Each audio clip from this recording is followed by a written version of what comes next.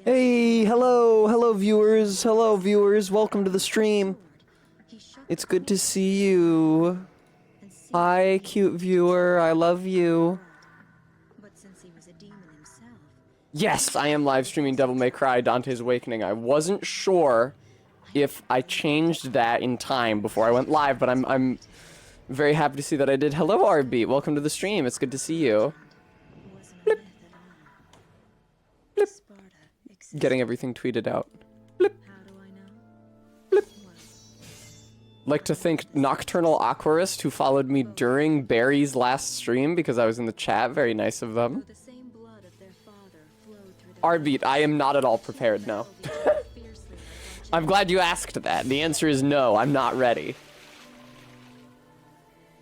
That's correct, Todd. We'll have to do something special. I worry it might be too late to announce a subathon, but I should do one. I can, like, delay the subathon by a week if need be. It's true, Todd. It's been a long road getting from there to here. Hello, ZJ Mac. Welcome to the founder of the feast, although I'm sure many other people were also interested in seeing me stream Devil May Cry 3. This is, in fact, the Switch version. Hi, Bremy. Bremy, it's been a minute. I haven't seen you guys since, I believe, Sunday, when I finished Castlevania Aria of Sorrow, because I checked my channel, and if I had streamed Monday, there would have been a VOD for that day, and there wasn't. So, I'm fairly certain that it's been even longer than usual. Okay, ZJ Mac, well, you can just also, you can tell me about it here. Hang on. There, now the game is bright. May your game be merry and bright. Yeah, Frisk, I don't. Exactly, Maddox. You know, I made a point of going out and getting, I know it looks like coffee, but it is in fact hot chocolate with just a shot of espresso, so it does pick me up, but it's mostly just sweet. And I've been musing about it recently, and I really do think that it energizes me to have a little something something to drink off the side of the screen, but honestly, I think that the caffeine is the lesser part of that, and the greater part is just that it like gives me, I believe they call it gender euphoria, to cuntily sip from a takeout coffee cup.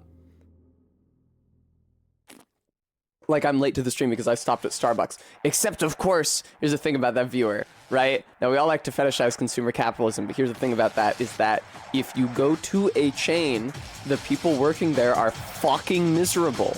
And if you go to a local coffee shop, okay, video game, you decide you want to be loud, you are much more likely to see the women there smile. And as somebody who generally prefers to see women enjoying themselves rather than miserable, I try to make it a point to visit, to buy local, as it were. That's really my chief consideration, is the expressions on the women that I'm looking at while I wait for my coffee. Bremy, you would not, I don't want to leave stream to get them. You would not believe, no, fuck!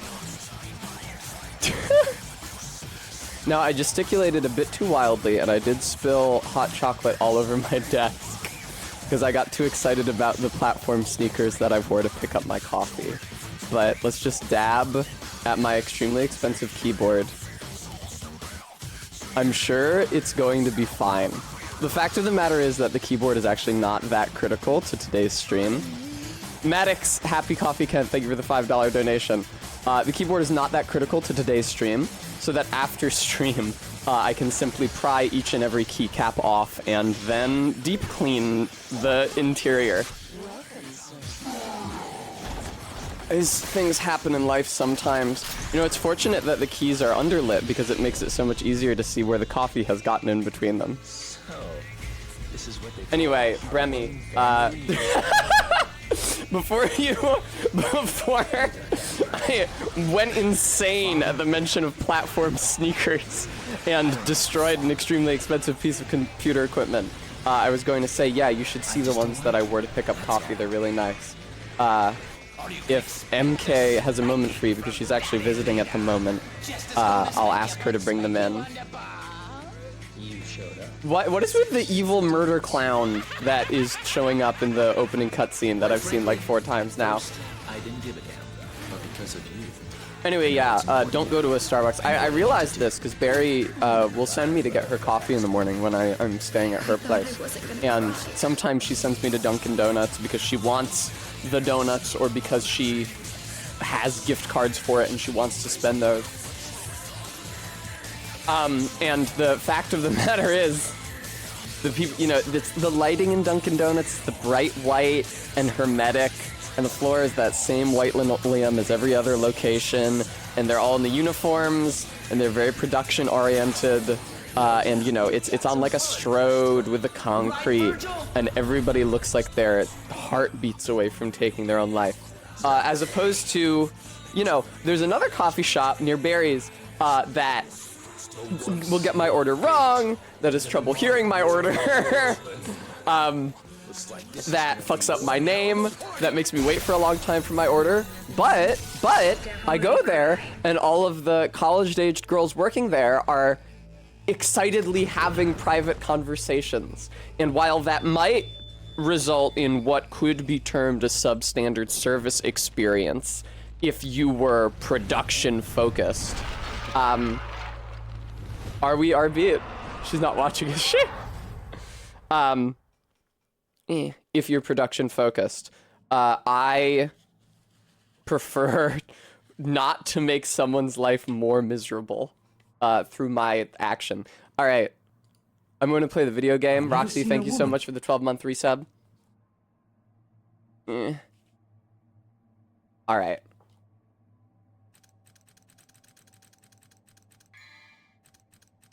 On. Okay, I'm going to guess that this is the somewhat inexplicable choice that ZJ Mac described. Barry sent me a very cute message. Sorry. I always have to check any time Barry sends me a message because sometimes it's an emergency because I've been humiliating myself. ZJ Mac says gold. I obey. Wait, I'm hitting B because I was playing on a PC controller, and this is on Switch because I was told to get this on Switch. Tutorial on. Gold. You can play with the usual style and weapon changing configuration. It's like you could go to 5 or 6 stores, or just one. Or freestyle. You can freely change styles and weapons. ZJ Mac recommends freestyle.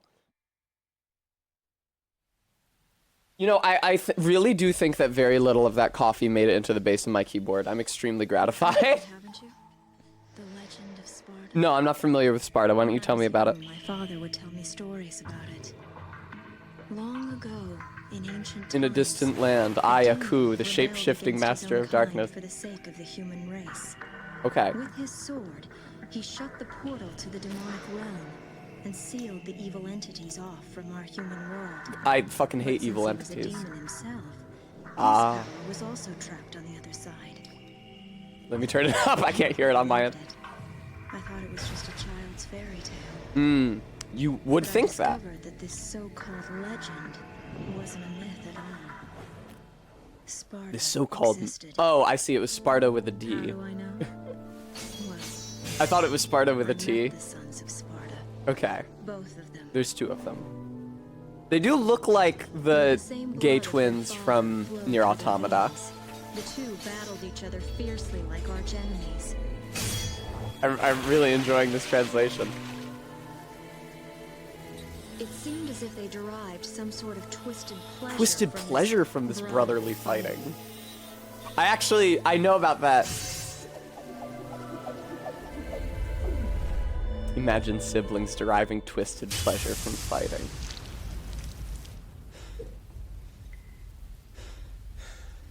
I think she may have already said this during the stream intro, but it was very quiet and I was not paying attention. But in They the end, hella look like the gay twins from Nier Automata. only one was left standing. Alice Nectar, I don't know what you mean. I considered the Aria of Sorrow streams pretty normal. I've never seen a woman. But Quatoria, I've never seen a woman. Thank you so much for the 11 months, Quatoria. I really appreciate it. Thank you. How is the patches volume on you guys' end? Should I turn that down or up? I always have to readjust when I start streaming from the capture card, which I am because this is on the Switch.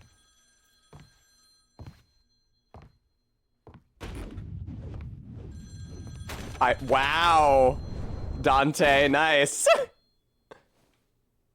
Sorry, not open for business yet.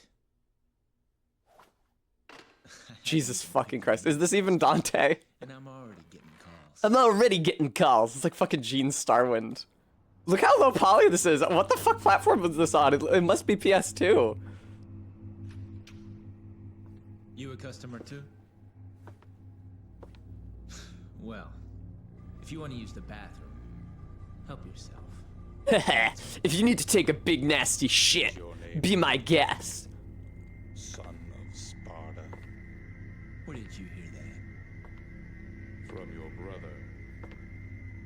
Oh, it's the guy from Ghost in the Shell. Dante, you're so gay. He sent this invitation for you. Oh, sorry. I was just hanging out with my pecs and abs all a splendor. My giant ruby chain across them. What is doing this? If you need to shoot, don't dance. Invitation, huh? It's like Xavier Renegade Angel! That's like Xavier Renegade Angel! That's exactly like Xavier Renegade Angel!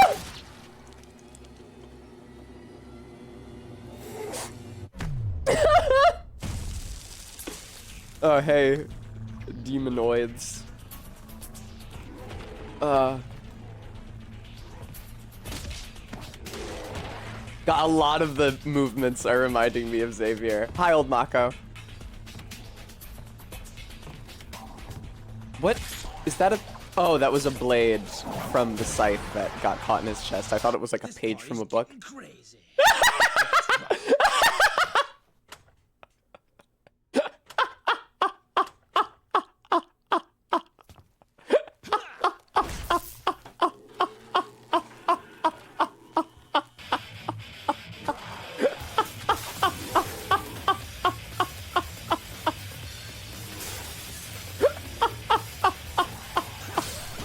This party's getting crazy! It points up in the air like he's John Arbuckle on the disco floor.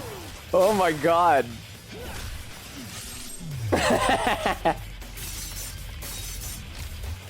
Well, it really is getting me jazzed up to play the video game. What can I say? If your opening cutscene is this long, it better get me this excited to play the video. The screen started going to sleep because I hadn't done any inputs in so long. That's really funny. I was like, why is the screen dark? Oh, the pool balls. Cool. Okay. Oh my god.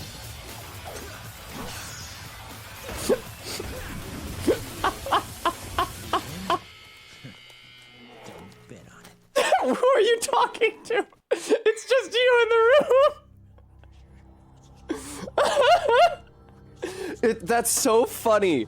First of all, that the opening cutscene was so long that the game started going to sleep, but also, or the Switch started going to sleep, but also that it kept me enraptured for the entire thing. Okay. What the fuck are they saying back there? I can barely hear them.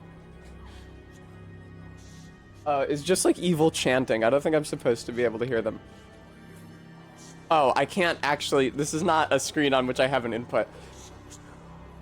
Select from 4 basic styles. Use your selected style action to show, it shouldn't be action style, to show the enemies just how crazy this party can get. Defeat enough enemies and eventually your style will level up. Bremy, you're still in the chat, right? Do you remember all of the badly translated comic panels I sent you that use the word style? I guess your style was too much for a prick like him. Defeat enough enemies and eventually your style will level up, earning you new and wondrous style actions. You will master, that's capitalized every time. You will master a new style action every time your style advances to the next level. Here's your style level, and here's the style experience gauge. Thank you to the, I think it's just Roxy and Quatoria who resubbed for getting a hype train going. Gain experience points by defeating enemies. That's the funniest shit I've ever seen in my life. I'm screenshotting that. Change styles. Change styles mid-game via the mission start screen, or by accessing a divinity statue mid-mission. You will begin the game with the trickster style pre-selected. In freestyle mode, you can change... Shut the fuck up, stop saying style. In freestyle mode, you can freely change your style during a mission. Joy-Con dual controller grip and pro controller only. Okay. What, can you play this with half of a Joy-Con? Mission 1, a crazy party. Violent response to an insane collar. Customize. Style. What the fuck is this? What the fuck is this? What the fuck is this? What the fuck is this? A lion-headed... It's a booby lady with the head of a male lion holding an hourglass. Ebony and ivory, very nice. I don't think that... Are the guns actually black and white? Maybe they're black and silver, I can't really tell. Or rebellion, the sword, very nice, thank you. I can purchase items at any time, but I don't have enough red orbs to buy this item. Hello, Bram. I don't have enough orbs. I don't have enough orbs. I don't have enough orbs. Guns. At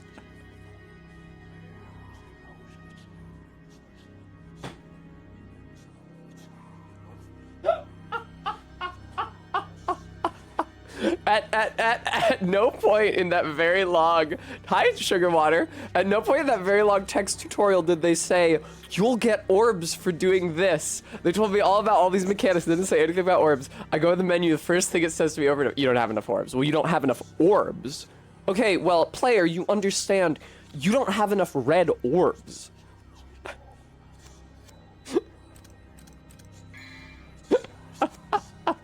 Style. Right, I probably want Trickster. Allows player to avoid enemy attacks using special evasive movements. Player can master different melee weapons and maximize each weapon's power. Player can master different guns. I almost said master can master. I don't think the game is going to call me that. Okay, let us start with Trickster. No, I know RB. I'm having some fun. Alright, master the true power of Dante. I would fucking love... Okay, Quatoria, noted, understood. I would love to master the true power of Dante by pausing. Taunt, move character, change style, so don't fucking press that ever, because it's gonna change my moveset and I don't know it yet. Lock on with right bumper, that's good, okay. Moving the character with the left stick. Lock on with the right, or with the right bumper, move camera with the right stick. Jump is the bottom button like an Elden Ring. Style action and melee attack are A and X. What the fucking hell? This is a crazy jump.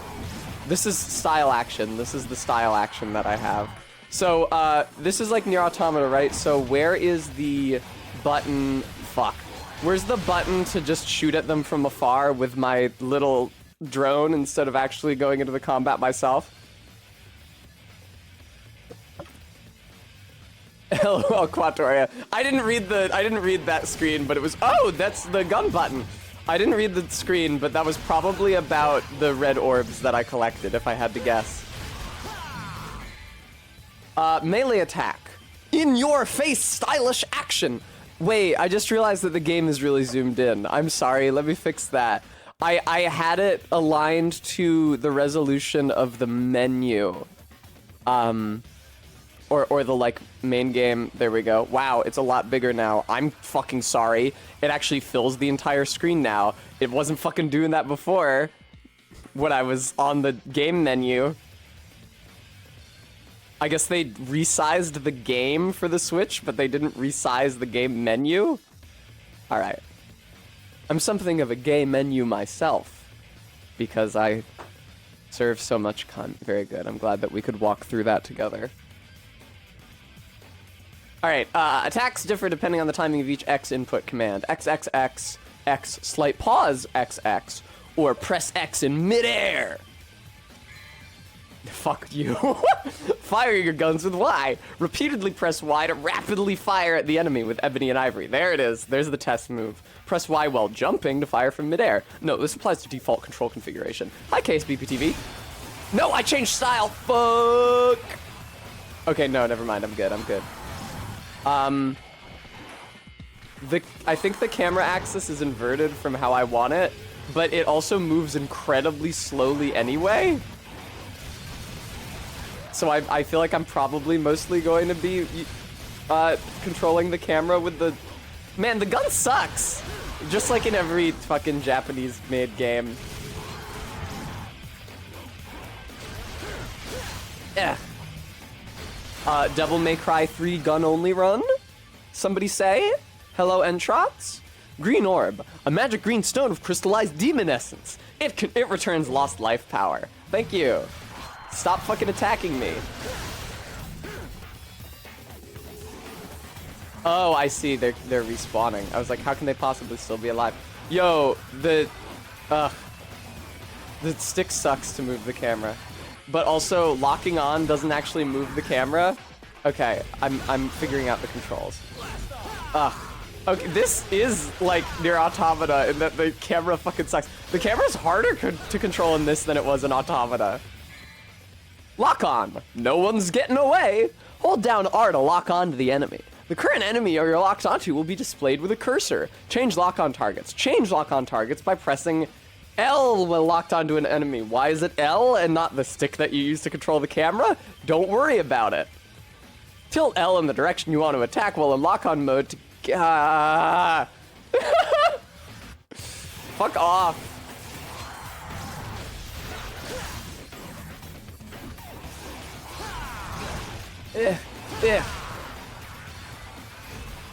Why he like defaults to holding the guns when I'm locked on? Like, fucking hell, dude.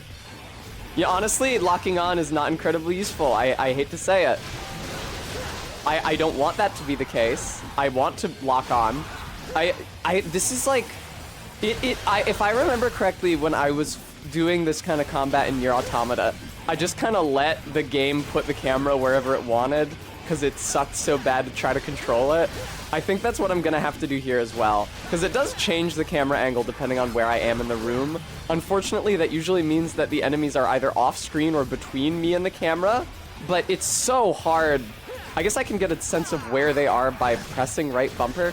It's so hard to move the camera, it's actually crazy. I like need to go into settings and adjust the camera sensitivity or the stick sensitivity on the right stick. Thank you, Stream Elements, folks. I'm trying to collect enough money to cover my rent for this month. I'd be super grateful for anything that you'd be able to give.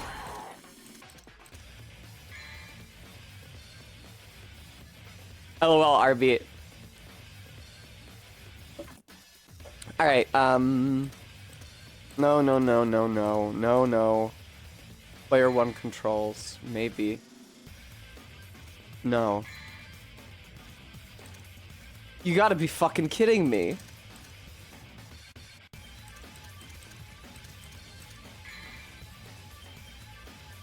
You gotta be fucking kidding me. That was so loud. Great, thank you for the follow. It was so loud for me. Hopefully it was a normal volume for y'all. Arby, thank you. I would never hang around in no shirt. Check the Dollhouse, or is it the Selfies channel on the Discord for more info. Man, this fucking blows. I don't know what to do about the camera. Maybe... that's the jump button. Should I just, like, give up on trying to move the camera ever? Now, something I really liked about Nier is that the shoot button for the drone was just one of the triggers, so you could constantly keep it pressed down while you were doing melee attacks with the face buttons. That is not the case here. So if I wanted to shoot... Oh, I would also need to be... Ah! Hi, Gray. I'm fine, thank you.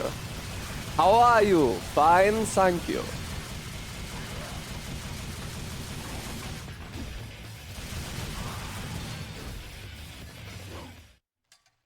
Hi, Saris.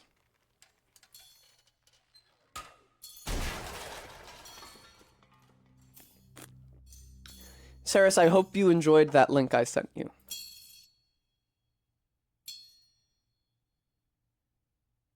No, you can't, Bram. That is not true at all.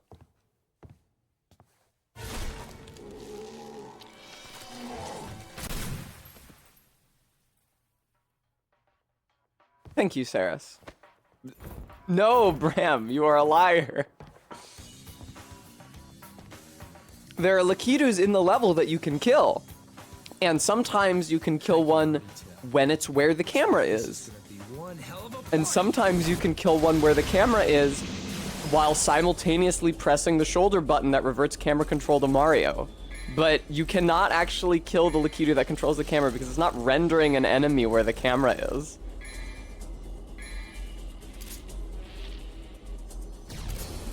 Thanks for giving me a B. I mean, the camera controls were unimpressive, but yeah, let's save the game. Yeah, Bram, are you maybe mistaken? Yeah, no shit. That's okay, Bram.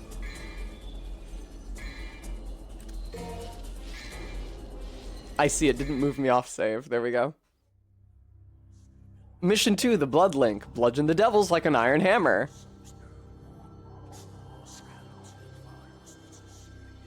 Oh, I was just sitting here on mission start. What kind of orbs? Because I have orbs now. Man, what the fuck is this? Just fucking tell me about it. A spiritual stone made using alchemy. This slightly revitalizes lost life power. Holy water. Severely damages nearby enemies. Blue orb. It boosts one's maximum life. I would like to save up for that, frankly. It can recall lost souls. These look like Demon Souls items, which I guess makes sense as a PS2 game.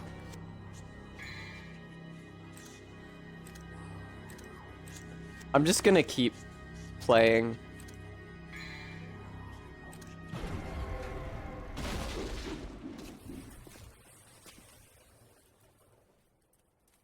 I assume this game is too early for it to do something where, like, you lose orbs between missions.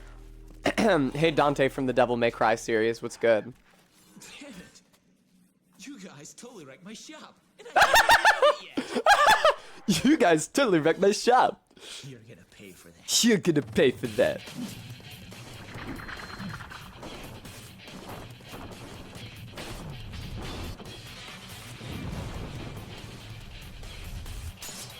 Oh wow, he actually put on a coat on any of his fucking body. That was really funny. That sounded like sarcasm, but it is funny that he did all of his moves and just sneezed. I didn't mean for it to be sarcastic. It just took me off guard. I hope you all have enough to cover all this. Dante, who are you impressing? Dante, they're like automatons. They're more like automatons than the literal automatons that you fight in your automata. Special moves. Now, when I special... Input certain commands to execute powerful special moves. High time, blast the enemy into the air. Hold R and press X while holding stick back. Hold down X and your character will rise into the ground as well. I was actually... The way Dante put on his coat reminds me of an outfit that I want to try on stream. I wonder... I'm gonna consult Emerald about it and maybe the other mods to see if we think it might violate TOS, but it really shouldn't. Hello. Ah! Fucking... This sucks, dude. The camera's inverted and it moves slow as hell and it often does not want to go where I want it to go.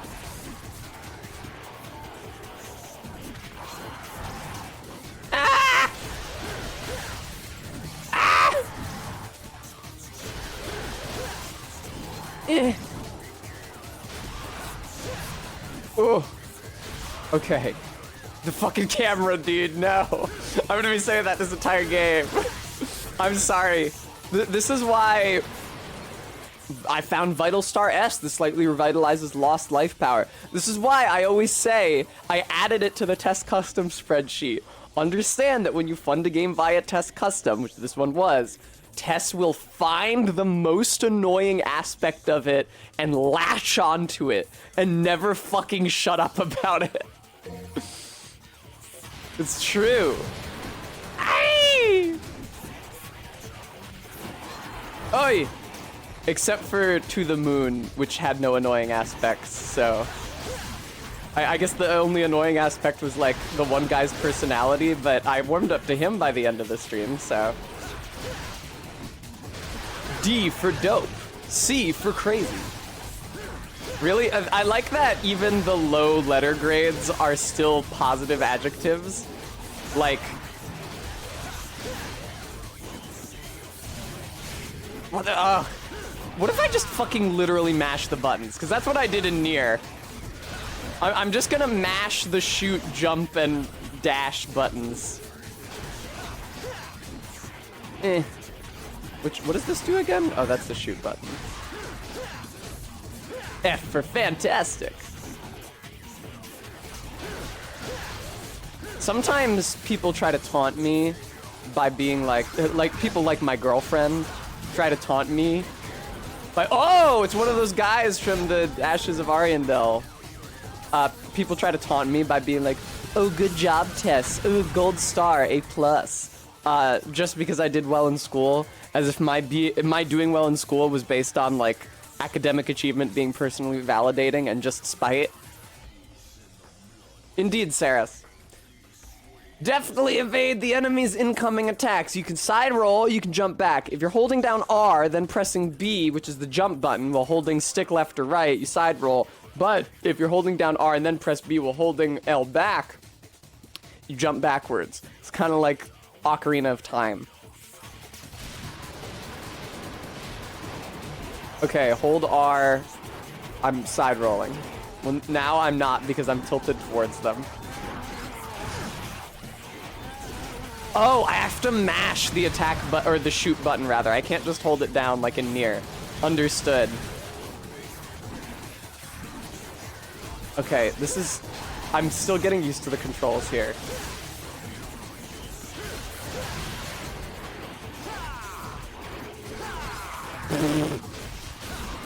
I can't mash attack and jump at the same time because they're on opposite ends of the face buttons, which is a little disappointing. Okay, so it seems like the guns are maybe chiefly useful for immobilizing an enemy until I can get over to them, so they're not shooting, or so they aren't readying an attack by the time I get there. Yeah, Quatoria, but I don't know how. Hello, Gist. Very funny.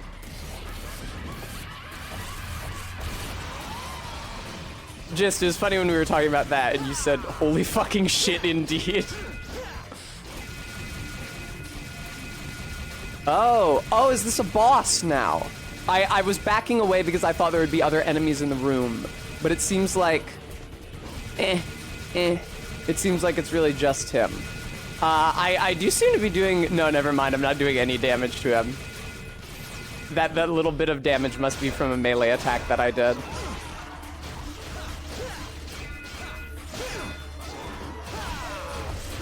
Okay. Okay. This isn't I mean, this is kind of insane, actually. But it's like, this is honestly a move that Ligarius has. I have a side roll, and he's only attacking me with a vertical move, so I can dodge it. Like I have a bunch of times now. It's just really hard to fucking see when he's doing it, or to point the stick in the correct direction, because the camera is insanely fucked.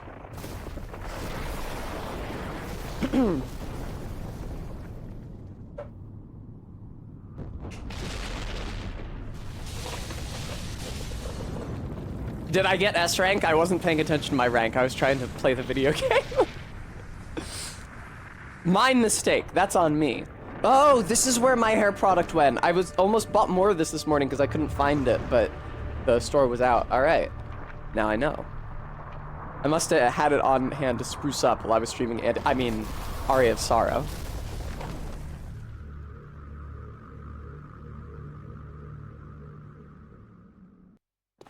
That was a ridiculous cutscene. That was so low resolution. That was really It's been funny. nearly a year since The we pre-rendered last cutscene. met.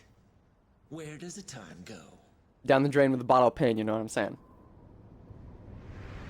I have good news. Chat. I'm gonna clear my throat disgustingly. No, I went out and got some booze because nobody wants to go out drinking with me because COVID is really bad right now, and as they should not want to go out drinking with me right now. So I bought booze so that when I'm hanging out with my friends in our homes, we can still make mixed drinks. So I'll have booze for Monday night's stream. My evening stream, as it were, even though it starts at 3 p.m. my time. But that's 5 p.m. 2 time zones east of me. No doubt you've got some fun planned for me. Right, Virgil? Right, Virgil? God, my throat is fucked. Hang on.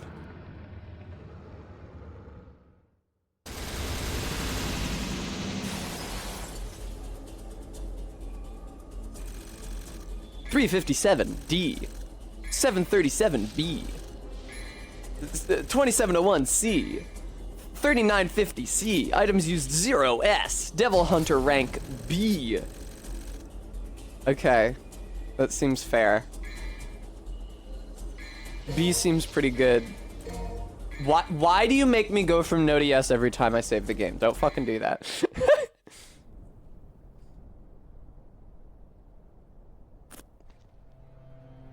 I'm not gonna want to reload my last save I come. Well, to relive all the thrilling character drama. Well, I actually might. the Timinagru has revived. Okay, Great one. that wasn't Latin, but it didn't really look like Japanese either, so I don't know what that was supposed to be. Demon world. Demon world. Isn't it a Is that magnificent Arabic view? or Aramaic or something? Minds of their time, those who revere Gru doesn't look like fucking anything I know, but Temen looks like it's Semitic. now. After 2 millenniums of confinement, it can at last. It could also just be gibberish. Which it was intended. That's Yeah, Arbeat. my concern. Did he have it? Of course, Of course. he's taking good care of it. After This all, guy's face is actually less fucked it up is than the guy only from Ghost in the Shell element standalone of complex. you both lost. But he has no idea of its true power. I really, really, really, really like Virgil's hair here. I think that the style is really good, but apart from the style... Saris, thank you so much for the $20 donation. Apart from the style, I really like how they've rendered it with all the, like, low poly slices. I think it looks great. The like, lock over his forehead. Thank you again, Saris. Yeah, that looks really good. I like that hair a lot.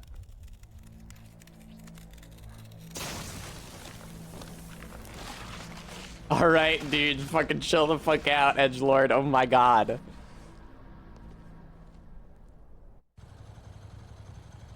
Look at these tryhards. Who? Alright, so I'm confused on a narrative point that I'm hoping you guys might be able to fill me in on. So, when they fucked up Dante's office, did they also fuck up the entire city? Or did Dante start renting an office in a ruined fucking city and for some reason expect that he would see business? I think it's the latter. Mission 3, the Devil's Tower. Invade the Colossal Tower. Style? Fuck you, shut the fuck up. I don't think Bremy was here. Bremy, there you are. Were you here earlier when you remember the badly translated comment panels I sent you that use the word style in weird and inappropriate ways?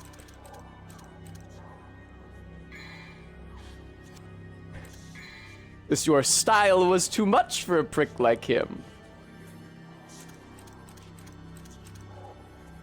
Blue orb. Will you use the red orbs to buy a blue orb? Motherfucker, I thought you would never ask. Hi, cute berry, I love you. Oh, the price of the blue orb goes up when I buy one. Fuck. You don't have enough red orbs to buy this item, you stupid prick. Alright. R-beat. I forgot about that. I forgot there's even a taunt button. All right. I've been pressing every other button. Come on, wimp.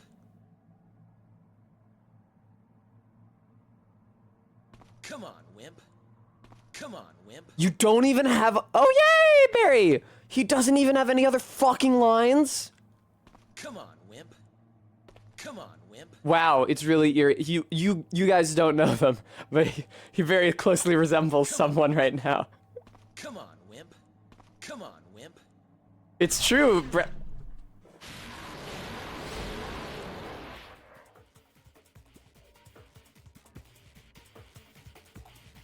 I walked a half step towards the camera, and the game turned red and put me on a different screen. Oh my god. Fuck off. Fuck, stop. Leave me alone. Whoa, there's a lot of guys here. Mamma mia. Go away.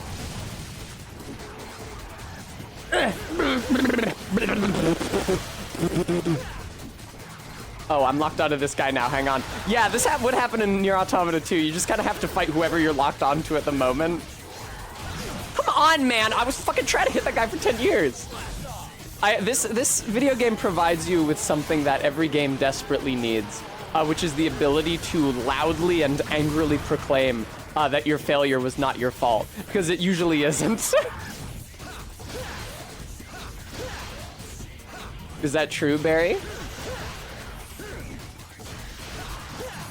My back is getting really sweaty because I'm in a crop top, so like my bare skin is against the chair. Is there a fucking run button? R-beat, I obey. You want to get a stretch in as well? Yeah, there we go. Here, for no reason at all, I'm going to switch to the close-up cam for this.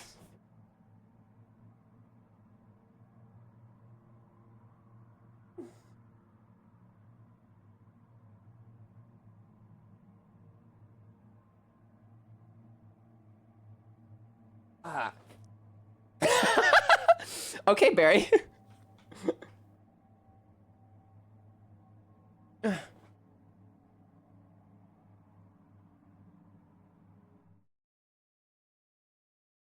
Damn, I'm hella sweaty.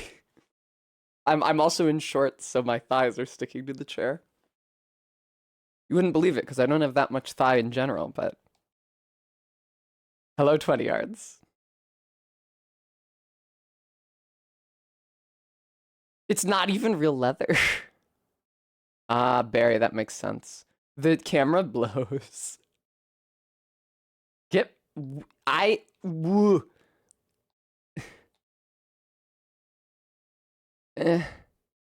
Oh, over here. Oh, fuck. Why is the game capture gone? It's still on the screen. On my monitor.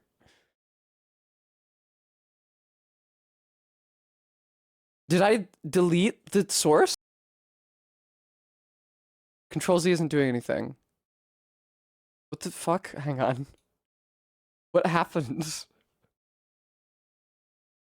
Well, there we go. It's back now.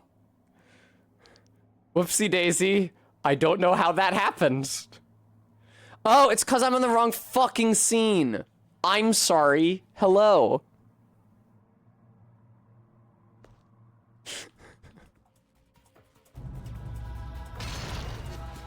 I gotta delete that from my PC source scene when I have a chance. Thank you, Tangle. R-beat, don't fucking ban Tangle. I feel like I have to say that. I'm screenshotting that.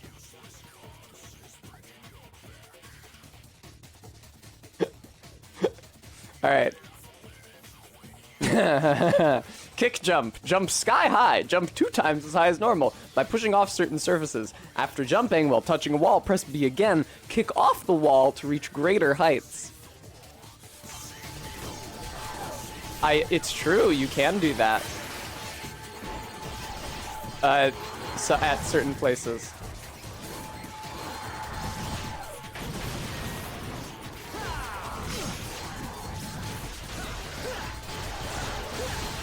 God damn, this game is loud as fuck.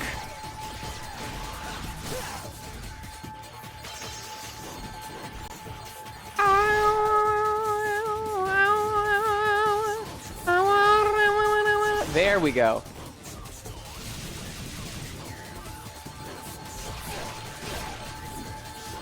I can't remember the fucking sword button. There it is.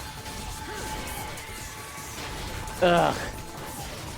Ooh, Brian. What are you locked onto, man? Fuck me. The camera! No, it's terrible. What am I taking all this damage from, motherfucker? You're welcome, Tangle. You're welcome, Tingle. Kulu Limpa. Bitch, what? This is a loading zone? Ooh. Ooh. Ooh. Ooh. A fucking matchlock. RB, I'm not sure if you should have banned the guy in Monday's chat who didn't even speak English. He came into chat saying te amo, and when I thanked him, he said in Spanish, I don't understand a word, but I had to say something because you're just so beautiful, or something like that. All right, let me tell you about the sealed doors. They're, knock knock, Dante's here. I would have gone with a, here's Dante. There are two types of sealed doors, red and blue. Blue seals, you release the door seal by solving a puzzle located in that room. But red seals, you defeat all the enemies in that room to shatter the door seal. You might notice that the matchlock pistol on the wall there is behind a red seal. So that means doing exactly what I've been doing for this entire game. Breakables. Hey, smashing things is just fun. Examine your surroundings. If something is in the way, smash it. Orbs and other items are hidden in some background objects. Wow. RB, the real reason why I wish you had just like waited a little bit longer before you banned him, and you couldn't have known this, is that I responded to him in Spanish, and I was hoping he would hear that. So I see by solve a puzzle in the room, did you mean that there will be a crank to turn in the room that opens the door? Because I wouldn't necessarily characterize that as a puzzle. What the fuck, man? The camera, no. This is Resident Evil. A device that seems to be reacting to the sword's power. I don't even turn it. I fucking hit it. Are you serious? That is hilarious. Yeah, but puzzles vex him greatly. That's a shotgun. A powerful shotgun that is very powerful. I'm sorry, a hunting shotgun that is very powerful at close range. All right. Oh my god. Change firearms. So many guns, so little time. In freestyle mode, you can freely change guns by using R while pressing ZL. Joy-Con dual grip controller. Wait, Joy-Con dual controller grip and pro controller only press ZL to alternate guns in a clockwise fashion. Tangle, it's one of the triggers on the Switch Pro controller. There, it's the left trigger. That now it feels like Bloodborne.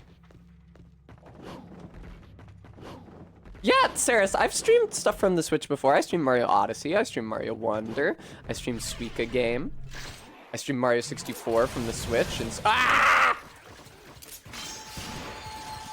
okay, this is worse. Ow, they're all fucking respawn? Jesus. I'm sorry, am I regenerating health? I just suddenly noticed that I have much more health than once I did. Fucking hit him! Aye! Fuck you. Fuck off. What is this song? I can hear that there's lyrics, but they're absolutely incomprehensible. God damn it, dude. Yeah, get the hell out of here. D, dope. Oh, I see, Saris. Yeah, no worries. What did you request? Bayonetta.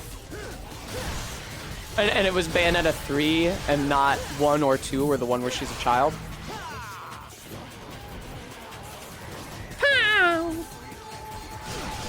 Fuck off! Okay, bah. Dante, let me tell you something. Your control scheme leaves something to be fuck off! Oh god. Ugh, get him! Please! Okay, thank you. Now we do a plunging attack. What in God's name was that? I got shot in the face? Tess, will you stream World of Illusion starring Mickey Mouse and Donald Duck with you sometime? With you? I would be happy to. Thank you. Please. I hate you. Oh, God.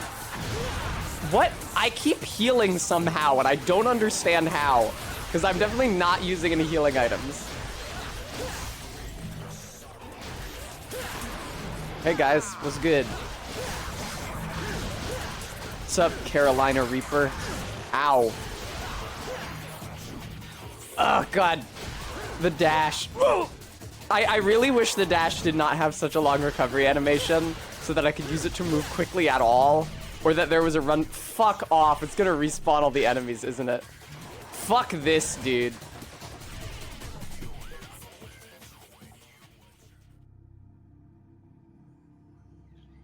Alright.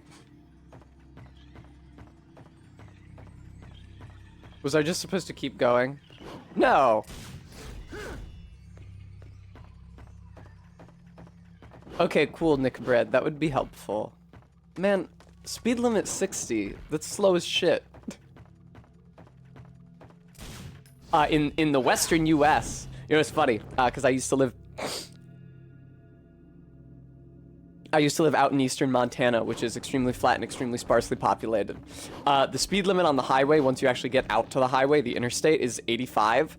There used to be no speed limit whatsoever. And there would be signs that say, like, speed limit at own discretion or whatever. At some point, they changed it to 85. 85 miles per hour is...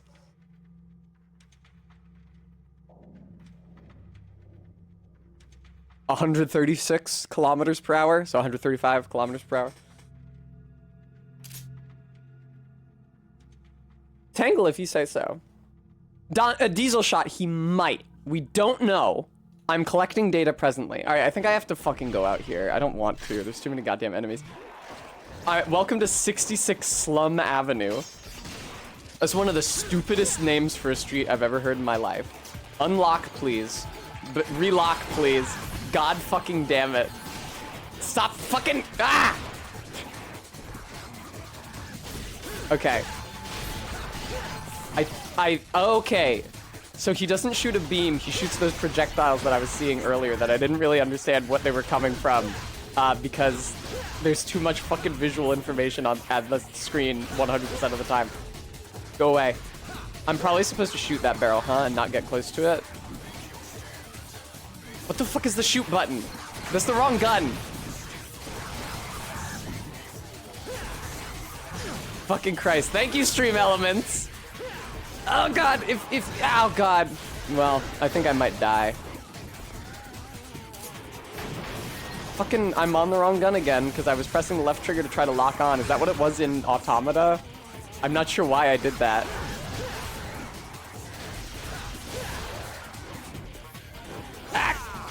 Oh, I think I just did this a lot in Nier. Just like plunging attack after plunging attack after plunging attack.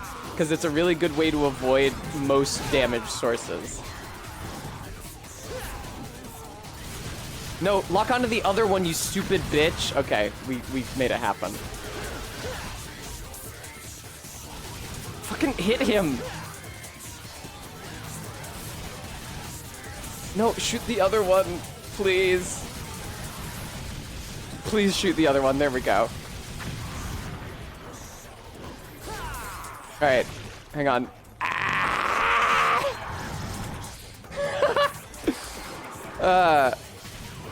Oh, does the jump have iframes? I'm not surprised. Fucking God, hit him! There's so many buttons. It's not like a Dark Souls where you really only need to know dodge and hit. There's dodge and hit and shoot and dash and jump.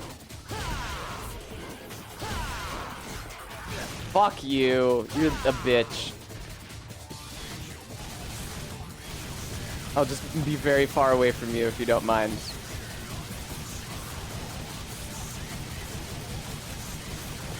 Oh, the enemy jumps into the air.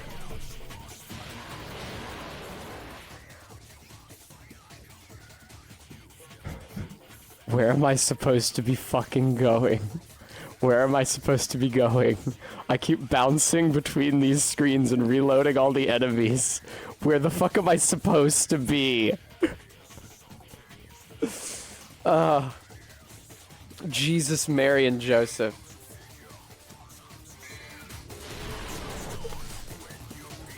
Okay, I'm pretty sure I'm just gonna die here now. Fucking, would you get up on the thing?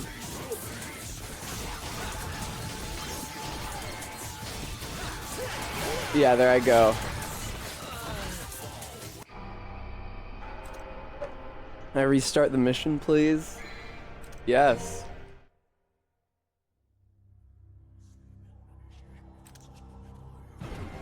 The character is so fucking slow and hard to move, and the camera doesn't move.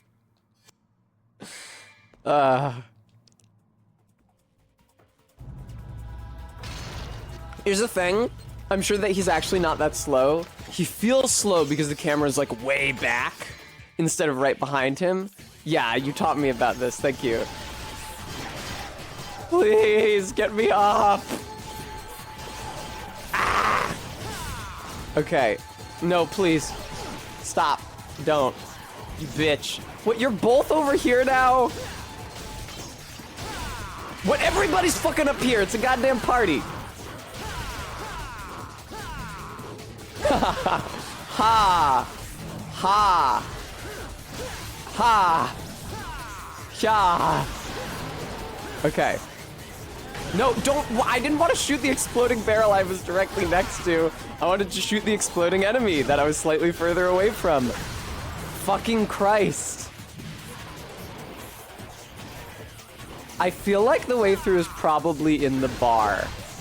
But for fuck's sake, dude, would you lock on to the enemy that is my character is facing and that is directly in front of me? Fuck off! God damn it! God damn. I do not understand this genre of games at all. I now recognize how much Nier Automata was holding my hand. Would you die? Jesus fuck! Yes. Okay. I will go in there. Thank you.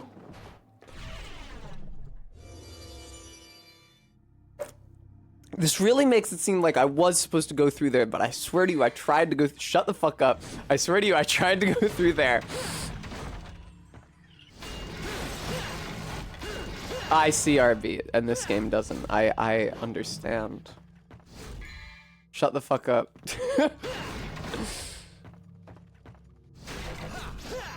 Wee, wee, wee. The camera changing angle is really, really, really, really disorienting. Has never played a Resident Evil voice. Oh, I see. Each strike lit another one of those, like, torches. Cool. Give me the thing. My god, dude. Yes, I know. Thank you. Go through the door. Okay. I tried to do it before, but I think I maybe didn't press the A button. Make Dante look good. Control the camera with right stick. You know, I'd really love to do that. I'd really love to control the camera with right stick. First of all, it's inverted and there's no way to uninvert it. Second of all, it doesn't even fucking work. No, dude. Oh, hey, I saw a picture of a sexy lady there. Stylish rank, combo it up and make the grade. Don't give your enemy the chance to breathe by relentlessly hitting them with high-speed combos. You won't gain points by merely repeating the same move over and over. I see, okay. Okay, well, Big Jets, I don't really know how I feel about this yet because I've been playing it for not even 1 hour, but taking damage will knock you out of a combo, I understand. Okay, so I need to be alternating my moves. Okay. Okay. Okay. And then dash, and then hit, and then maybe like jump, and then shoot a bunch, and then dash, and then hit, and then jump. I can move clockwise around the wheel. I actually can't because there's no way I can actually try to maintain that. I am getting a much higher rank than I was previously. I don't really feel like I'm that much more effective at taking down the enemies, but I am being ranked higher, and that's the only thing that matters. What the fuck? I spun him around like a Beyblade? Get me down on the floor, you ass! Ooh, I healed. Fun. I healed some. Oh, I see green up there as well, actually. Let me up there. Let me up there. Let me up there. There's green. Thank you. Ah, that was the enemy surf. Excellent. I've heard tell of this. Thank you. Fuck. God damn it. Hit. Okay. Now, okay. Now that, and then okay, and then jump. Yeah, and then maybe do a plunging attack. Thank you. Grab the red orbs also, but hey, oh, I see there's a timer on the combo meter. It is just like Pizza Tower, isn't it? Person who has only played 1 game with a combo meter playing their 2nd game ever with a combo meter. Getting some real Pizza Tower vibes from this. Fucking goddamn it, right? Whoa. I do think that mashing the face buttons is probably good for racking up combos. Man, fuck off! I hate, ugh. It feels like the game is punishing me when my combo meter runs out. What?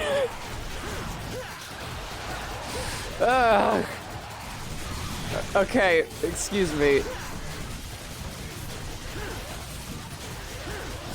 Okay, it doesn't seem satisfied for me to just alternate between EG shooting and the sword. It seems like I really do need to do like shoot, sword, dash, jump, shoot, sword, dash, jumps, shoot, sword, dash, jump. Barry opines that this series established the whole combo meter thing, or at the very least popularized it. Okay, Entrots. I like this statue of a lady. Can the camera angle change so I can get a closer look at some of these 90s style pinups? Scouting, thank you so much for the donation. I appreciate that very much. Thank you, Scouting. Who can get in there? Okay, you have to hit A to go through a door. I did not understand that previously, which is why I couldn't get through that door. Aw, Barry, that suits you. He's a massive fag. Get me up there. Not like me. Get fucking you. Ah! Okay, hang on. I think I moved the mic earlier when I started speaking into it, begging the viewer to tell me where to go. He is Bishonen, that's fair. Blue orb fragment. Excuse me. God forbid you should just give me a fucking health upgrade. You gave me 1/4 of a health upgrade, like goddamn Ocarina of Time. What are you? What are you? You are something I can get a combo meter on, so that's pretty cool.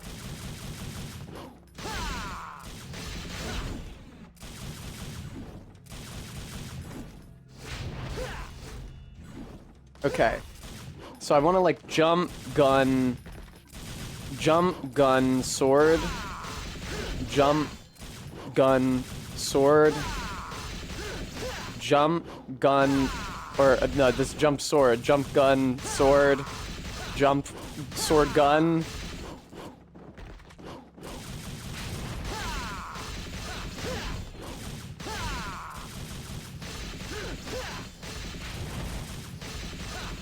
Yeah, you can't just alternate them. Fuck, man, that's so tough.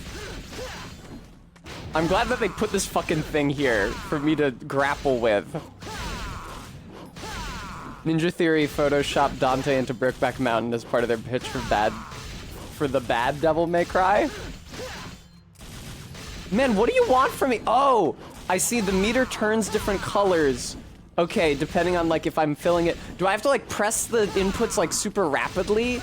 Is it a high input action game? God, I think the combo meter can't get any higher because it's just the, no, I don't want to be Royal Guard. I think the combo meter can't get any higher because it's just the one enemy right now and I have to like shoot multiple. Barry, I think so, but the handgun shots do very little damage. Bremy says it wants you to do different ones. Different whats? Arbeat thinks it expects me to have bought Stinger and whatnot.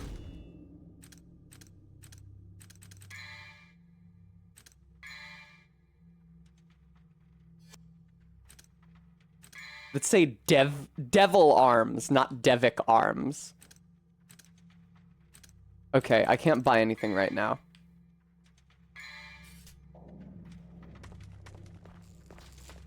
What are you?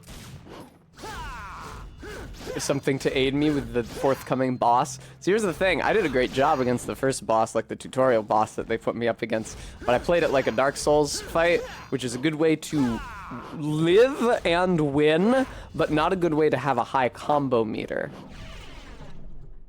Welcome to Ice Guardian's chamber. Fucking... Ah, the camera! Jesus fuck!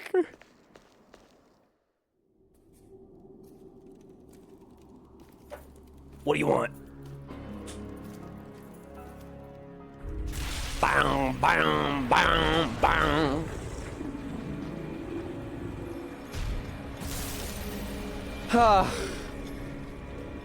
That's true, 20 yards. Welcome to Ice Guardian's chamber. This is Cerberus, the guardian of hell.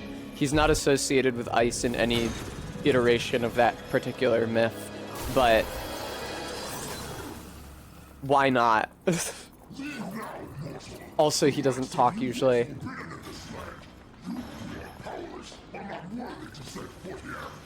Wow, I've never seen a talking mutt before. Wow, I've never seen a talking butt before. Yeah.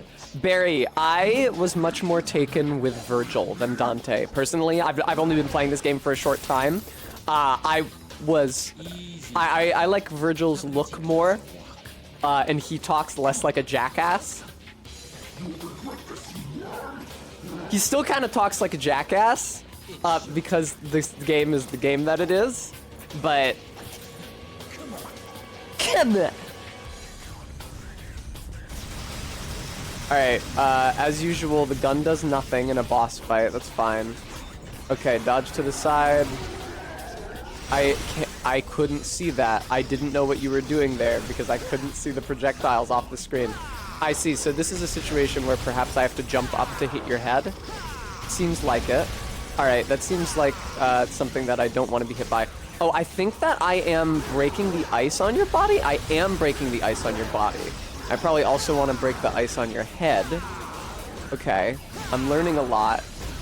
Now, does the ice on your head stay broken, or is this a situation where it's going to regrow at phase changes or at certain points in the fight? I'm not sure that I, like, understand at a root level this kind of gameplay. Oh, it seems like I can actually knock the ice off with my gun. That's very helpful. Like...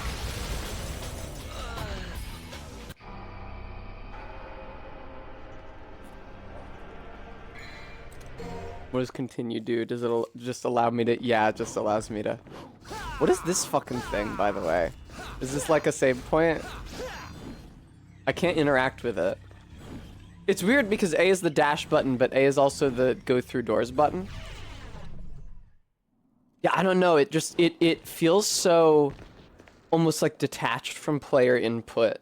Because like the character is very far away from the screen and it's like hard to tell what I'm doing. And the inputs have like a long recovery time and it's like hard to turn the character. It looks really cool, though. Is there any way that I can skip this cutscene? Fuck yes, there is, dude. I wonder if that was original to the game or if that was implemented specifically for the re-release. Now, if you could lock on to a fucking different part of the goddamn boss. Now, if you could lock on to a different part of the goddamn boss. No. There's no way to fucking change the enemy lock without just, like, moving closer to the enemies so the game determines that you want to look at a different part. Okay, I think the only 3 parts I can lock on to from this distance are the middle head and the arms, and I did get the ice off of those.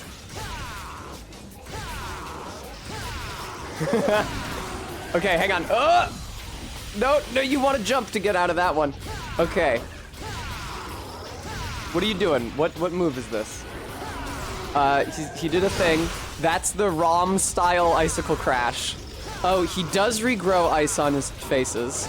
I don't exactly understand under what contexts. Potentially due to the icicle crash that he just used. Okay, fucking do something. I don't know what he's doing.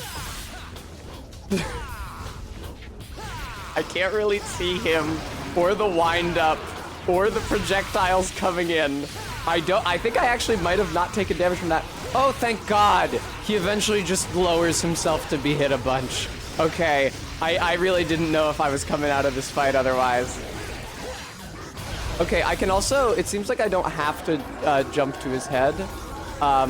Okay, he does regrow the ice a lot though.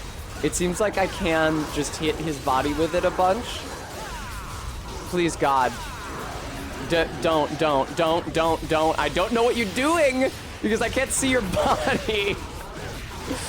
Oh, God. Okay, I took damage from that. And that was a vertical attack. I couldn't tell because unlike in a Souls game where the camera is locked behind the player and pointed at the boss so that the line between the boss and the player is very clear and you can see the attack coming. In this case, the camera is like at a diagonal angle. And the boss is not pointing at me. Okay.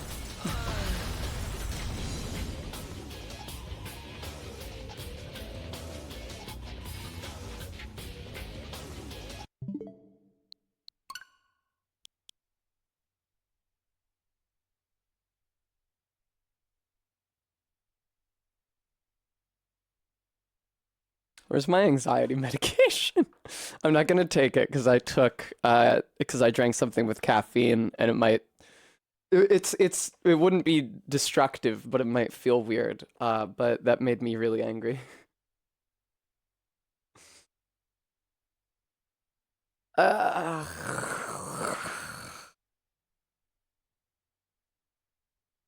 Okay, what can I do? Deep breaths? God damn. It's actually crazy. Okay, the Bram, that's a good idea. It doesn't rattle much because I put cotton balls in there to try to keep the pills from breaking because they're very fragile. Wow, that made me really fucking mad. Why do video games do that, man? Oh, man! Why did the video games do that? Alright. No, never mind. Yes, continue, you ass. What do you think? Why would I select no? So that I could quit the game? I could also do that by just ejecting the disc.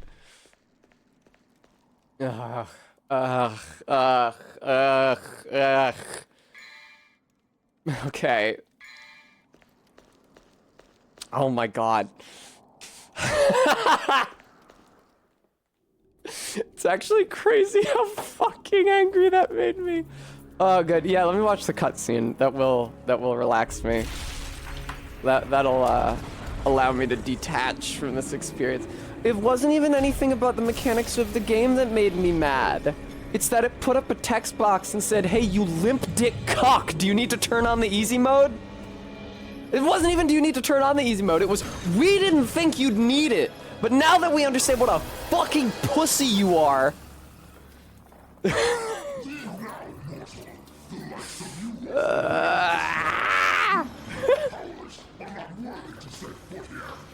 Wow. That's worse than in Mario Maker 1, where you die to a level twice, and then it says, hey, you know, if you need to skip the level, you hold down minus. Because that's always a mechanic. But in this one, it unlocked the ability to be a fucking dickhead. Easy, Fido. Have a Oh, Arbeat thinks it's meant as a pwn. I see. The game could have cut to the chase and just called me a slur instead. Bremy, how you enjoy Pokemon Violet, or Scarlet, rather.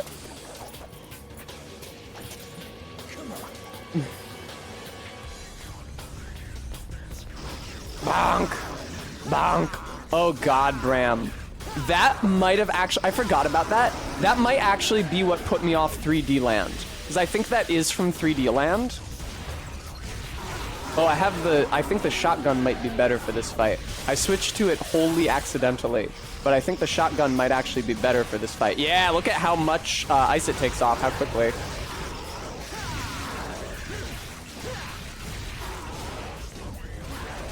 Hey! Whoa, no, hit him with the sword, you stupid bitch. I brought him down so much quicker than I did the last time. Awesome. All right, cool. Fucking... No, I don't know what you're doing, man. Just fucking fuck you. Yeah, hell yes, brother. All right, we're doing much better now due to my using a better gun for this fight. Awesome. Whoa, watch out for that, whatever the fuck. I think I was probably supposed to roll out of the way of that because I think that was a vertical attack. All right, I think that or not vertical, but linear. I think that fuck you. Fucking, I tried. I really tried. But you can only do the roll if you're locked on. But being locked on is not good for this fight because there's a lot of targets. And you probably don't want to be just, like, there's a lot of targets and you have to keep hitting different targets to break all the ice. So, what are you doing, man? I don't know what the fuck to do there. I guess I can rat up the wall. And that enables me to, come on, man. Oh, I swapped guns on accident. Hang on. Okay, I'm dead again. Very nearly, but not quite dead again. Yeah, I can rat up the wall, and then that enables me to avoid the most of the hitbox of most of his attacks. How do you like being shot in the face, incidentally? Is that good for you? Okay, I'm dead now. Tangle, that's an incredible question. Cerberus is not traditionally associated with, say, elemental ice.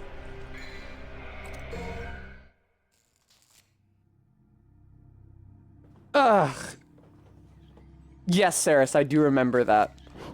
I will say that I still think that that is less player hostile than asking them if they want to make the difficulty easier after failing a certain number of times, or way worse.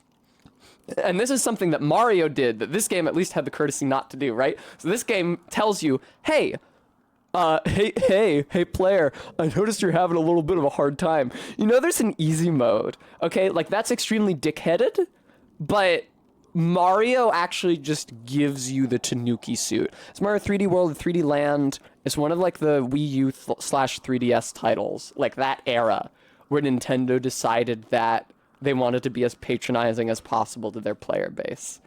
Where they just give you the power-up. It's like, here, man.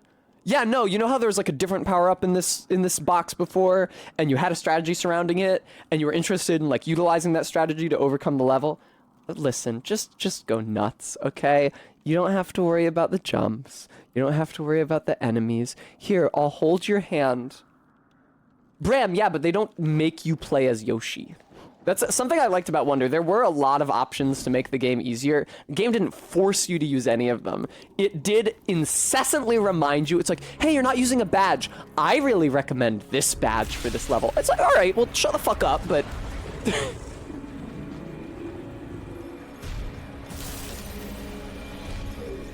Is Hades cold, the place, not the dude? Not usually, I don't think.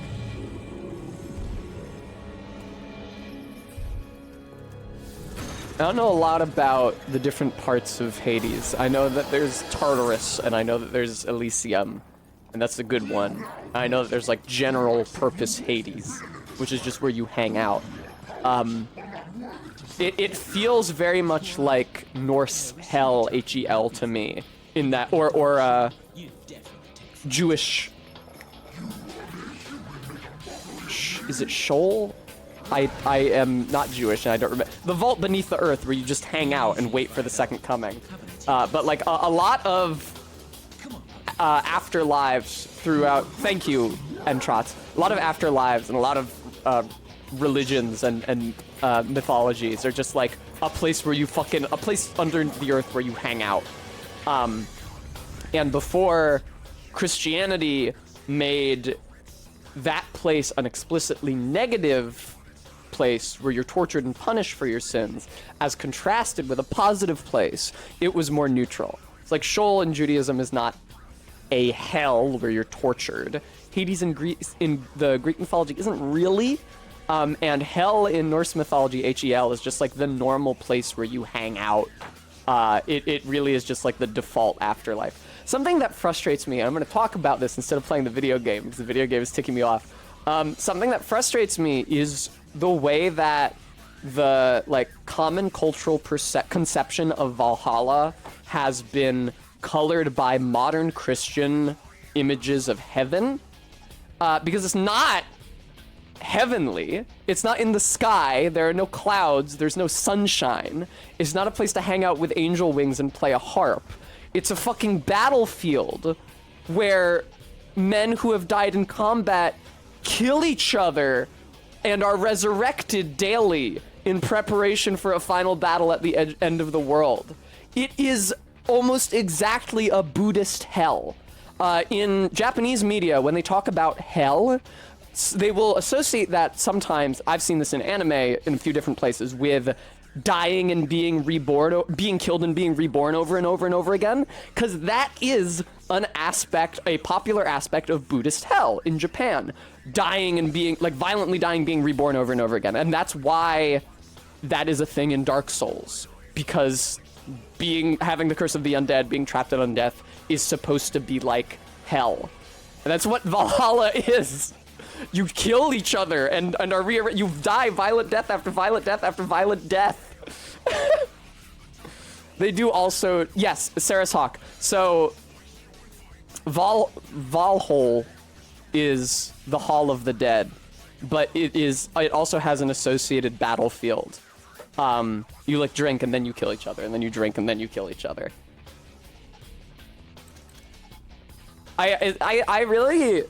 I find the medieval Norse conception of Odin much less interesting than the Proto-Germanic version of him that it's probably descended from.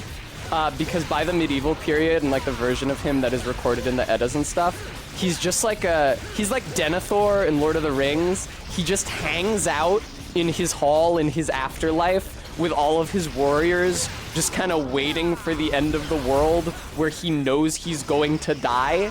It's really dismal and like not especially admirable or inspiring, as opposed to like he may or may not have been like associated with a Germanic conception of something like the Wild Hunt at some point, before before Proto-Germanic speakers became Proto-Norse speakers, and before they developed like the whole martial culture of warfare that we know Vikings for. He was probably more of a hunter than a warlord, which I like more.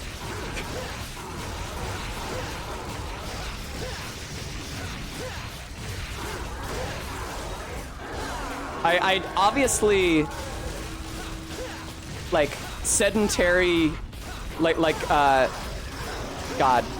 sedentary human settlement and its associated benefits like agriculture and medicine have been a positive on like, man, I need to not be hit by that icicle crash because that does like most of the damage I take in this fight, are like a positive thing for individual human beings' lifespans.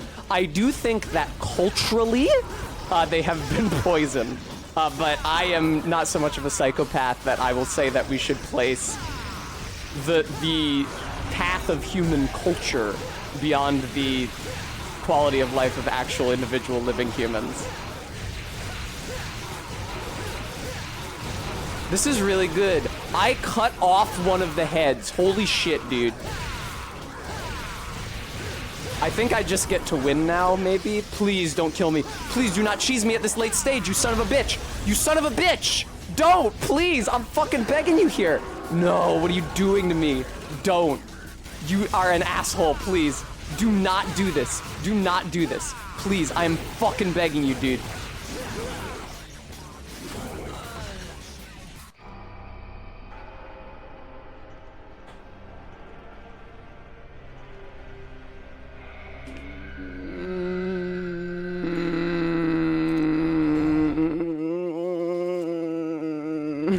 Churl saith, I'm a fan of the fuckboy DMC, but I remember liking this one and my friend played so badly he unlocked easy mode.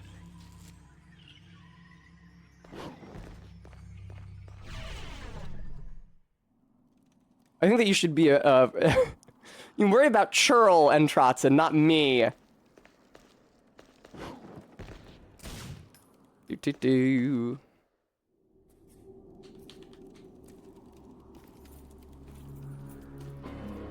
Fuck you. Tess is not going to speak Indo-European, but that's only because it's too hard to learn. And also, I don't know, I don't really believe in speaking dead languages. Like learning a dead language with the purpose of trying to use it conversationally. I think that's, like, barely a step above conlangs. Goddamn icicle crash. I've already been doing extremely badly this attempt. Despite my best instincts, I think I do want to stay kind of in the middle of the room, because then I have, like, the best access to his fucking heads. Okay, I am getting frozen.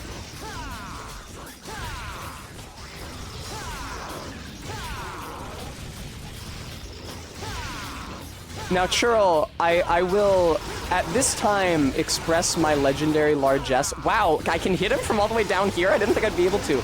I will, at this time, Churl, express some of my legendary largesse and show you mercy, because you were presumably not here for the segment of stream just prior to your entering chat, where the game told me that I unlocked easy mode, and I got so angry I almost ended the stream.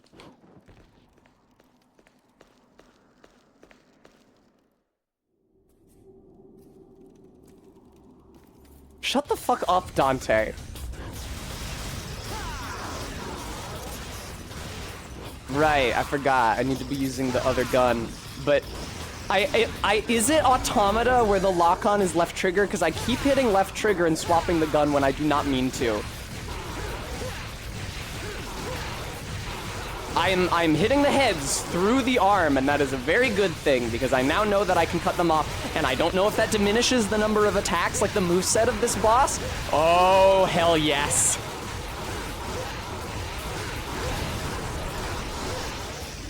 Let me cut your head off. Do not enter phase 2. You will not enter phase 2. He entered phase 2.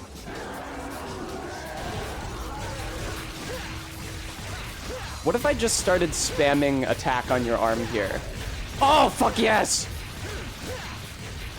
Okay, wait, did he regrow the center fucking head? Are you shitting me? He regrows heads? Regrowing the ice is fine. He's like, oh, he's refreezing, watch out. He put his armor back on. Well, fuck you, he regrows a head. Again, he's not a fucking Hydra.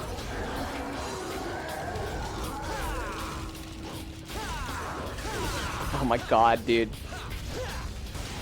Fuck you, shut up. Fuck you, shut up! Why do you just you get to do that over and over and then I die? Oh my god, he has a headbutt. Fuck off.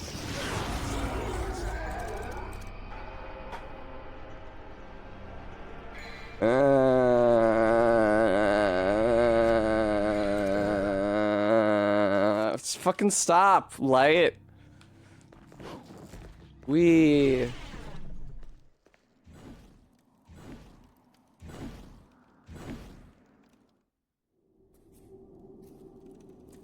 Shut the fuck up, oh my god. I'm so sick of seeing that goddamn cutscene, man.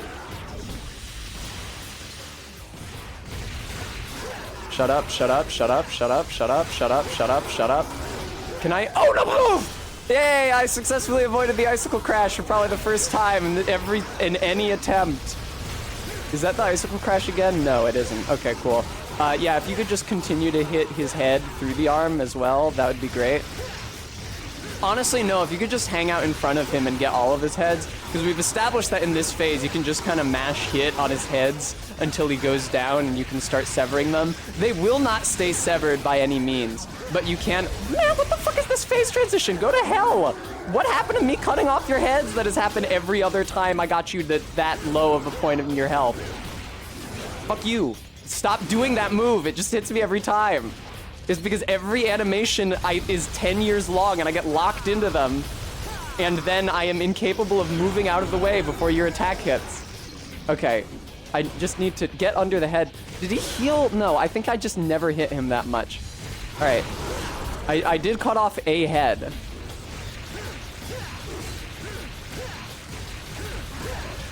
Thank you, Churl. I accept your penance. Fucking dash. Okay, thank you. Ugh. Stop. I hate this so much.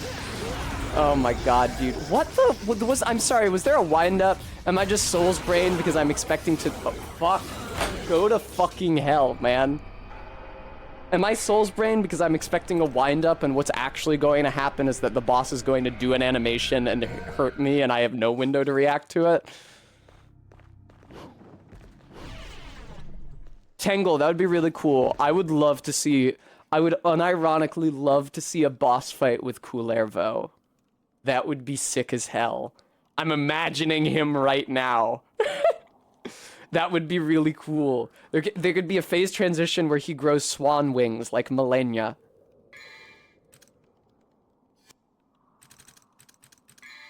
I don't really know where the syllable stress is in Kullervo. And that's probably a bad accent for it as well. I don't fucking know from Finnish. But, I put the accent on the first so that he's distinguished from Kalervo, who is his father, right?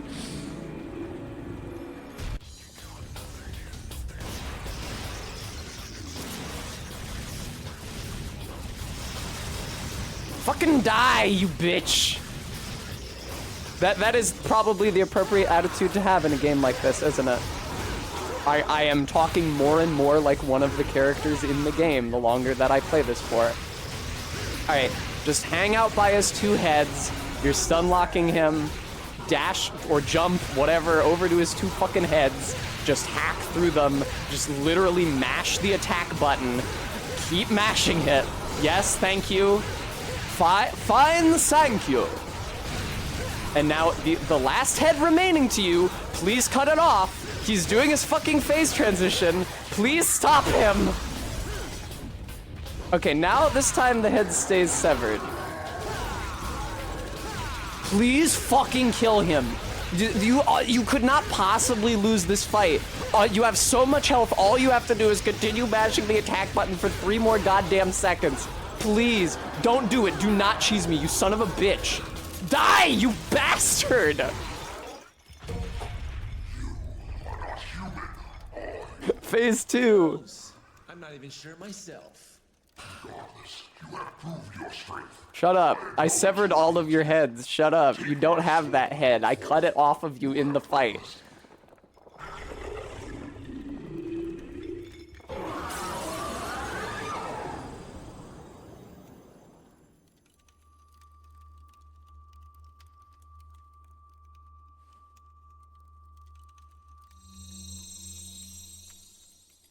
Thanks. It'll look great on my mantelpiece. Oh, okay. It's nunchucks.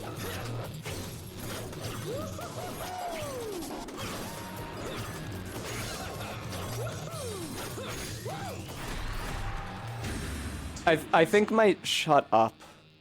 I think my chief error in that fight was trying to avoid damage. I'll tell you what my errors were in that fight. He was trying to avoid damage and trying to vary my moves.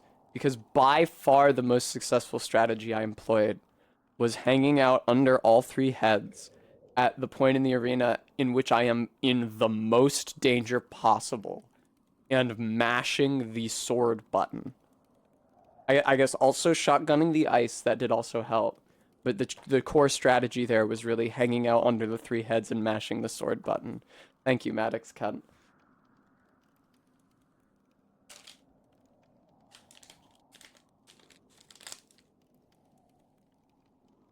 I have good news. These sour Skittles are also unmelted. Oh shit, where the fuck is my water bottle? Hang on. It's probably behind me. Sarah's Hawk, I'll stretch.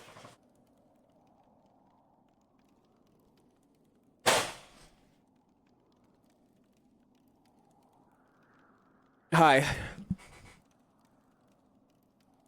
Fucking move, you goddamn mic boom. Jesus Christ. I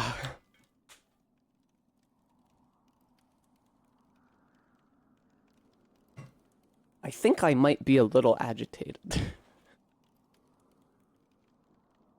Tangle, if you're still here. Oh yeah, that's a good stretch actually. That feels really nice. Tangle, if you're still here. Literally the only 3 things I remember about Kullervo. I don't even remember if he had a sword. Okay, change weapon by pressing ZR, that's fine. The 3 things I remember about Kullervo. He's like 2 generations removed from a swan. You fucking asshole. His dad's name, Kullervo. Actually, no, I also remember that, like, he had, like, an evil stepdad, or his uncle married his mom, like, in Hamlet or something. Anyway, the last thing I remember about Kullervo is that he fucks his sister. That's it! That's all I got.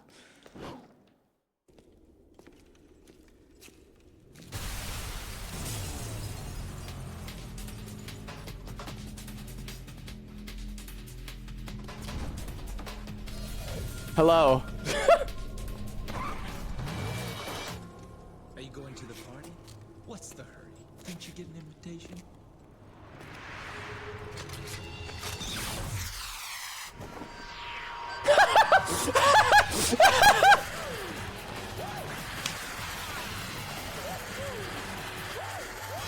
This is one of the stupider things that I've seen.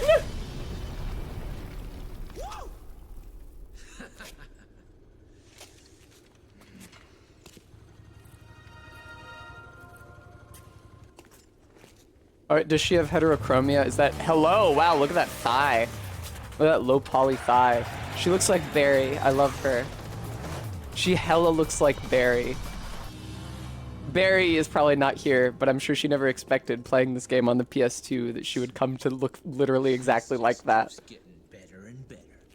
Man, who the fuck was that? She didn't say a fucking word. She rode in on a motorcycle, aimed a rocket at him, he surfed around on it, and then she left. Shut up. Shut the fuck up.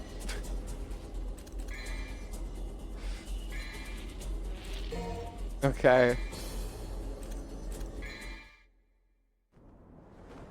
Indeed, KSBP TV. It was Ella Martell.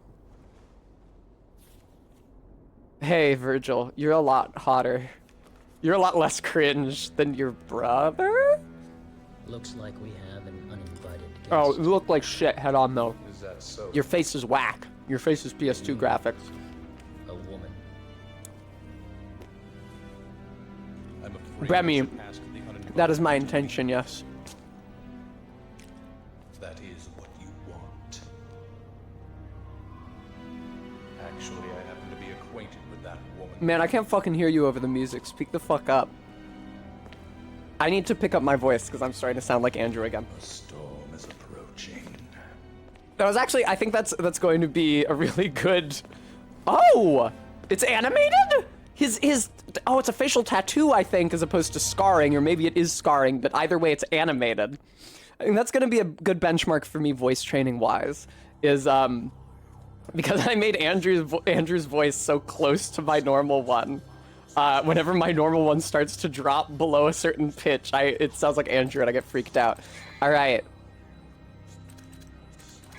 Style? No.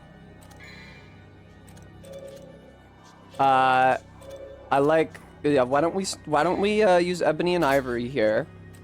Should I try Cerberus? If it's faster, here's the thing about Rebellion, is that it is a big fuck off great sword and it's very slow. I'm going to see if Cerberus is maybe faster. Hello, Switch. I want to buy Blue Orb. I'm going to restrain myself from buying Blue Orb. Oh no. I don't even know if Cerberus is good or not. I don't want to waste points on the wrong thing. What does Stinger even do, man? You have to tell me. R plus L forward plus X. I have to be locked on, and then I X towards the enemy. Okay, that's just the normal sword attack and towards the enemy. Okay, so I'm probably going to be doing that a lot. A new skill is available. Drive. A lightning quick sword swing that sends a powerful shockwave towards enemies. Hold down the sword button. Okay. I meant to say yes. Did I not? Oh, okay, I did. Air hike. I don't have enough orbs. Wow, drive was actually insanely expensive. I would not have bought it. I did not realize how expensive it was. I have very few red orbs now as a result. Well, I guess I'm actually going to be using the sword again. I know that I can change it mid-level. Come on, man. Do the sword. There we go. Increase the power of my guns. I don't have enough souls. Bye. The uninvited one. Find the key to the stars. A bunch of angels. Ooh, is that cuneiform? Where's my water?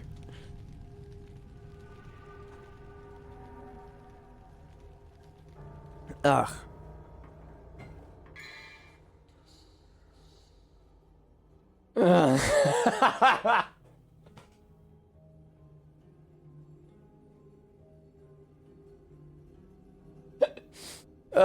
Thank you, Sophian. Map screen, getting your bearings. Select the map from the status screen. Overhead view. The map shows off your surrounding area from an overhead perspective. Freeze frame shows a geographical image, which is redundant from the room you currently occupy. Side view. Press the directional buttons to view the various floors you've visited. Fuck off.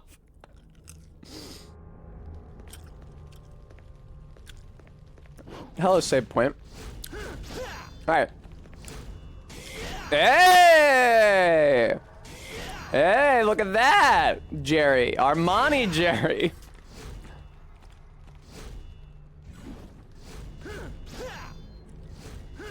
How the fuck? I'm not sure how this works. There we go. It feels a little inconsistent, but I think it's because you need to be pointing the stick in the direction that Dante is facing, which changes a lot as you control him because the camera's fixed. Ella Martell, it's not even just, I fucking hate the camera.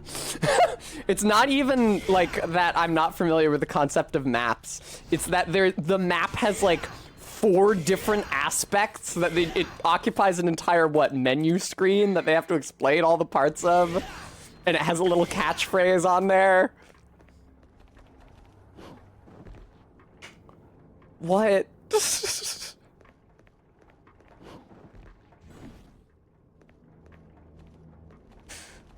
What? What? Move. What was that? Why can't I run 20 feet up that cuneiform? It got me nowhere. It did nothing. Ah, but player, now that you know that you can run up the cuneiform by holding A, maybe? It seems like it. They didn't give me a tutorial for that one. They gave me a tutorial for fucking everything else under the sun. No. God, no, please. No, there was a door there, apparently. Hey, man. Fuck! Whoa! What the fuck? Whoa! What the heck, in God's name? Okay. I can see how having that ability might have made that boss fight a lot more tolerable. I don't even know where the goddamn enemies are. There was another one back there? Okay, thank you. I have S rank now, even though all I've done is hit the attack button and the gun button. Because now hitting the attack button under certain circumstances counts as a different move.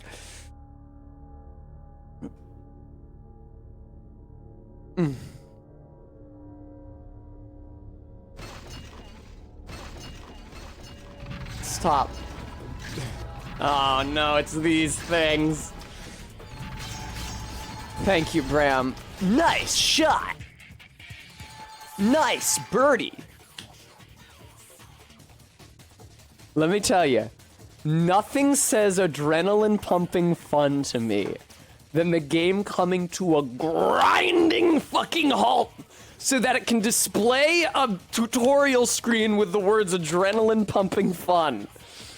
During certain circumstances, you can repeatedly press A button to execute a special high-speed combo attack. For example, Million Stab, where you press X repeatedly while performing the stinger. Oh, it's press a button, not press A button. That's on me. Brevy. You know what's funny is that adrenaline pumping fun might actually be appropriate for that context. Wild Stomp. Gunslinger. Repeatedly press Y near a downed enemy. I think I've been doing that. Hey, R-beat. Hey, hey, whoa, hey. Ugh. Fucking stop! Why I can't see any of the fucking enemies. You fucking jackasses. What? You're all so far away from me and the camera isn't pointing at any of you.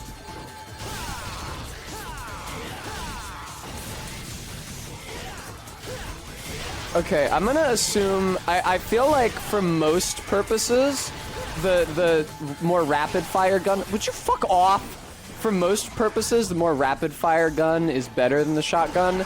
I think it's only gonna be in like boss situations where I do need to like deal more poise damage, as it were, to a singular target that I'm gonna end up using the shotgun. Would you move towards the boss? Jesus dick. Oh my god. Okay. The other day, me and a few friends were discussing if a goon cave would count as an altar for Dionysus. By which you mean you made that joke and they laughed at it. I do not know. More information about how to worship the Greek pagan gods survives than how to worship most pagan gods.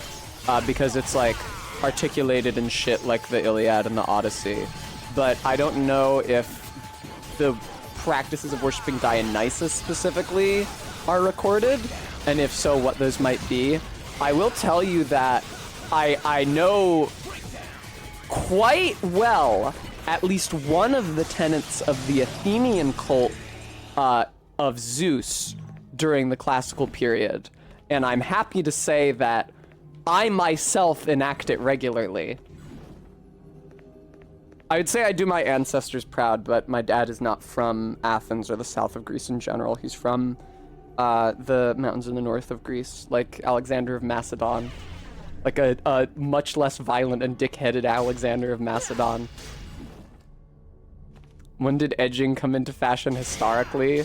I don't know. People don't usually like to talk about how they masturbate. That's really a modern social phenomenon. We know that people did it. Shut up, Dante, you stupid prick.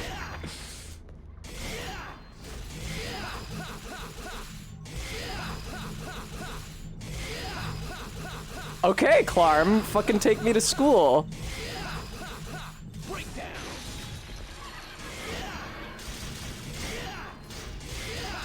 Nobody, Alice.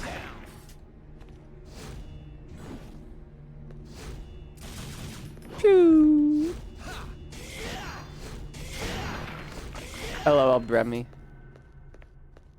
Oh, I'm sorry, there was a wheel here all along.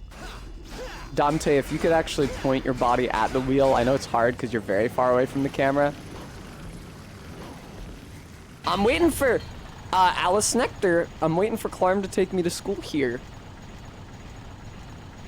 Clarm says that the fact that historical masturbation techniques are usually not recorded, or this idea is not a fact and is demonstrably untrue, so I'm waiting to be proven wrong. I would like to be.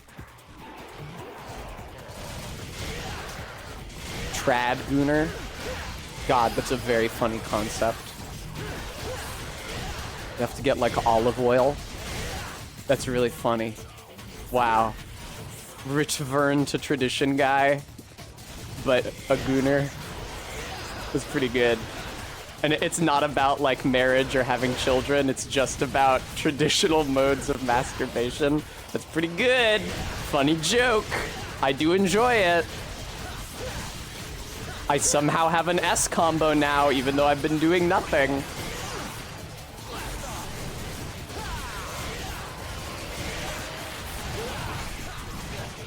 Fucking die! Oh my god! This fucking game, man.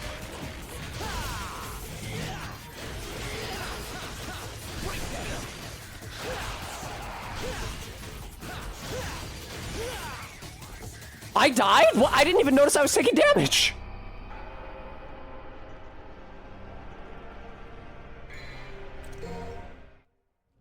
Whoopsie daisy. Oh, Sophian, thank you. Okay, I did not understand that. Thanks, guys. I'm gonna have to do all this goddamn horse shit again. But thank you. Stay away from that door. The door is dangerous. We now know. Don't walk up the cuneiform. There's no purpose to it. I saw the hand coming out of the door. I didn't understand that it was hurting me.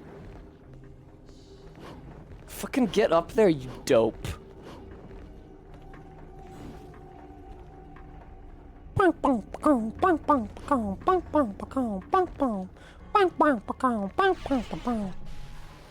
Welcome to Entranceway. Here you can do the thrust attack at the enemies and the game loves it. It thinks that you're comboing even though you're actually just pressing the same button over and over and over again. Shut up, Dante. Would you shut your goddamn mouth? You are a jackass. Shut up.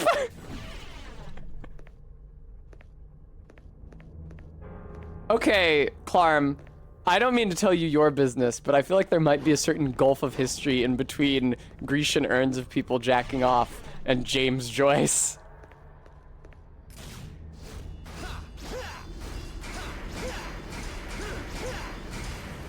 Ukiyo-e depictions is on the money.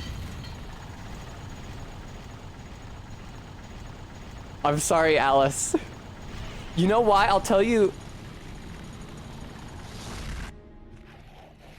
Hang on.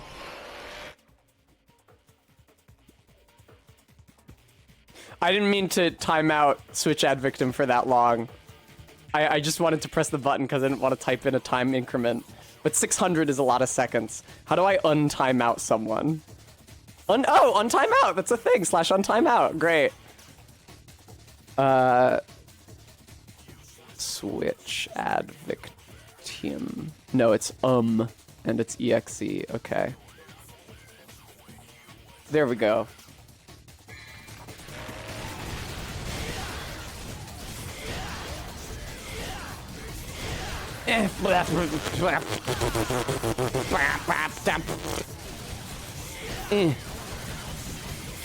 LOL Switch, good. That's the best case scenario. Where am I? Okay, do not go in there. We established this. I can't see. The enemies are in that hallway, but the game doesn't want to show me. Also, I'm locked onto an enemy who's much further away from me. No, you bitch. Get out of the shitty hallway. Ugh. Breakdown. I don't doubt. Yeah, no, I don't want to be in this fucking hallway, man. You guys can come out here to fight me, because I don't want to be in here with you. I'm going to hang out here where the camera is not showing me the door. So I'm just going to end up by the door. I'm going to do thrusting attack after thrusting attack towards you guys, because you're in between me and the door. And then I'm going to end up at the door, and then I'm going to take a lot of damage and die again. And have to redo all this goddamn shit. No, get away from the fucking door. Get away from the door. Get away from the door. I have to hold back on the stick because the camera will not reposition itself to behind my character. Ugh, I hate that I'm this close to the door. Get away. Fuck off. Why are you all the way over by the door? Thank you. Hang on, Garrulus. Does clicking right stick change lock on? ZJ Mac, I think they might have... No, it's clicking left stick. Thank you. I was trying to tilt the left stick to change the lock on. Because why in God's name would clicking the movement stick... I remember that was something about the movement stick and not the camera stick. Because normally you think, oh, maybe clicking the camera stick would change the lock on because it's a camera control. But no, this game was made by brain geniuses. All right, let me Google Ecstasy of Saint Teresa. That's my name, by the way. Ecstasy of Saint Teresa is a... Huh. Huh. Huh.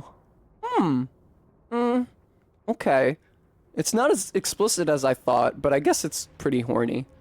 No, yeah, that's pretty horny, I guess. Somebody trying... like milk of the poppy for the first time who's used to modern narcotics. Yeah, no, I mean, it's pretty horny. Very good, Tangle. Very funny.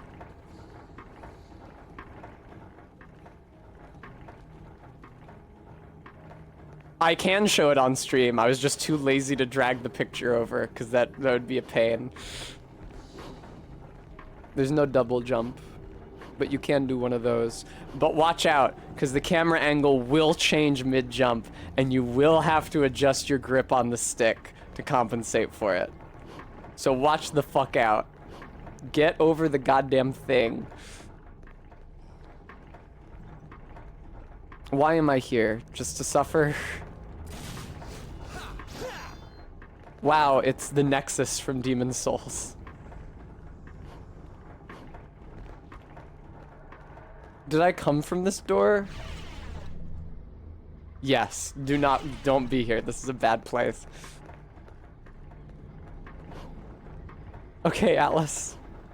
Okay, no. That last green door, inappropriate choice. You wanted the identical looking green door, which was over here and higher. Oh, good. Evil grab you, kill you door, inches away from my starting position. No! Okay.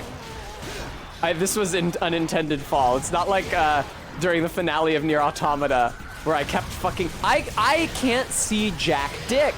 It sucks being in close quarters. What you want in this game is like a big room and the enemies are opposite where you are when you enter it. Fucking stop so that you can actually get a grip of how many enemies there are and what types and who you are clicked onto. Oh. What? Hang on. Oh! You can lock on by clicking the right stick! No, okay, so clicking left stick breaks camera lock on. It does not change to whom you are locked on. Fucking lock on to somebody else, you douche. Fucking hell, dude. Leave me alone. I can't see any of you. You're all behind the camera. How in God's name would I ever be able to... How would I ever be able to avoid you? Fucking... I'm going to just start mashing buttons to see if any of them changes the camera angle, but I'm afraid that none of them did. I'm using the other weapon now.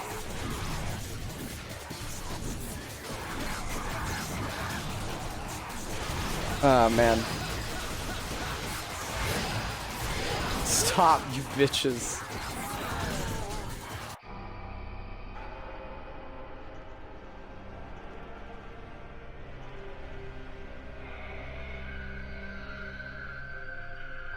Did I get a checkpoint after that last part? Yes. Alice, shut up!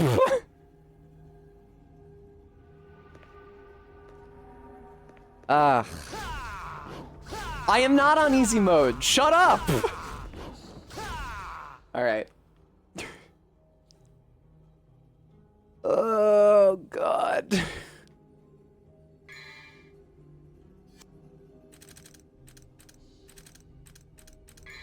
Oh, I hope that Alice was actually...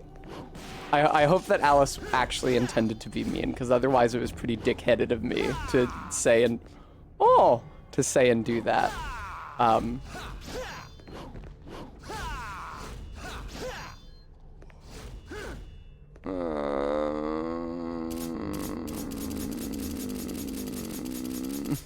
want to jump over this gulf, but I think, first of all, that that's impossible. Okay, RB. I think, first of all, that that's impossible, and second of all, that even if it were possible, the camera being at this angle means that it would be impossible. The gun button interacts with things like that tablet. I do also have the A button. It's the A button, actually. It's the, dash button. Steal thy soul! The future knows no bounds for those that deftly march forth to meet it.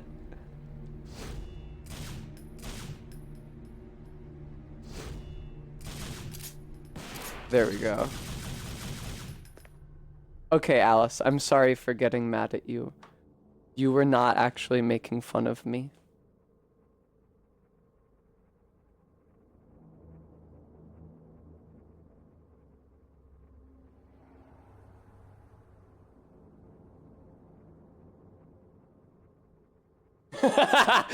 Leaves.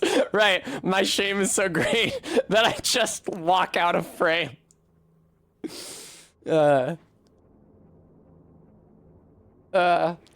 I'm so sweaty, dude. Holy fucking shit. I regret wearing the crop top.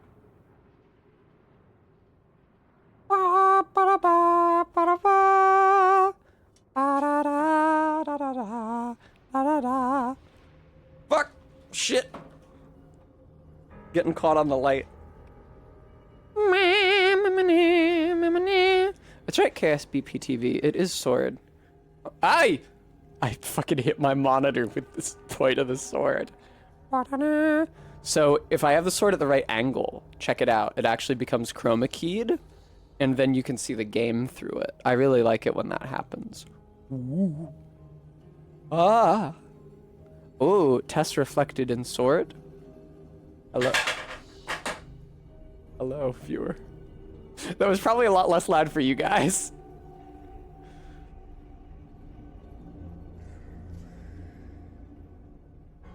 I'll just scratch up my camera lens. That's okay, right?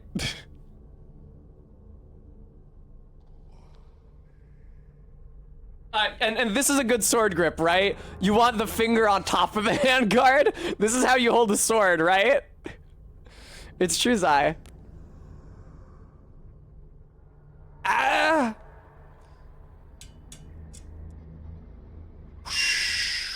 All right. I will lay down my sword. We're doing no backseating for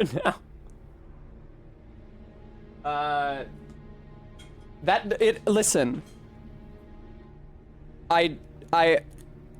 Big Jets, well said. The difference between backseating and offering helpful advice is all in the tone. You need to flatter the streamer's ego. You need to be like, oh man, this part sucked so bad. The only thing that got me out was doing X. Right? Because then it's like, it's not, you don't seem to be offering advice. You're sharing what worked for you, right? And then that allows the streamer, I'm really just explaining to you how to talk to women. it allows, Bremy, that also works. That allows the streamer to feel like they have made the decision themselves. Whee! That was pretty cool. Do not, okay. Yeah! Fuck this guy up, or don't, never mind. Hell yeah. I don't even give a shit. I knew it was gonna explode and kill me.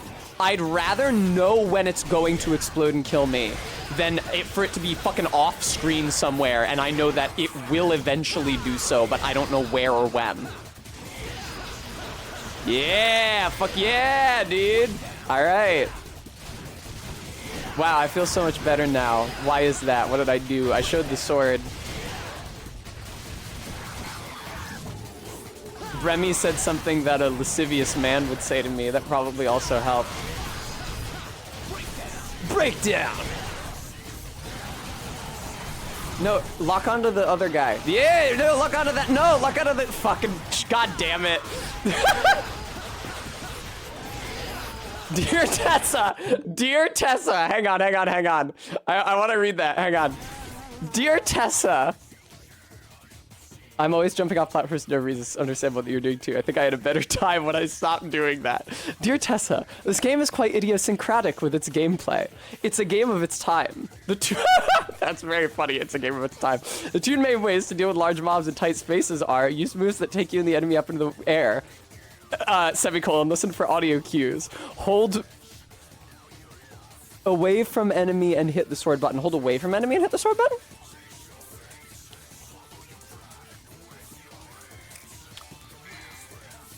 Fuck. No, get me back in a fight. I'm fucking eating a hair.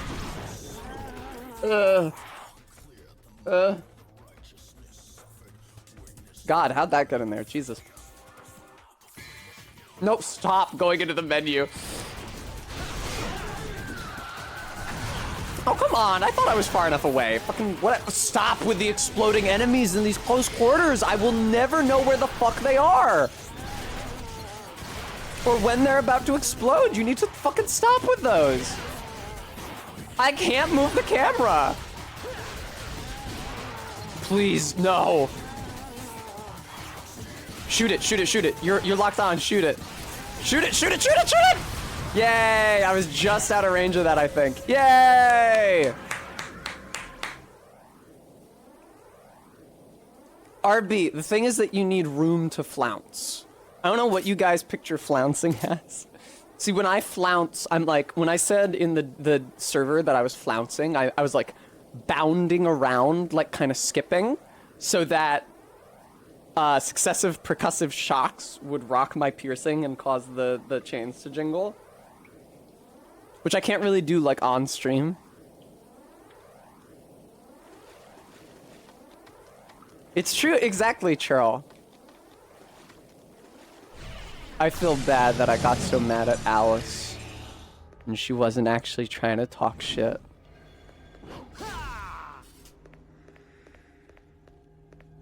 Wee! Wah! Woo! Okay, that's the exit. I don't want to exit. Take me through the door.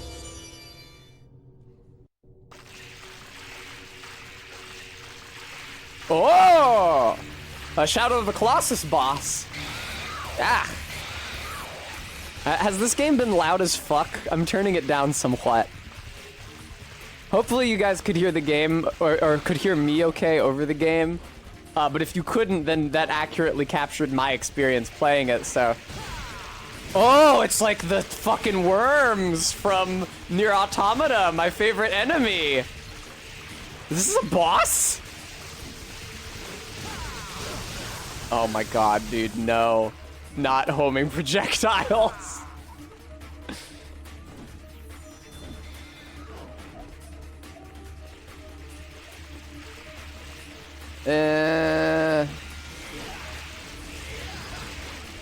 I don't think I'm hitting it. Oh, am I? I can't really tell. I seem to be because I'm getting a combo meter. It doesn't look low enough for the ground for me to be hitting it. Okay, well that sucked. Parting shot. Ugh. Stop going into the menu. I keep opening the menu on accident and then hitting... What the fuck is this perspective? And then hitting Oh my god, dude. And then hitting A on accident because I'm trying to hit B because I'm used to using Xbox controller from playing goddamn Andy and Laylee. I hate you, Snake. Come back, Snake. Snake? Snake!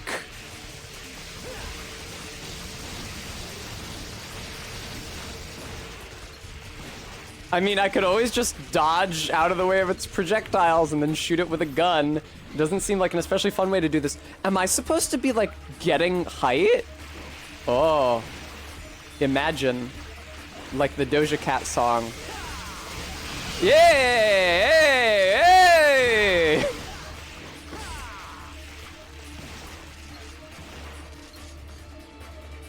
Fucking move. It's in there, apparently. Okay.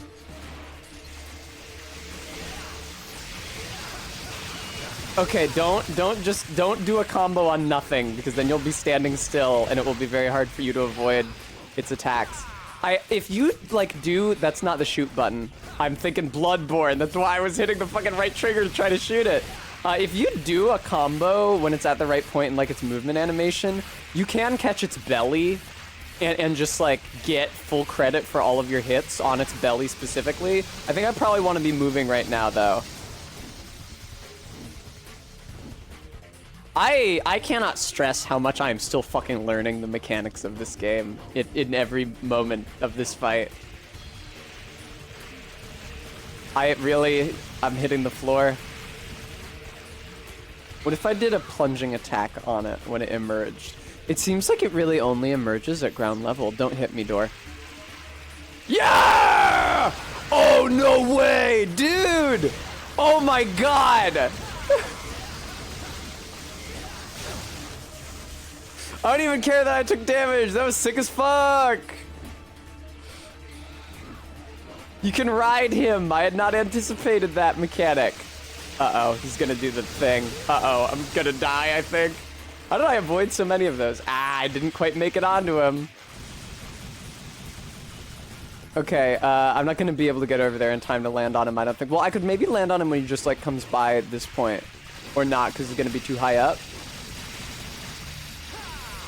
Man, am I an idiot? Because I feel like, because this game came out on the PS2, so like on average, can you break off individual segments?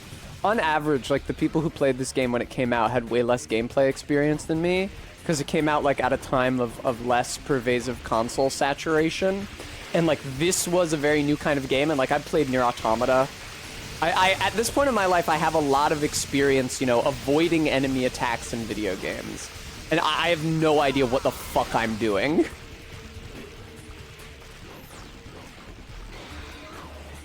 Get up, you bitch! Oh my god. What? No, I went through him. I couldn't really see him. So I maybe my aim was off if I was trying to land on him. I seem to have died. Ella Martell, that's very good. I pin you now. I need to be able to set the default pin time for 2 minutes because that's always what I want it to be, and I have to enter it manually every time.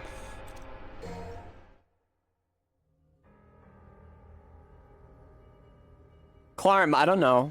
If they're just hard in general, then maybe I get to feel good about myself. That is an issue, Alice, for sure. LOL, Saris. Hey, giant bug. What the fuck is good?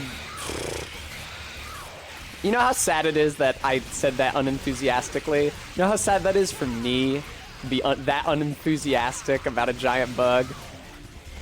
Okay, I did a certain amount of damage to it there. Get up there, Dante.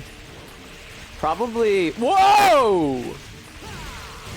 Yeah, motherfucker! Breakdown. Move. Don't get hit by those lasers. Thank you. They're not really lasers, are they? Honestly, I can't... Wow, the fucking camera. Jesus Christ. I kind of just want to wait for him to enter that hole over and over again. Me discovering my attraction to men. Now, I did say that I should wait for him to enter the hole, but instead I decided to hang out at the entrance to the hole, which accomplishes fucking nothing. Oh, hang on. No! Come on. I'm fucking useless. What, you're not even locked on? I was holding the lock-on button. Get up, you jackass. Please.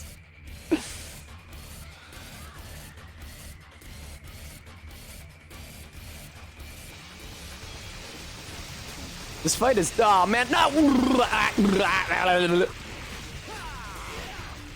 Ugh. Man, I really do feel like a child taking his first fucking steps here.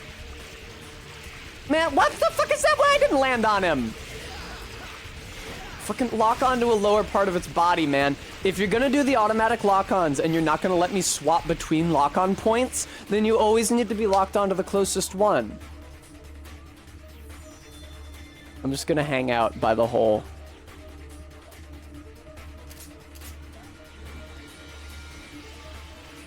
I think that I ought never play a Resident Evil because every time I'm in a fixed camera section and I move the right stick to try to alter the camera angle and nothing happens, it drives me fucking insane.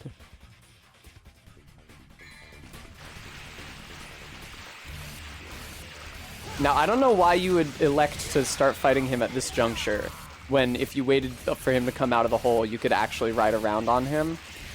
No, I suck! Alright, well, maybe just shoot him a bunch. The portions that I damage are turning red, which may or may not be significant. Yeah, I think he moves too much and too aggressively for the shotgun to be useful here.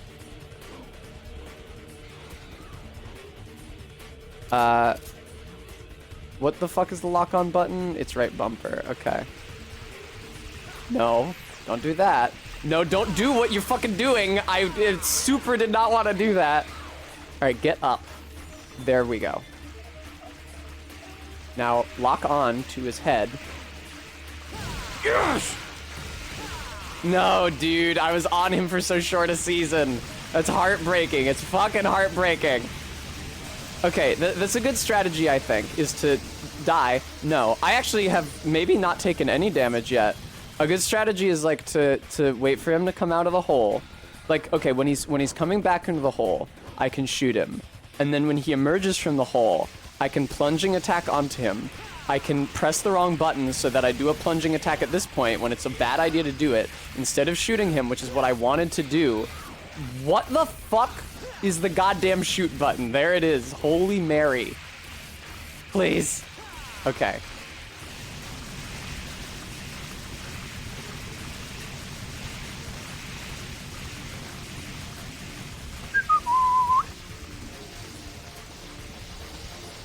Wee.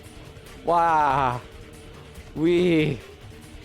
Oh, Ella, that would make sense. I'm like rendering them more vulnerable. Okay. That's the wrong button, Tess. I swear to Christ, please learn what the gun button is. I know there's a lot of buttons. Okay, so something that was not made clear to me is that I was actually locked onto his head, which was underground, so I wasn't dealing any damage to him. And that's because the lock-on reticle wasn't on screen, the portion of his body that I was locked onto wasn't on screen, and none of the rest of his body was on screen. So I was really just given no fucking visual information whatsoever. God fucking damn it. I pressed the jump button too late. Okay, good. I'm finally taking damage. Oh no, Alex Cat Davies, no! Alex Cat Davies, no! Don't! Fucking get up, you chode! Oh my god, dude. Can I stand here or will the door damage me?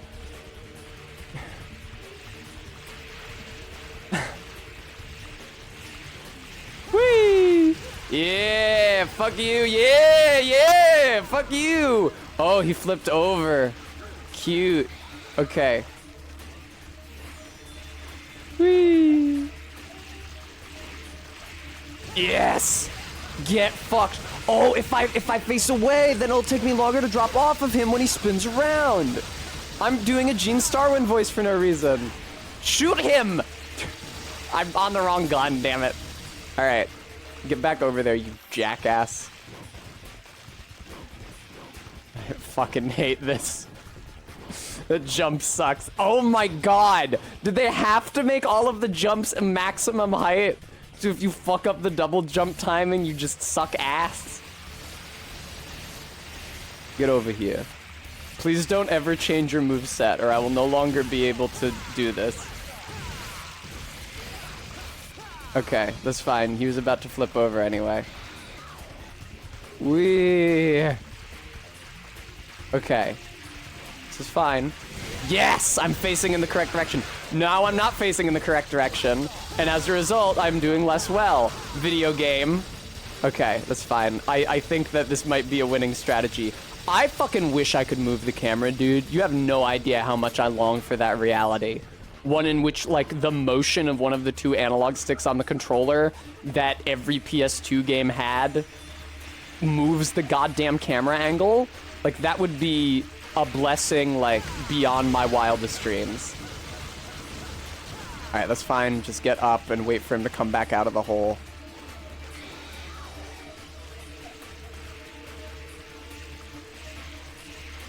This is actually a pretty chill boss if you develop an extremely cheesy strategy. Hey! And now shoot him a bunch! Yeah! Alright. Now get the fuck away from him and go back over there. Oh my god. The camera! The camera! That super slow pan as I ran back across the entire zone. Oh my god. Jesus Christ. Please move. Please move. Okay. Oh, that sucks. I missed my opportunity to get on his back. Please just get up the fucking wall, you dickhead. Alright. Yeah! Woo! Yay!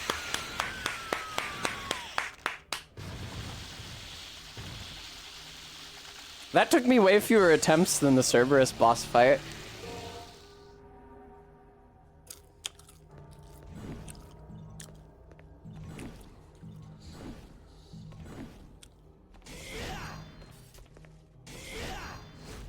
It's so disorienting to me that the rightmost face button, which is usually the face button I press like the most or second to most often in any given game, has like the least useful move here. The yeast looseful. Was I supposed to be going through this door? Thank you, Stream Elements. This game has been very taxing on my patience, viewer. So if you feel like giving money. No, man, this is the fucking entrance. Can you imagine if it respawned the fucking boss? DMC1 is much worse because it's really a first character action game and it's a slog to play. I see.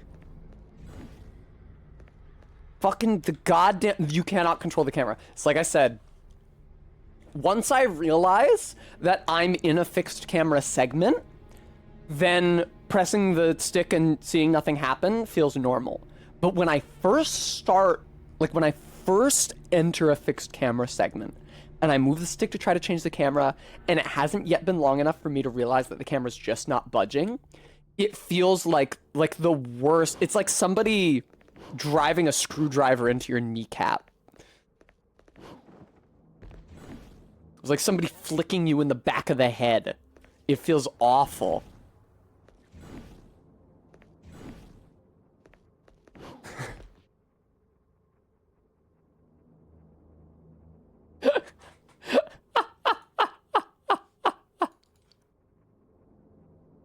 All right. Welcome to Incandescent Space. Astronomical board.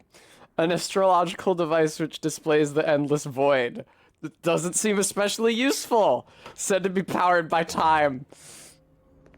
What?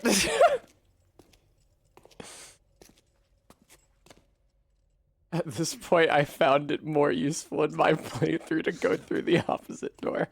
This is how you talk not only to women, but also, like, just people with attitudes in general. Anybody who doesn't want to do the shit that you want them to do. Frame it in such a way that making that decision will be their idea. Oh, hey, it's the clown. It's the evil clown. No need to use violence, devil boy. Never mind. Wait. Better listen to what I say, lad. You're the most annoying character I've ever encountered in a video game. It's very sturdy. You see? Your tricks will do no good. No good. Hey, man. Or I'll pierce that big nose. That could be a That would be a problem. You've got nothing to lose, right? I have my patience to lose. Is Jester, and I know a thing or two about this place. That thing there is a power generator for this entire sector. Okay, Mr. Star Trek. You need to apply a little something to it first. Do you know what that is, kid? Your blood. Is that too difficult for you? My weapon. Get to the point. Or you want to keep on dancing? He seems like he's having a really good time. Ezra, thank you for the 9 months. Actually, I prefer a sword to be my partner. May I have this dance, my lady?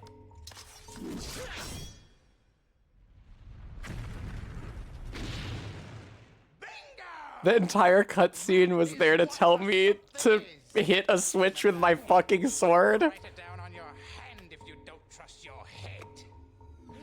You know, man, I think that if you would let me play the video game, I might have tried hitting the only interactable object with a sword.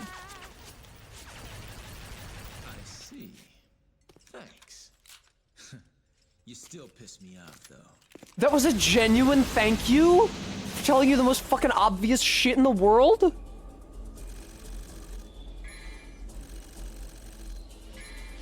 Oh, I got so many orbs, bro.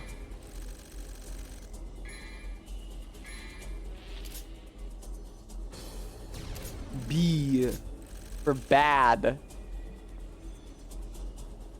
Dante wouldn't have known that. Dante only knows a few things.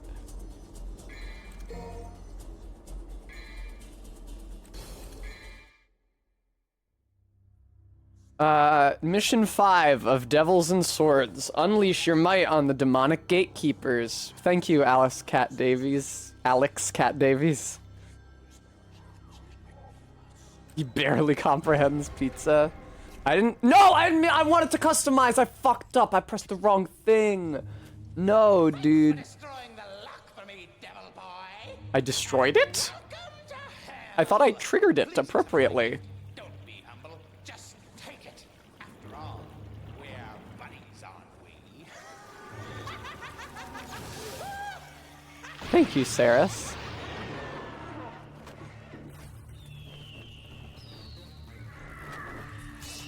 The cutscene is starting to give me nausea. The camera swooping about to and fro. Well, isn't that special? To be honest, I'm expecting something a little better than this. I agree that the game is very of its era, but I have no basis for making that judgment on its mechanics. I do have a basis for making that judgment on its goddamn soundtrack and dialogue. It feels excessively edgy for, like, even a little earlier. Well, actually, no. When the fuck did this game come out? I'm gonna be real with you. I may be a touch too young to know when the PS2 era. It's like the GameCube era, right? So it's like 2000 to like 2000. When did the PS3 came out? Like around 2006, I think. Ow. Ow. This is okay. Yay, yay, die. Can I kill these things or not? Are these invincible enemies? They're very tanky if they're not invincible. I think I might be supposed to ignore these enemies. It's okay though, because if I die, then I can buy upgrades with my orbs like I neglected to do last time. I died.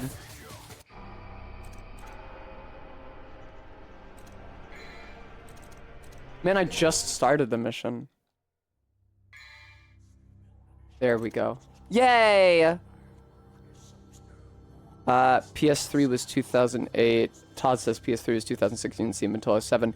I remember... So I had a Wii, even though all I had was Pokemon Battle Revolution. And I remember getting it in, like, 2007.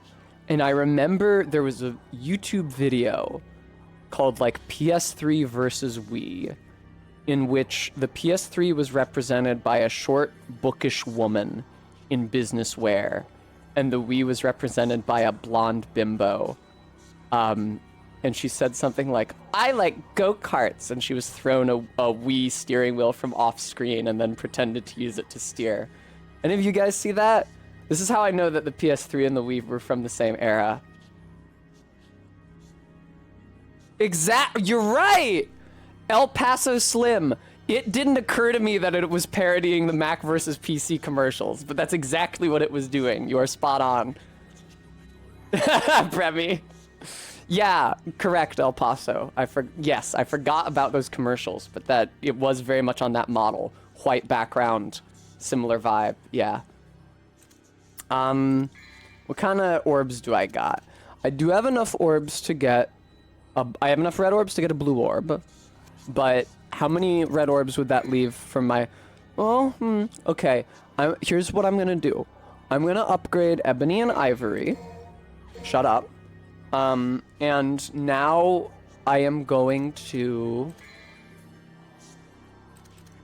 I don't have enough orbs for that. Now I'm gonna upgrade my health. Okay, cool. Oh, I didn't have... Did I have enough? I don't... Yeah, never mind. Who cares? Just play the game. All right. No style. I'm good on style. Thank you. I agree, Todd. This must have been an American ad. It wasn't an official ad. Oh, you mean the Mac versus PC ads? I didn't realize it was by G4. It makes sense it was from G4, because I remember the production value being weirdly high for a YouTube video in like 2007, but I only ever saw it on YouTube. Thank you for linking that. 14 years ago. Okay, 2009 is too late for when I saw it, so this must be a re-upload. Because I was at like my friend's house, who I wasn't friends with anymore by 2009. Right, Alice Nectar. Right, Alex Cat Davies. Yeah.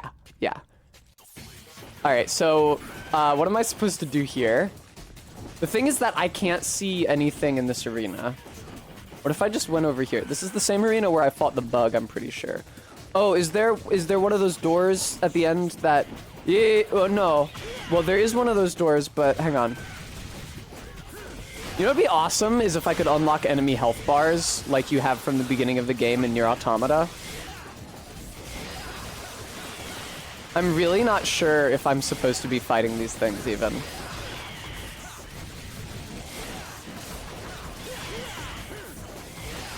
There we go. Okay, so like I want to do like a dash and then hold the sword button down. What? I was locked on. Why did I dash in a completely different direction? Like I saw the enemy, I was locked onto the enemy, I hit attack and he charged in a completely different area. Okay, I don't think that you're supposed to be fighting these guys, or you're supposed to be fighting them much better than I am, because this is the second time I'm about to die to these assholes. Oh, shit. Oh, no. I'm really supposed to be fighting them? I see. Okay, is this like a situation where you want to use the sword whenever or the gun whenever possible on airborne enemies? Okay, cool. I'm figuring it out. Nuh-uh, Clarm, because you can get an upgrade in Castlevania Symphony of the Night that shows you enemy health, and that's in the 90s somewhere. 96, 95. That was on the PS1. I know when the goddamn PS1 and N64 came out, because those were consoles of note. Don't ask me when the consoles came out during my lifetime. I remember when PS4 and Xbox One came out because it was, because I was reading Penny Arcade by that time, and they talked about it a lot. I don't remember when the Wii U came out, though, because I didn't get one. I mean, I didn't get a fucking PS4 or an Xbox One either, but I tried to keep up on gamer news, even though I really, the only system I had was a Nintendo DS. I had an original Wii, but I had almost no games for it. My mom was pretty anti-video games, so... When my dad first finally buckled and got me a Nintendo DS and Pokemon Pearl, which was my first, like, AAA video game, my mom would take it away from me except on weekends. Fortunately, she eventually forgot to do that because it was a pain in the ass. And it didn't actually impact my academic performance at all, which is what she was worried about, so...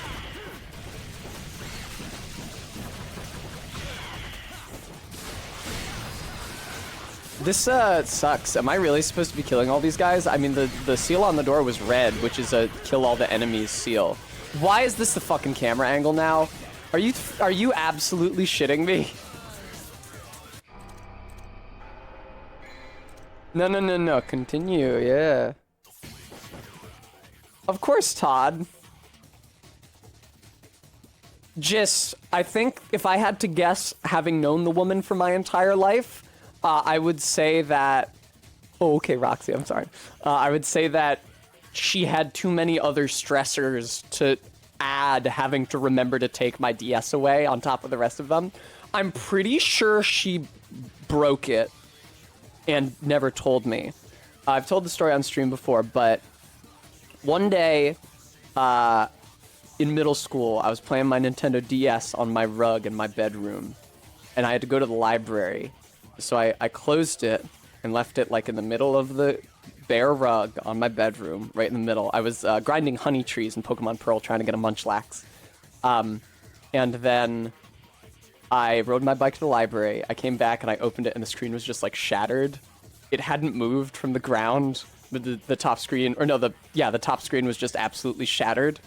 And I asked my mom to take me to the mall to get a new one, and she actually did. Which is very, very, very suspicious for her, because she did not like me having access to video games. So I suspect she may have entered my room while I was gone and trodden on the DS Lite.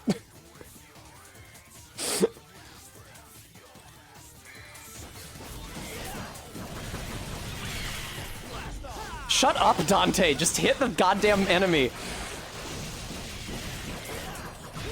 Fucking... Okay, I'm attacking this one, I guess. It was really far away from me. I don't know why that was the one I was locked onto, but it was.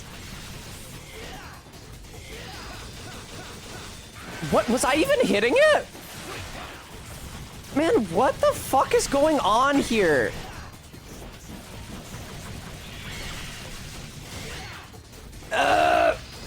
And because I was an idiot kid, I was like, oh... I won't get, it was like just before the 3DS came out. So because I was an idiot kid, I was like, oh, I won't get another DS Lite, even though I know that I love the DS Lite.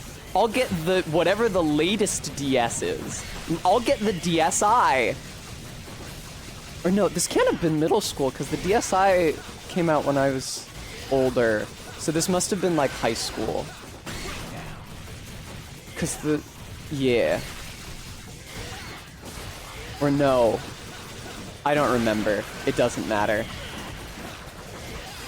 Oh, never mind then, just middle school. I don't remember when this shit happens. I'm gonna be real. I don't know what I'm supposed to be doing during this combat encounter. I think that's probably obvious by this point. Okay, I can't tell when an enemy that I've previously stunned has died or whether they've just unstunned themselves, because there's so many enemies on the screen. There's a big one? They split? Okay, so yeah, it was middle school. Yeah, I got the DSi because I was like, I want the newest one. Get me a DSi. Idiot child that I am, I did not realize that the DSi did not have a Game Boy Advance slot. And by that point, I had acquired Pokemon's Leaf Green and Emerald, and I was transferring Pokemon from them to the DS titles, like Pearl and Platinum and Heart Gold and Pokemon Black and White eventually. And I was very, very sad that the DSi did not have a Game Boy Advance slot. So I had to keep my broken DS Lite around just so I could put the cartridge in the top and the Game Boy Advance game in the bottom and do the Pokemon transfer. I'd have to take the cartridge out and put it in the DSi so I could actually see the game and catch them.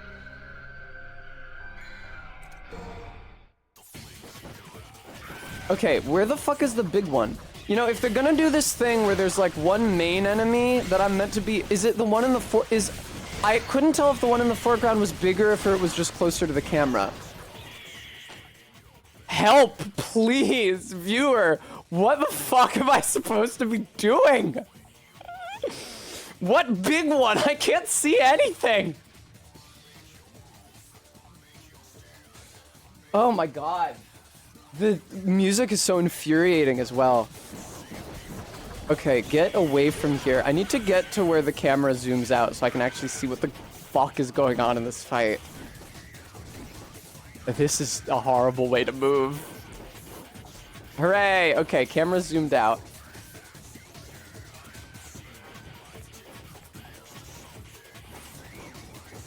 Fucking goddamn it, dude. Who is the big one? Why don't they look different? How would you tell the difference between like a scale difference or just like one closer to the camera, especially when you can't control the camera angle to verify that? Are you the big one? You are the only one who is able to follow me up here, so I'm gonna assume that you're the big one. No, never mind. This one also followed me up here. What? Man, I can't imagine what I'm meant to be doing here. I beg of you, like, I want to be able to do a better stream than this. I forget that there's no double jump, because the double jump in my mind's eye, it only works when you're near a wall, and that's because it's not a double jump, it's a wall jump. But I forget, and so I try to do the double jump not up against a wall, which is foolish. Where the fuck has... Guys, help. Please, help me. I'm fucking begging you. Like, did stream die? Fucking talk to me, please. I don't know what's happening. At this point, I feel like I just have to select one. No, see, this one seems small. How big are you?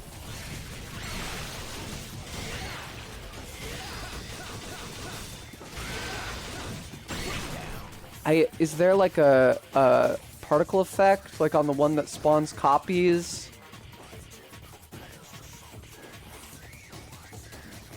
You seem super big. You seem really, really big.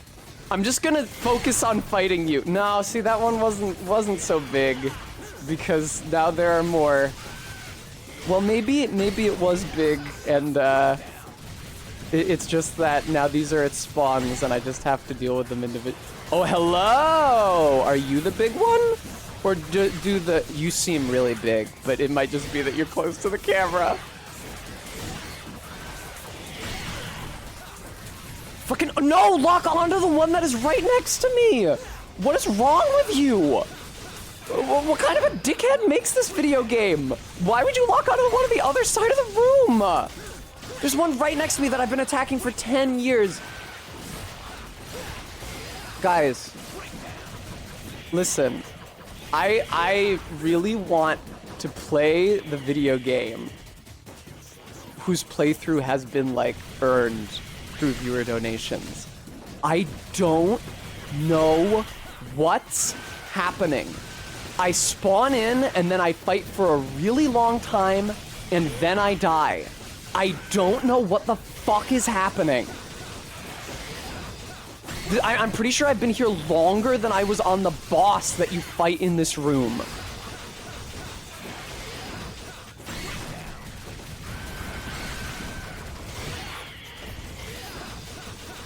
None of the enemies look appreciably different to me. I have no sense of scale. What the fuck is happening? Like, am I? Oh my god, the fucking camera, dude. Like, am I just a gigantic idiot to not be able to perceive any visual data at all here? Dante, shut up with your breakdown.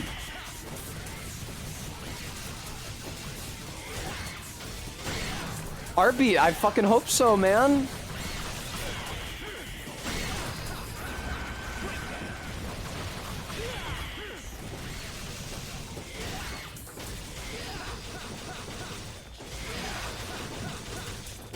What?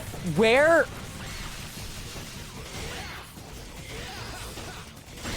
Okay.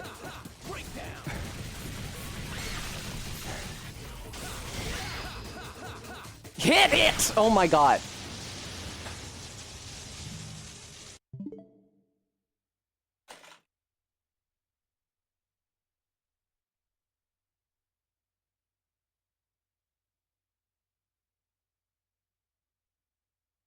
I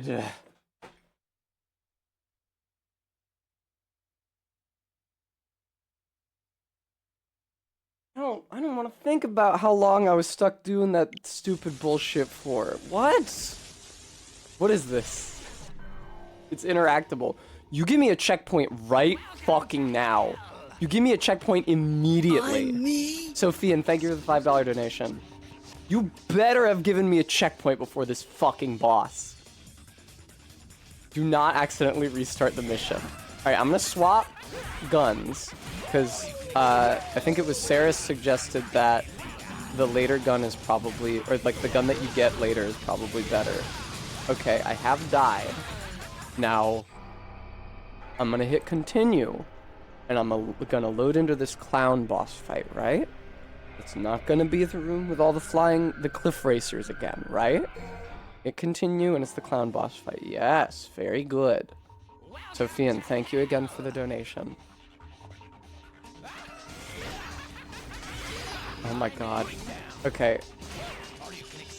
Can I not? Okay, I'm sure there's a way to hit him that— oh, I've divined the way to hit him, evidently. Oh, do you need to just like chase him until— because he dodges away when you try to attack. Do you just need to like chase him until he reaches the edge of the chamber and then— oh, okay, watch out for that. That will kill you. Watch out for that. Watch out for that. Fortunately, there doesn't seem to be a penalty a penalty to staying locked onto him the entire— oh my god, dude.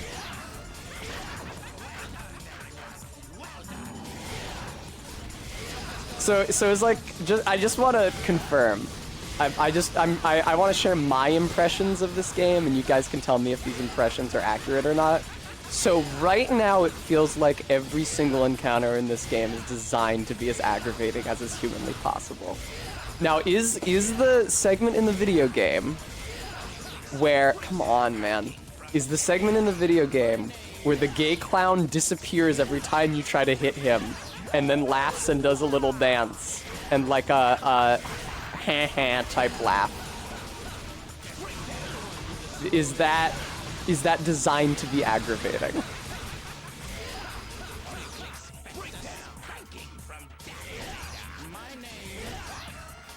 Who just said my name? So the volume on my end is really, really low, and that's intentional on my part, because I was getting so— it wasn't even like angry. I was getting so despondent fighting the cliff racers that I like turned the game volume way down so that I could think about the experience objectively and not like I was in it. Yes, this was on PS2.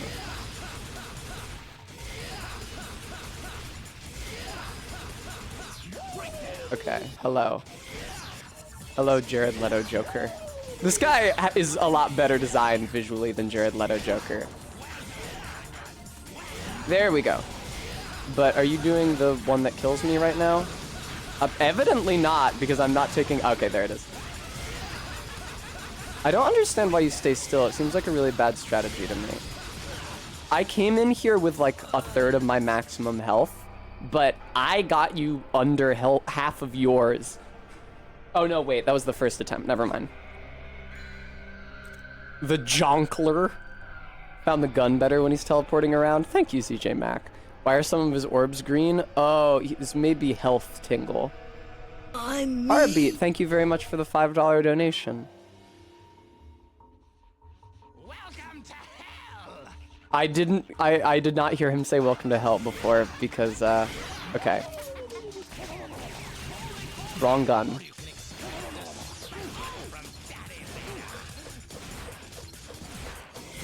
Oh, nice. Okay, he's just staying still. Oh, does shooting him still... I'm sorry, I gotta swap back to the other guns. Does shooting him still, Is this the one that kills me? This is the one that kills me. Okay, don't let him hit you with this, because it sucks. Do the guns still immobilize him? Because it kind of... Well, maybe. Okay, now you're in your standing still era? Okay, cool. Okay, hang on. That is damage. Oh, right, because he's staying still because he's doing this one now. This is one of his least threatening moves, I would say. Aw, man.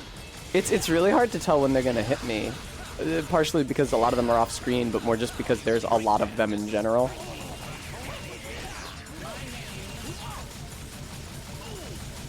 I can't even tell. No, it does seem to be damaging him. Okay, cool. Yay, yay! Aw, man. Okay, watch out. I think this might be the one that kills me. Yeah, okay, this came out really fast because I was so close to him. Yeah, I'm virtually certain that if you pick up the green orb, it heals you. But just as I really don't have the reflexes to avoid the blue orbs that damage you, I feel like I even less have the resources to get over to the green orb and collect it before it vanishes into the fucking ether. Oh, you can shoot it. Oh, and it does give you a healing thing. Poggers.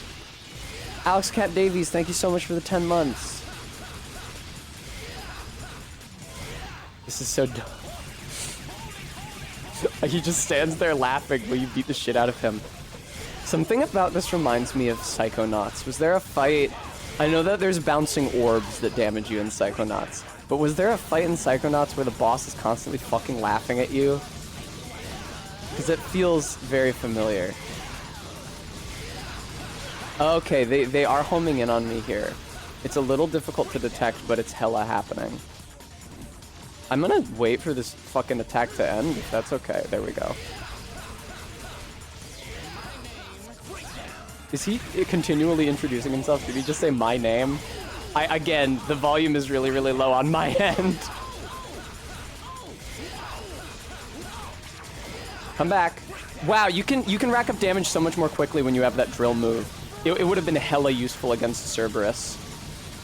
I understand now why I had so much trouble with that fight. For a big reason I had some... Hey, nice!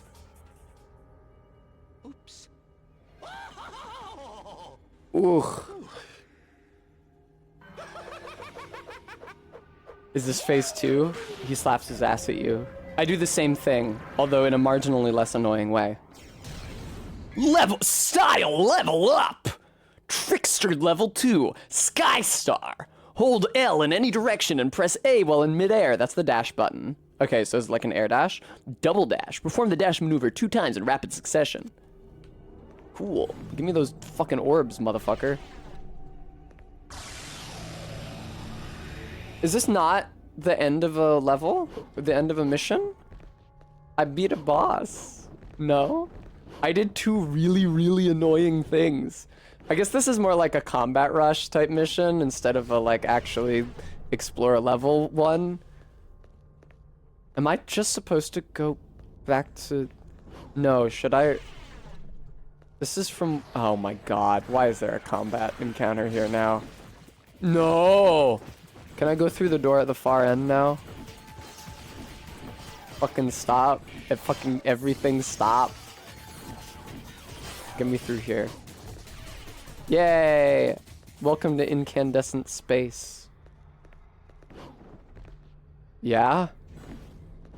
Now, video game, Let me tell you something. When you put the camera here at this angle, it makes me think that there's something important that I should be looking at. But this random cubby hole in the wall does not seem to be especially gameplay relevant. Oh, I picked up the item there. Oh, what? I thought... Oh, okay. Allow me to explain the source of my confusion. Never mind, I can't explain the source of my confusion. Okay, so this is a dead-end room. Okay, then I'm probably supposed to go back to the main, like, clock tower room with, like, the spiral staircase. I've been there before where I was running up the walls with the cuneiform. I got back there, but I felt like I might have been going backwards. Why are there no enemies here now, or have they just not spawned in? Because I didn't... No, why are there no enemies here now? Go through the big door, and then go back through here, because it's the only way I can go. And there's a red orb. Thank you. Thank you. The enemies got bored and left. You know what would really cheer me up right now is watching that PS3 versus Wii G4 parody commercial. The thing is that I can't because I'm streaming. What are you? How do I interact with you? All I have is hit with sword. Oh, okay, cool. I was supposed to hit the A button, actually.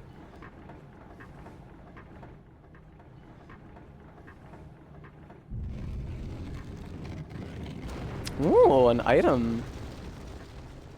RB, no, I know. Is she just in her bra? I can't show that on stream. Be reasonable. I did not remember her being in a bra. I thought I remembered her being in a white tank top. My fucking memory censored it to protect my delicate developing brain. Oh, thank you, RB. Because I think the efficacy of that strategy is apparent because I'm just so eminently sexually normal now that I'm an adult.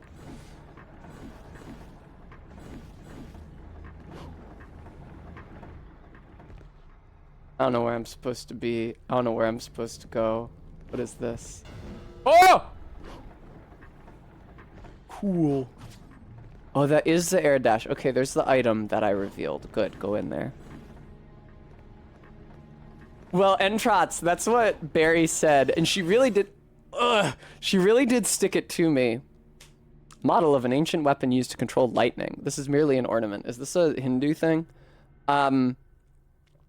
She really did stick it to me, because I was talking about how when I was in grade school, I ordered a volume of the Yu-Gi-Oh manga through, like, the Scholastic book catalog. Like, shitty newsprint ones. Like, printed on really shitty paper, I mean. It's called newsprint, but you maybe don't know that if you didn't go to art school. And it was in the one they just gave to us grade schoolers. So I was like, oh boy, I love watching Yu-Gi-Oh! I'm gonna order the comic. And it turns out that the Yu-Gi-Oh! Manga features some less than savory plot elements, like stealing Teia's panties, except of course she's called Anzu. Although maybe in the English language manga she was still Teia. And I was reading it to my sister because that's what I did when I was a little kid. I'd like read comics and picture books to my family members. And I must have reached some panty-based illusion. Todd, the portal just launched me high up. And now I'm high up. And my sister went and told my mom, and my mom took away the comic, and since it was rated T for teen, she said I could have it back when I was 13. But I have to confess that at that point I somewhat lost... Oh, the second floor? I had somewhat lost interest in it. And I was talking about this on Barry's stream. And she was like, I can't believe your sister was such a tattletale. And I was like, no, I think that, like, a grade schooler probably should not be exposed to anime perversion. And Barry was like, oh yeah, no, that's fair, because you turned out so sexually normal.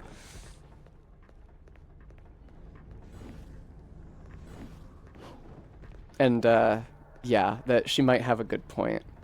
She drew a comparison to how, like, I wasn't allowed to play video games, and now I do it for a living. I wasn't allowed to eat candy, and now I eat candy virtually constantly.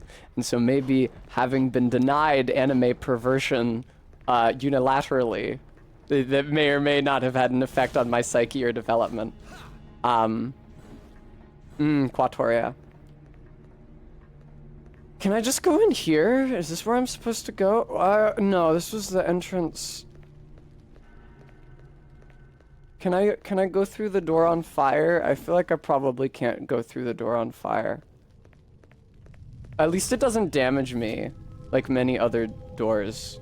Even though it looks like the most dangerous door I've encountered yet, because it's literally on fire. Yo, I wish I could see in front of the character. Oh, there are red orbs. Good eye, R-beat. Okay. Maybe I haven't gone through this blue door yet. Let's find out. This is the most fucking psychotic level design I've ever encountered in my life. What if there's like a hub to the level with all these doors all across the whole thing, but instead of doing them from like from bottom to top or top to bottom, the player is supposed to do them in a random order. They like go through a random one and then a random one unlocks, so they have to come back and use an object at the top of the screen and in an area which is not indicated, and then another one unlocks. And there's like no cutscene to show you which one you should go to.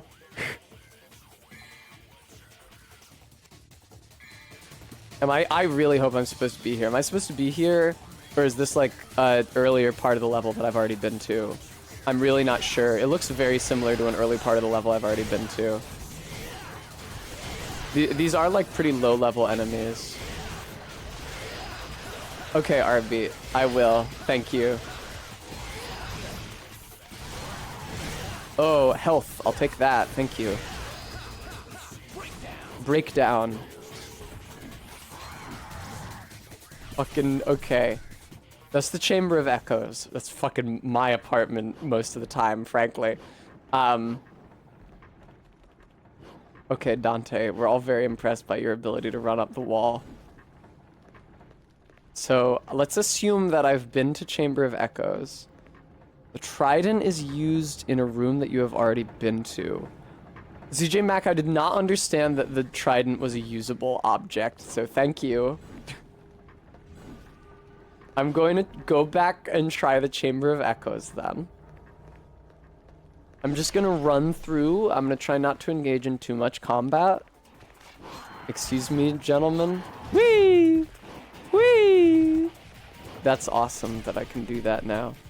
Welcome to the living statue room. Many of these statues are alive. Actually, none of them are. This is like a plinth. This closely resembles where you might place a usable object. Are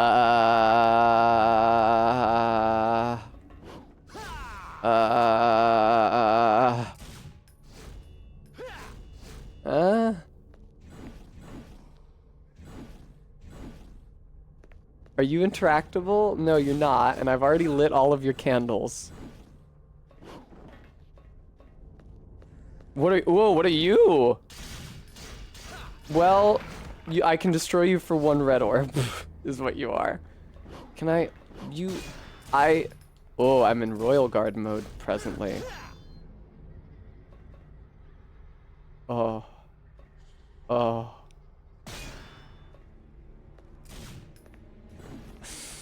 Okay, I doubt that the place I'm supposed to put the trident is in here. So I'm gonna go back through the royal statue room. If there is a way that I could access that elevator, I was not able to perceive it. I tried every option I believe I have for interacting with the environment. ZJ Mac, did I just miss it or something? Let's see, what other rooms are there in this level? I love how slow Dante moves. Because when I'm in a really big area with a lot of backtracking, the main thing I want is to move at like a snail's pace. Hello, green door. You take me to the... Do I have an inventory screen where I could read the description of the trident that might Give me... There is more to that room, says ZJ Mac. Okay, I'll go back. Would you go through the door, you fucking chode? I hit the dash, which is also the interact button, next to the door, and he elected to run up it like he's at the fucking jungle gym instead of walking through it. ZJ Max saith it was very confusing. There was more to that room. Let's go experience this bewilderment together, shall we? Hello, douchebags. Wee! I will say, dashing over the enemies' heads felt really good. Like not having to fight them. Dante, you move at a snail's pace. It's like you're in fucking molasses, man. Here, it said CJ, which is maybe means here. I was thinking that this looked like a room where you would put something. But fuck if I know which, if any, of the elements of this room are interactive. Hello, there's a lot of empty plinths. The camera fucks you. ZJ Mac. Just now it fucks you? It has only lately started to fuck me? Are you sure about that? Alright, let me, Oh, come on! Fuck off! What? Why, you fucking bitch! What?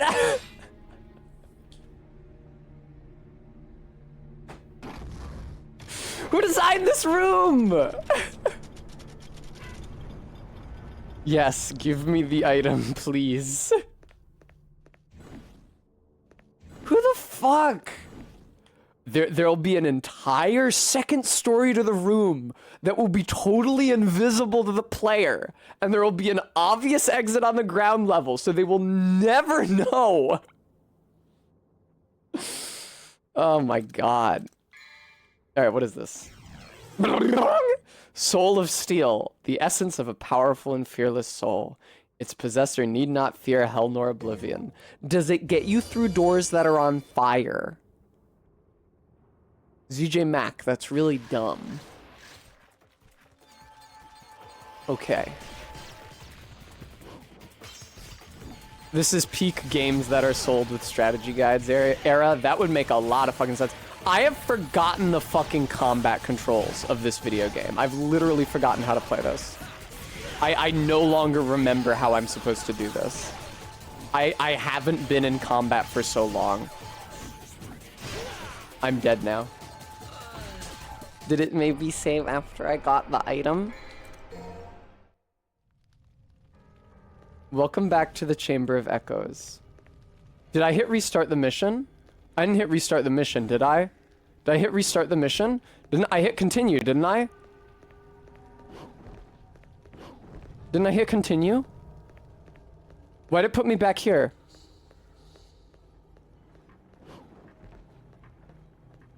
Okay, thank you, RB. Fuck me, dude. He drops like a stone. Oh, okay, RB, thank you. Fucking get in the blue door. You guys would probably know better than me. I'm not sure. Is this the wrong room? Hang on. No, I think this is right. You guys would this is the, yeah, living statue room, baby. You guys would know better than me. Is this game the first time that I have ever called an enemy or anything in a video game a chode? It doesn't even look like you're supposed to run around this part. No.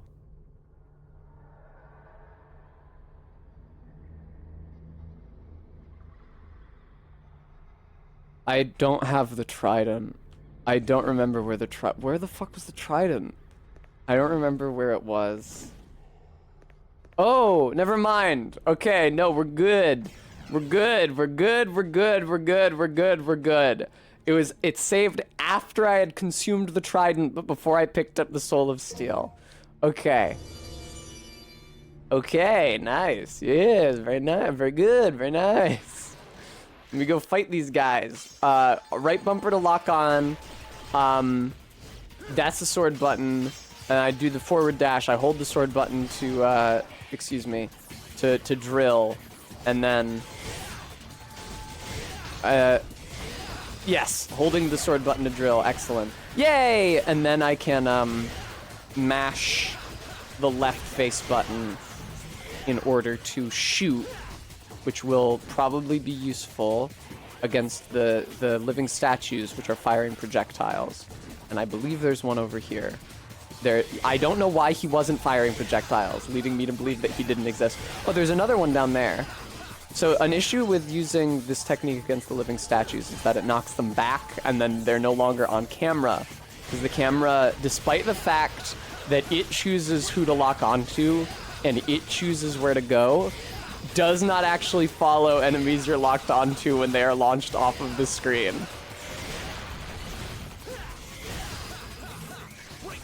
Breakdown!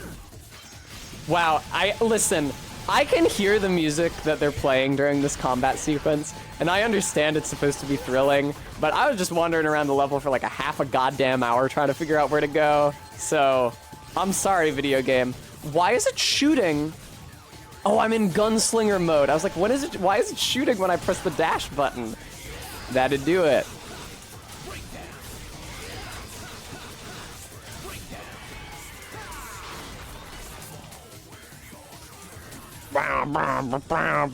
There's apparently still an enemy in this room, but I can't fucking see them. Are they up? They must be up.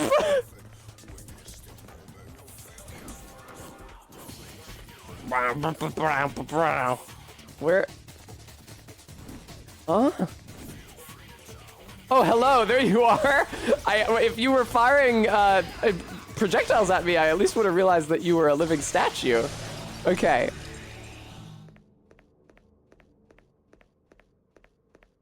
What do I do with the... Oh, all right, guess me through the door on fire.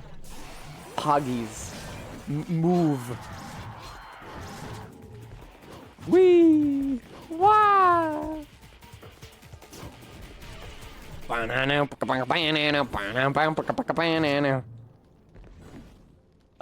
El Paso, is that something the music says, or is that something an enemy says? I don't know if I've heard that from the music yet, but I have the volume turned way down.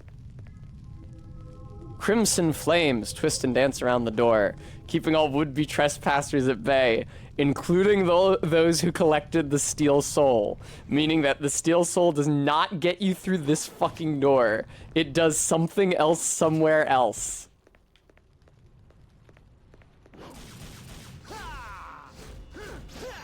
You remember how... Oh. Oh! Do you remember how in Nier Automata all of the quest lines are just like fetch quests? Alright, that's a good idea. Please excuse me for just a moment, viewer.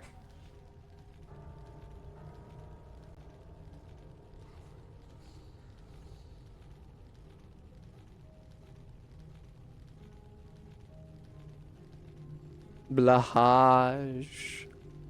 Blahaj. Blahaj. He's so soft and squishable and shaped like a friend. He is shaped like a friend. I feel like the rounded torpedo shape is a really good one for holding. That's right, Duke Vulture. It's Blahaj.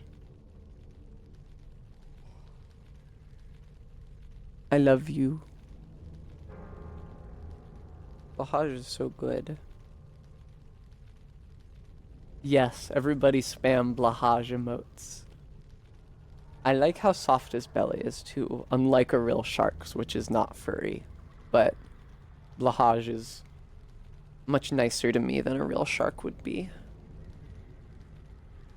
Blahaj would never demand I do combo. It's true. Okay. Thank you, Blahaj. I'm gonna put you on my drafting table so you'll still beat a hand if I need you again.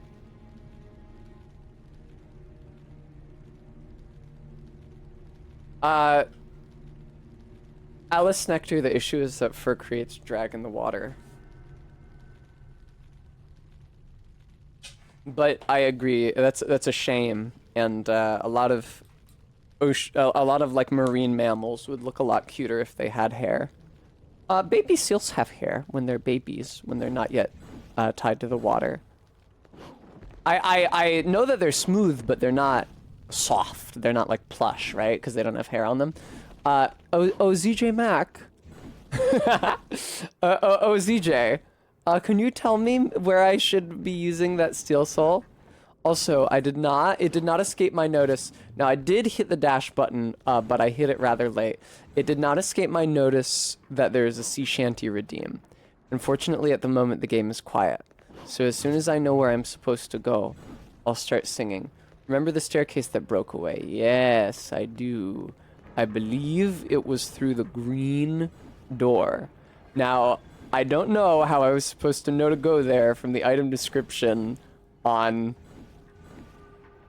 the steel soul, because all it said was that, like, the person with this soul need fear neither blood nor bullets or something. I know, right, Alice Nectar? Alright. You can use the jump pad to get there faster. Very good. I will do just that. It really felt like there should have been falling damage there, but I'm grateful that there wasn't. There we go. Okay, it didn't let me dash in midair. I feel like it's over here, maybe. Maybe? Green door? Maybe if I go over here, actually.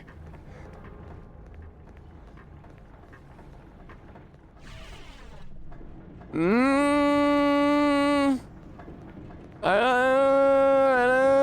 don't know. I don't think this is where I was supposed to be. This kind of seems like a dead end. Dante, you're so slick running up that wall like. Alright, let me try. Baby Hugh. Dante, I know that you're very proud of how you can run up walls, but when I hit the dash/interact button next to a door, which can only be entered via the interact button, I actually do not want you to climb up the wall. I actually want you to go through the door. I know that's a crazy thought. Please don't change the camera angle when I'm in the middle of a jump. Welcome to Endless Infernum. Okay, so this is the room with the stairs that fell away. If I go in here, it's awful, so I don't want to be in there. What if... Oh. What?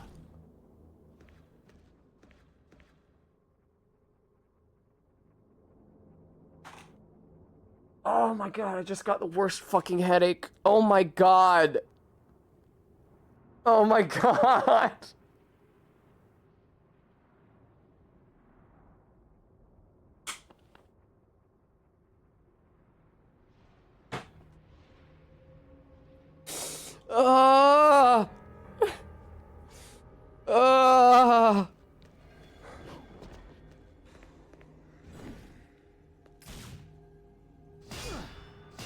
I am the combat adjudicator. Only a technique icy cool to the core can move me. So if I didn't have the Cerberus flail, would I have to like go all the way back to the hub and then swap to the flail and then come back? Bitch, what in God's name? What do you want from me?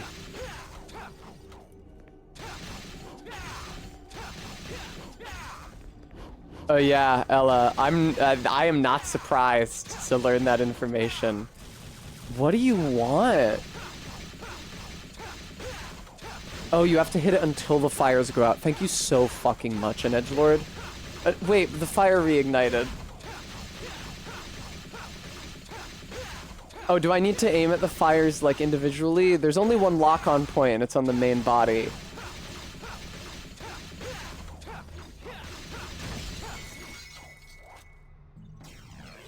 Blue orb fragment.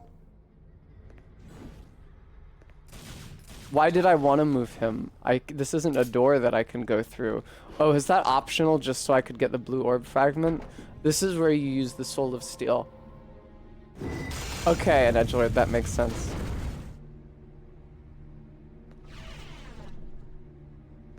Okay, I'm gonna mute my mic real quick so I can determine that the song I'm about to sing is in my range, and then I'm gonna sing it.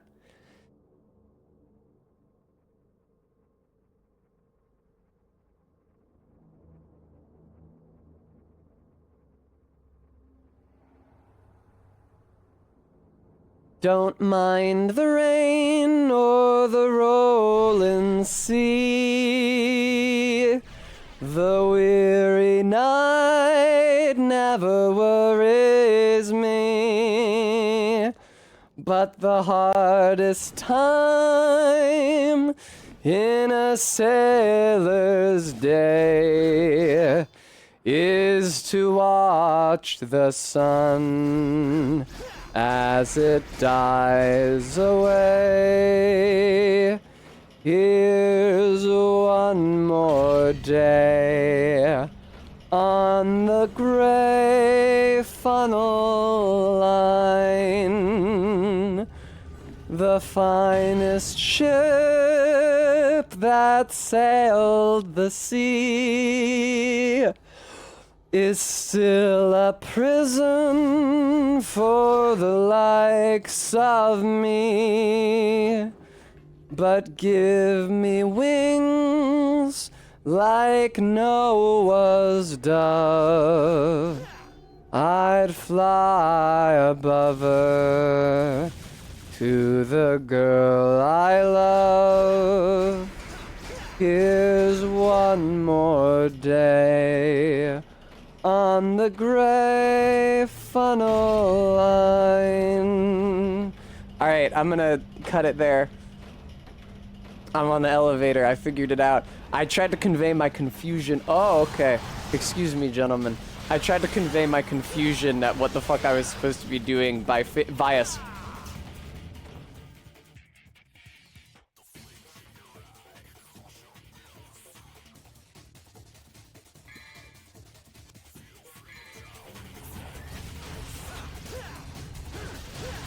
I tried to convey my confusion at what I was supposed to be doing through facial expression and gesture while I was singing.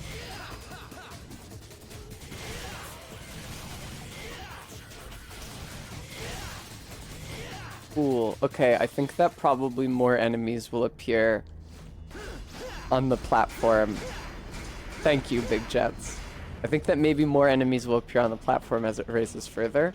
The thing that I did not understand was that... LOL, Todd. The thing I did not understand was that they did not put invisible walls at the edge of this platform. They have historically done that whenever there's like a platform over a pit in this game. Like if, well, I guess... Wait, what? Why? I don't understand. Unfortunately, I think there's a loading zone up there such that every time I go up, more enemies are going to spawn.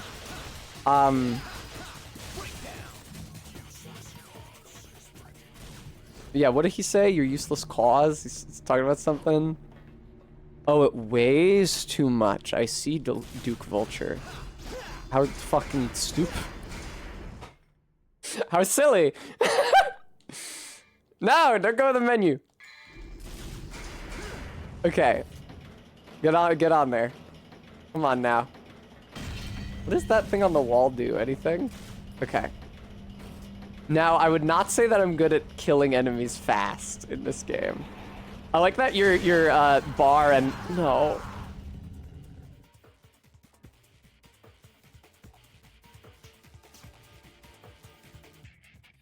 I would not say that... Oh my god. So it's maybe a bad idea to use the sword on there. Because, like, the sword... Oh, this is better. I think this is much better. Oh, but you need the sword to activate... No, you don't. It's a bad idea to use the sword on the elevator because, like, the sword's, like, opening attack, the big thrust forward, which you don't have to use, but I'm used to because of muscle memory, will just rocket you right off.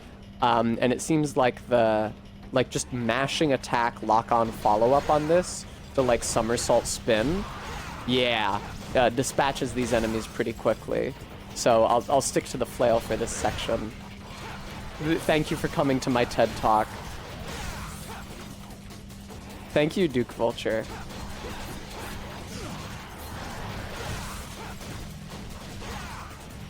It's interesting. I feel like you can model the effects of different gameplay phenomena on my like mood and energy level. Confusion is a very special one. Because confusion is really independent from like Odone of the Confraternity of Salt style frustration. Where like I get really mad and I get madder and madder and I yell at the game and I curse and I swear. Past a certain point, the bewilderment is just like draining. It's like, I don't know where I'm supposed to go. I don't know what I'm supposed to do. I don't know what any of these items do. Oh my god, is this a boss? I don't know how to navigate the level. No, don't do that. Okay, cool. Okay, let me maybe swap back to the sword because I think this is going to be a boss. Hopefully. Now, when it says Firestorm Chamber, does that mean that the boss will be associated with elemental fire and that it therefore might take more damage from my ice weapon? Look, brother, it's been ages, but we finally have company. You guys sound goofy as hell. We must entertain our guest. You're right, we have to be gracious hosts. Are your faces on your weapons? How do I know? We need to come up with something. Well, I don't get out the dessert tray. Brother, our guest is Do we have any of the hors d'oeuvres from last night? The oysters? Sai. Well, a Sai is when... Enough already! I think we have a bottle of sherry from Christmas. In case you didn't get the hint, I'll spell it out. Your guest wants to go through. Got Wants to go through. They were gonna be nice, man. They're gonna like feed you. Their heads are on their weapons. It is as I. Oh no, no. I mean, okay. Well, let's not get fatalistic here, Tess. You have taken a lot of damage in a short amount of time, but right. Let's not panic, okay?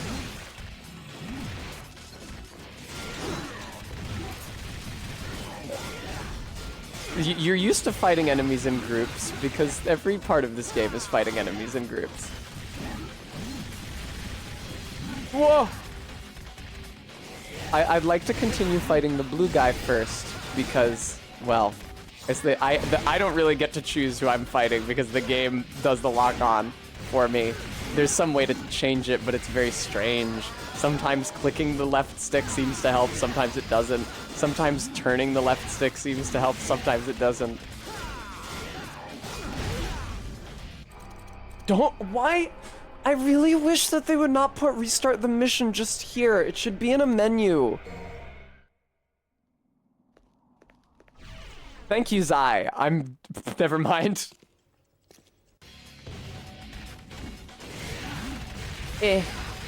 But they're certainly very frustrating. I can understand your being less calm playing them, definitely.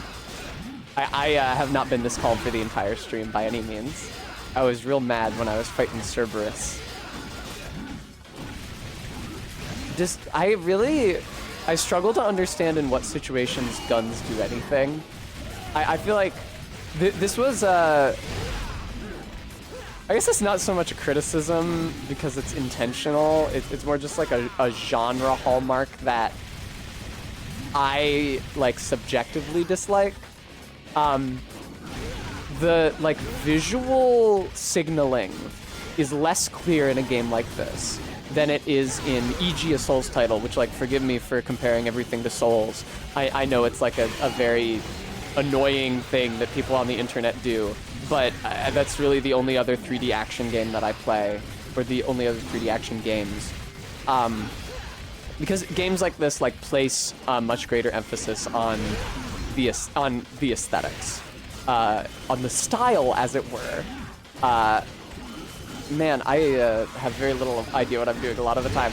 This is what I'm saying.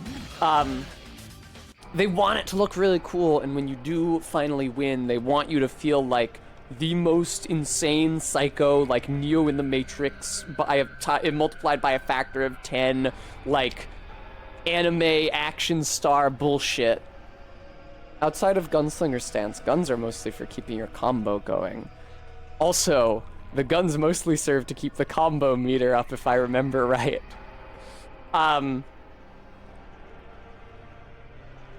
Right, but I find myself very ill-prepared for this style of game design because usually when I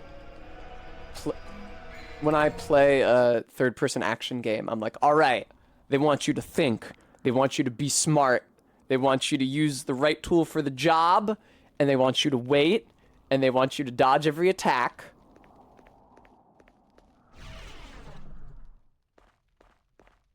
I was gonna say maybe I should switch to the gunslinger stance, but Tessa cannot learn another stance at this late stage.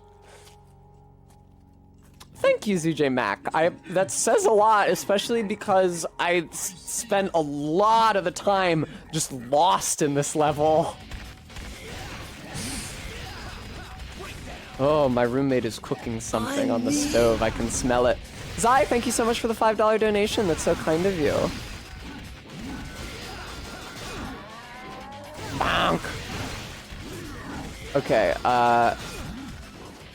okay, so do you deal more damage the higher your combo meter goes, or is it like strictly a score thing? Like, are there mechanical benefits to it? I don't, so I can see that often the enemies are blocking with their swords. And when that happens, I bounce off of their swords for a certain amount of time before I can actually hit them. I'm wondering, how, is there a specific way I'm supposed to be breaking through? Did that guy throw his sword? It's just like on the ground. Do I just hit it? That was odd. It stayed there for, oh, I'm dead.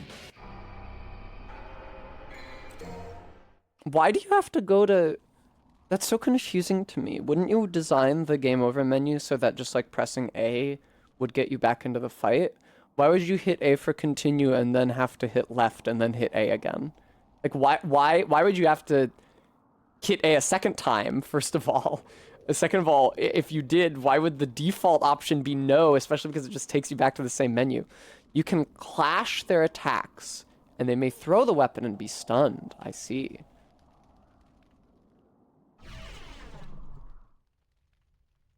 Ugh. Damage is always consistent. Style is just a mission rank determinant. Determinant is a really good word. I didn't mean to be in this menu.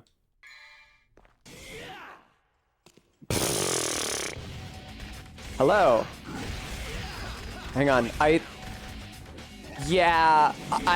have to say, and it brings me no joy to do this because I don't want to be a party pooper. There's like stylistic things and like genre standards of this kind of game that's like, okay, well, it might make it harder for me to learn the game, but it's just what the game is like. It's not like a error or a objective deficiency in the game's design. It's just like something that's confusing for me personally. I do think the camera in this game is absolutely fucked.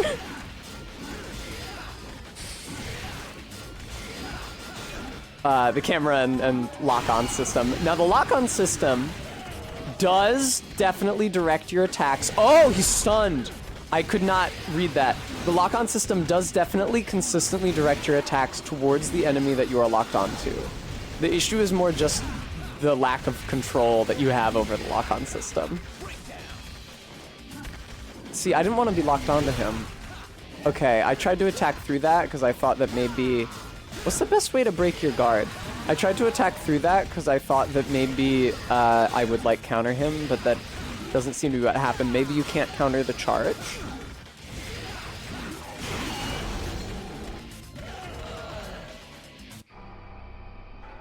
Cool. Yeah, Zai, it's really frustrating. I first experienced the camera frustration when I played Ocarina, which I didn't do until college. I got a 3DS in college, and I didn't play Ocarina and Majora until then. But yeah, that thought occurred to me when I was in Great Bay Temple in Majora, where I was like, it's not that I'm doing a bad job at using the controls. It's that, like, in that instance specifically, I'm talking about the entry hall to Great Bay Temple. The camera is, like, making the necessary inputs both vague and extremely, like, more precise than it should be. It's just like I'm fighting the mechanics, as opposed to like using the mechanics to fight a difficult enemy that's challenging my mastery of them. Like I'm fighting the mechanics themselves, like that's the obstacle to my success. Who was I telling about this recently? Oh my god, this is fucking crazy. These guys seem like they take very little damage from my attacks. I might consider trying the flail on them instead. Oh, I must have been talking to MK about this. Yeah, because we were talking about Half-Life 2 last night. I was having a debate, a good, frankly and honestly good-natured debate, with somebody called Cohen Edenfield. You might or might not have heard of them. They're on Barry's podcast, you know, the podcast that everybody's listening to because it has Twitch star Bloodberry Tart on it. I think one of the other characters is also played by someone named Cohen Edenfield. Anyway, I was having, genuinely good-natured argument with them about the comparative quality of Half-Life 1 versus Half-Life 2. You guys may remember that I like Half-Life 1 more, and I like it more pretty much solely on narrative grounds.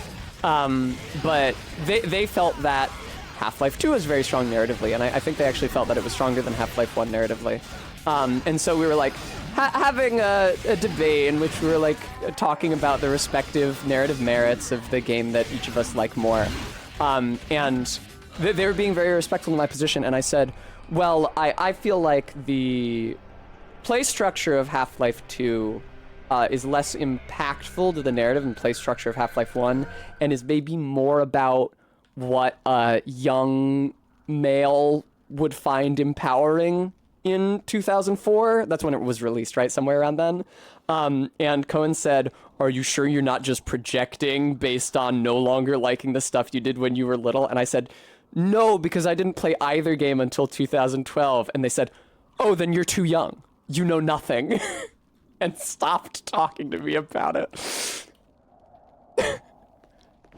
You know nothing then. You're too young. Go chew bubblegum.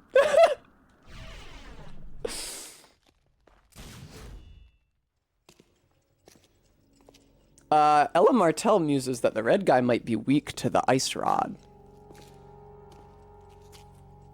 I was reminded of that because I was talking about something I disliked about Majora's Mask, but I didn't play Majora's Mask until I was in college, so quite late in comparison to when the game was actually released. Yeah, I was like, wasn't even playing the original, I was playing the remake. I don't want to be a sword master, get me out of here. I do have the flails out. Okay, I'm gonna try using the flails now. Don't do that. What the fuck is the lock-on button? There we go. Whoa, that seems good. That seems like good damage to me. I suspect the like icicle crash particle effect there is indicating that he's taking extra damage. LOL, Sophian.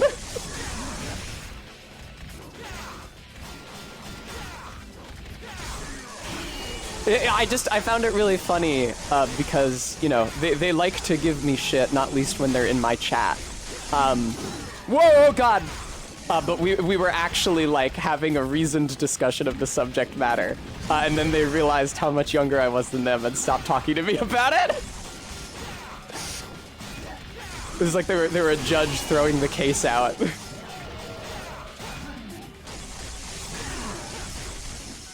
Zyros, it's a bit silly, right? Because it turns, if somehow in between Half-Life 1s and 2, well, I don't know what's wrong with me, Half-Lives 1 and 2, Gordon Freeman is turned into a folk hero for the oppressed human race.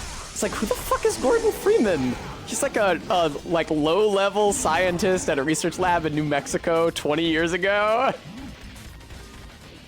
Why does anybody care? No, come on. Don't come back to life. I don't think I have a fire weapon, Duke Vulture. Thank you, Maddox Kent. Yeah, so the reason that I like Half-Life 1... Jesus fucking Christ. Okay, it's an Ornstein and Smo type situation where the second guy you fight gains more powers than he had in Phase 1. The reason Very good, Alice Nectar. The reason I like Half-Life 1's narrative so much, and you can completely say that this is like just down to my interpretation of the narrative, and this may not actually be textual, Gwen, thank you for the follow. And I would be totally okay with that. Is that, to me, Half-Life 1 is a story about, like, the futility of human forethought and organization in the face of blind violence and the chaos of the universe. Because you have all these institutions, Black Mesa itself, and then the military and the US government, and they are all trying to assert control over the science experiment, the something Cascade, I don't remember it anymore. It was not the Metreon Cascade, because that was Star Trek, I'm pretty sure. They're all trying to exert control over it and its consequences. And Resonance Cascade, thank you. And every time they try, it makes those consequences worse and results in a lot of human death. And also, as I feel sort of a parallel to that, you have the US military trying to kill, and the aliens, with a separate point, trying to kill Gordon Freeman, who is one dude and not a member of the military, but who is like a psychotic murderer. And you just like end up tearing through so many human lives over the course of that game. And I understand that that's because it's a shooter and that's what you do in a shooter, and that I shouldn't necessarily read that much narrative impact into it. But to me, Gordon Freeman to me is like a terrifying force of nature in Half-Life 1. Is that everybody's on the radio is like, how many guys did he kill? Like, who the fuck? This guy isn't like a super soldier. What the fuck? And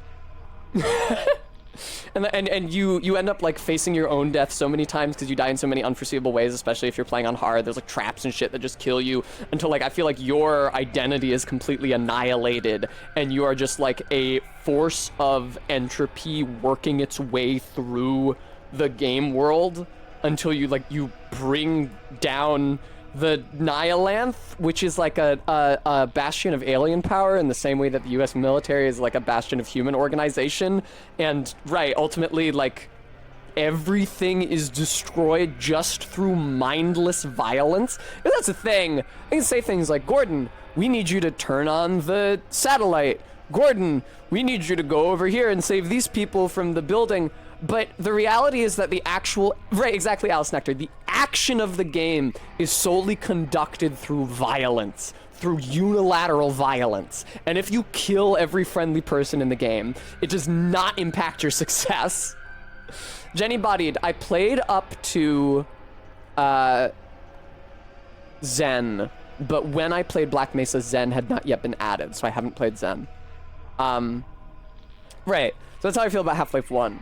And I found it a very moving story, not least because you can tell it was made before 9/11, because it formed, if not necessarily an anti-military stance, certainly an anti-establishment stance. Because while you're still like using military weapons and you're still killing people, you're like directly opposed to the US government and the military arm thereof, which is like, I had never seen a game where you shoot US armed servicemen before. But then in Half-Life 2, it felt very brave and anti-establishment and like countercultural to me, which maybe it wasn't because it was made in the middle of the edgy 90s, but again, I didn't play it until 2012. But then Half-Life 2 is like, what if instead of like the scared aliens desperately trying to make sense of a hostile world, reacting blindly and violently, and then you find their like queen, for lack of a better word, like the thing that is spawning them, and just kill it because it stands in your forward path. What if instead of that, we made an alien race that was like a scary military? And then what if you could make your own military, and then the good military fights the bad military and wins? You can see how I think that's like a much less compelling theme, and it might superficially still be anti-establishment because it's like the Combine is like a character of an oppressive government, and they fucking put you in the former Soviet Union as if I'm not supposed to understand what the visual signaling of that is supposed to indicate, because Cyrillic letters equals state oppression. But yeah, I just found it so much less interesting. You know, a civilian militia against a state militia was less cool to me than just like all human endeavor being laid low by mindless violence. All right, Now I'm gonna play the video game Devil May Cry 3. And I found it so poignant at the end of Half-Life 1, as somebody just quoted the G-Man, I found it so poignant at the end of Half-Life 1 that you have torn down all this authority, and then the G-Man, who's like, what form of authority he represents is like not at all clear. He's just a weirdo who's been hanging out all game, but like he is able to wield the bludgeon of violence and death so much more effectively than you who have become like the avatar of death as you've torn your way through so many human and alien lives, that he is able to just snuff you out in a cutscene. And your only options are to acquiesce to authority and organization, which you've spent the entire game tearing down, or to join the ranks of the dead that you've been swelling over the course of the past like 20 hours or however long it takes to play that game. I found that choice very moving. And I did definitely elect not to work for him and get killed the first time I played it. But I understood that, because I knew there was a Half-Life 2, although I hadn't played it yet at the time, and I knew that Half-Life 2 must necessarily take place after you agree to enter his service. Finally have company. I see that. We must enter. Shut up. Alright. Ah! I'd hate it when I start making Mars attacks noises. God, yeah, I love Half-Life 1. It's like the only shooter I like. And it's for entirely narrative reasons. Actually, it seems like the flail is good against the blue guy too. I could be wrong. Maybe that's like a normal amount of damage for me to be dealing to him, but it seems really good. I think I've already taken too much damage by this point in the fight, but I'm going fucking insane right now. But just by locking on and mashing the fucking attack button. Whee! And I found it disingenuous. And again, this is like not a strictly designed decision. Not a strict design decision. Like, this is influenced by like what they had the time to do, what they had the money and resources to do. But I found it so disingenuous that in Half-Life 2 they gave you all these voiced characters. Which there were no like named NPCs really in Half-Life 1. Like Dr. Breen. I'm thinking of Dr. Kleiner. Dr. Kleiner wasn't named. Barney was sort of named, but he was identical to, excuse me, all the other security dudes. And then it adds, Eli was not a named character in the first game, and it adds Alex Vance, who is like a character that you're supposed to have like a very intimately emotional relationship with. And I was playing it, I'm like, man, the first game was just about mindless destruction of lives. Like, you expect that person who did all that shit in the first game to be a friend to any human being? I don't want to play Half-Life Alex. No Alice Nectar, but I don't have any of them right now, and I get a higher rank if I don't use any healing items, so... I especially dislike Alex Vance, but it's sort of a separate issue from my thinking that her inclusion isn't a good idea on a narrative level, and more just like, I don't think the people who made that game did a good job of trying to make me like her. I don't know. It really felt like the developers giving me, and this isn't to say that she doesn't have characterization, because she absolutely does, but it felt to me like the developers giving me a cardboard cutout of a woman and being like, you like her because she's a woman. Obviously, her character is more than that, but you don't really have a good basis for forming a bond with her through the guise of Gordon Freeman. Other than that, you imagine that he could potentially be attracted to her because she's a woman. She's a fine character, but as like a companion to the protagonist, as like, there's supposed to be a character relationship there. I just don't see it.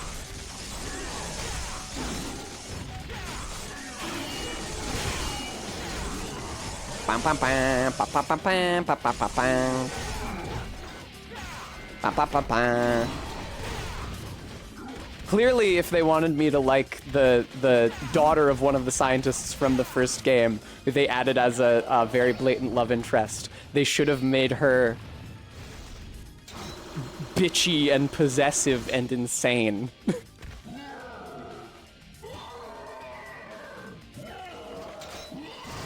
Gordon, what are you doing over by that resistance woman? Excuse me, Gordon! Like I don't know what you were thinking. Hey, I actually got out of the way of that attack. Oh, that's a huge AoE though. That's brutal. That really fucked me up. Really, RV, yeah. Okay, I'm dead. That was really cool though. I had a lot of fun that attempt. I've abandoned any hope of success. And I'm just like doing what is most fun, which is probably how the game is intended to be played, because it did not especially well reward my making like honest efforts towards success.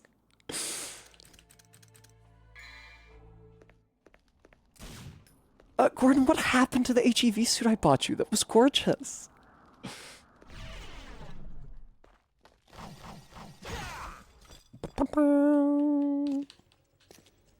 Zai, I really like that he's mute in Half-Life 1. That's another thing I like about his characterization. That is, again, like, not necessarily a narrative decision. Lots of games have silent protagonists. And not all of those protagonists are, like, actually intended to be read as silent. You can give, like, Gordon never says anything in Half-Life 1, but you, like, give indications to characters that you want them to come with you or not come with you.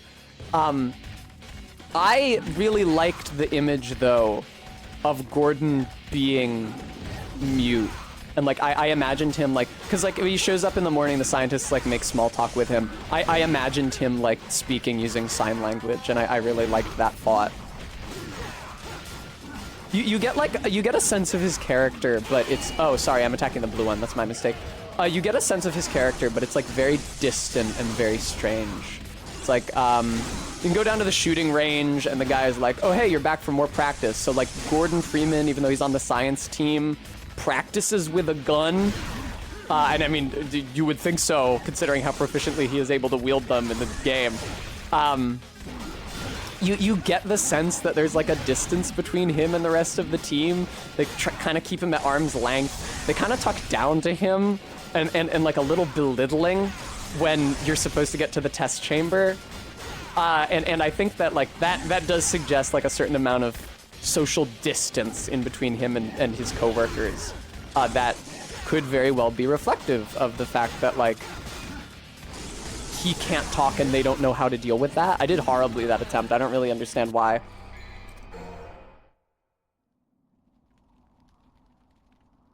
Bremy. Yeah, I actually streamed the Portals. It might have been before you started watching me. Man, why do I always default to the sword? Now, yeah, they make it very canon. Bremy, that's probably because they make it very canon in Portal 2 that she cannot speak. Because Stephen Merchant shows up and he's like, hey, why don't you say something? And you jump instead. He's like, okay, that's jumping. That's not saying something. And I think GLaDOS might also call you mute at some point. I have to say, as a huge GLaDOS simp, I don't much care for the character changes between Portal 1 and 2 for her. I think the design change is fun. I like her Portal 1 design too, but I think she looks really, really good in Portal 2. But she becomes much cattier between Portals 1 and 2, and especially like the body shaming shit where she starts like making fat jokes about you in Portal 2. First of all, feels like very 2010 or whenever the game came out.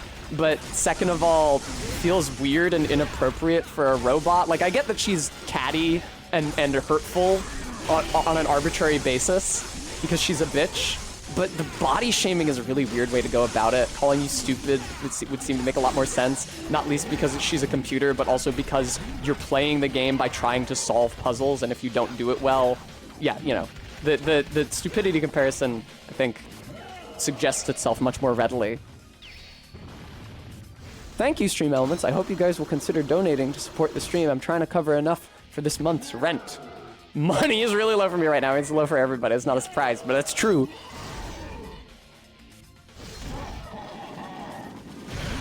Sarah's Hawk, I think I agree, yeah. Okay, I pressed the wrong button. I pressed the dash button instead of the jump button there. That's on me. I think of like dash and roll being the same thing. They're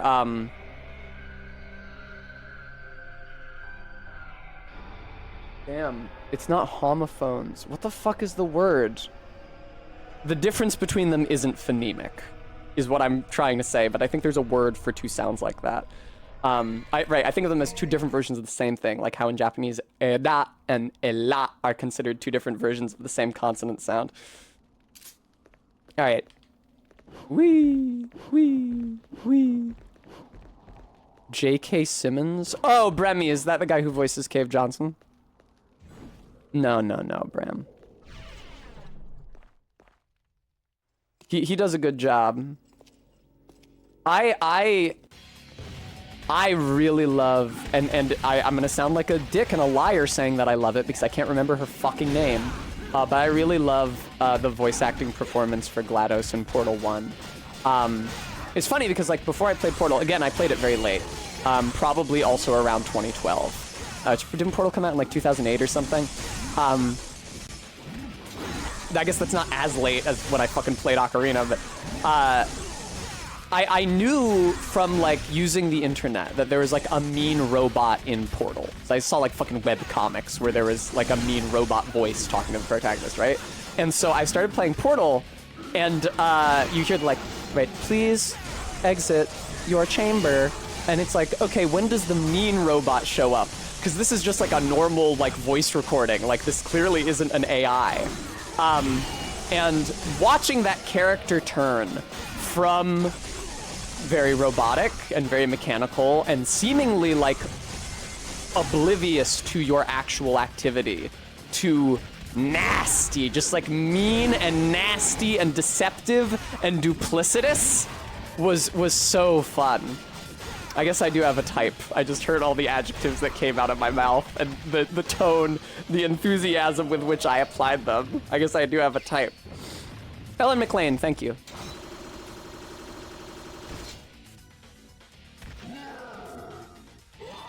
After I played Portal, so my friends would like send me links to like fan art where GLaDOS was a sexy lady, and they were like, "This is what you like, right?" And I was like, "No, I like her the way she is." I don't want her to be a human woman. I like the body that she has. Not least because she's like the entire facility. You suck, man. I hate fighting you. Aw, man. That went up. I didn't anticipate that.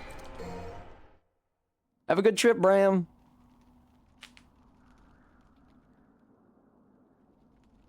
Doo-doo.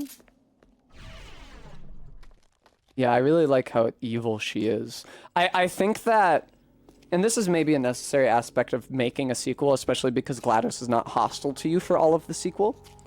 I think that there's a real character turn between Portals 1 and 2, and that GLaDOS becomes much less intimidating in Portal 2. She's like super chilling in Portal 1. It's that turn where you don't realize that she's sapient. You think it is an automated voice talking to you as you navigate these puzzles, and you don't understand that it is a will that is actively bent on your death and destruction. The weird, like, the coded addiction to puzzle solving in her in Portal 2 was also a weird choice. I don't know. Yeah, in Portal 1, she feels like the fucking devil. Which I would never, I would never be emotionally excited by a party taking on the role of the devil.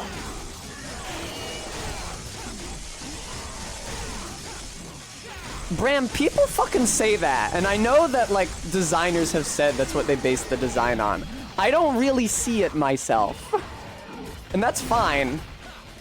I like it without like that aspect. Oh no, Persephone, I agree totally. It still feels good on repeat playthroughs, even if it's not as impactful as it was the first time you play the game. Yeah, I really like Portal 1. I think it's a super good game. If I could change one thing about it, I would take damage from the boss during its fucking fight opening cutscene. Okay. No, get away! Oh! Oh, I'm barely not dead. Oh, hello! Hello, you fucking blue idiot! What the fuck is good, you goddamn jackhole? Oh, no. Okay. Ah, that was a really good attempt, though. That was a really good attempt. That was a good time. RB, that's her characterization in Portal 2, yeah.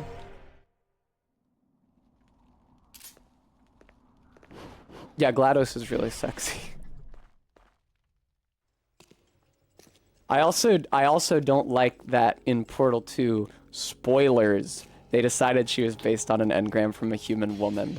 I really hate that. When I was talking to a friend about how much I liked GLaDOS, not least because she was man, what the fuck is the lock-on button? She was a robot character that actually felt like a robot, and not like a person in a box. She was like, oh, you might not like what they do with her character in in Portal 2. And I was like, that's fine as long as they don't say like, oh, she used to be human or something. And my friend was like, LOL, ZJ Mac. Because you were just so goated at the game that you tore through phase 2 instantly, right? Man, fucking blue guy, go away. I'm trying to fight your brother. Fuck off. Ah! Okay. Oh, that's a good intro, except I still got hit by the blue guy when I landed. So I wasn't looking at him, I was looking at the red guy to see what, if anything, he would do as I approached. Blue guy, or red guy rather. Red guy, please don't hit me again until I can do your second phase, okay? It's so confusing when they run away from me. They do that move and it looks like so obviously like it's supposed to be a fight opener, like an opening volley. And then they like do it to run away from me and I'm very confused. The Naruto run. Oh, fuck off, dude. I have no health for phase 2. Alright, I'm gonna pay attention to the video game. You can't skip this cutscene? How did I never notice this? I was having too much fun talking about the sexy robot lady. I guess, more accurately, a sexy lady robot, because she's not so much a robot that is a lady. Oh, hang on.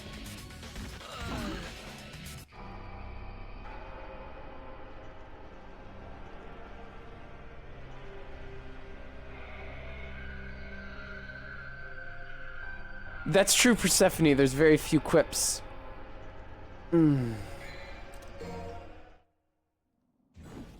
Yeah, I like the...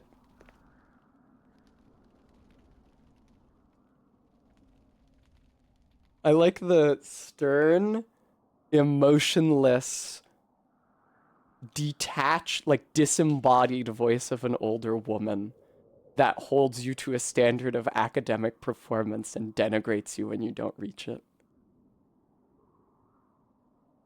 There's nothing to examine there. There's nothing to think about there.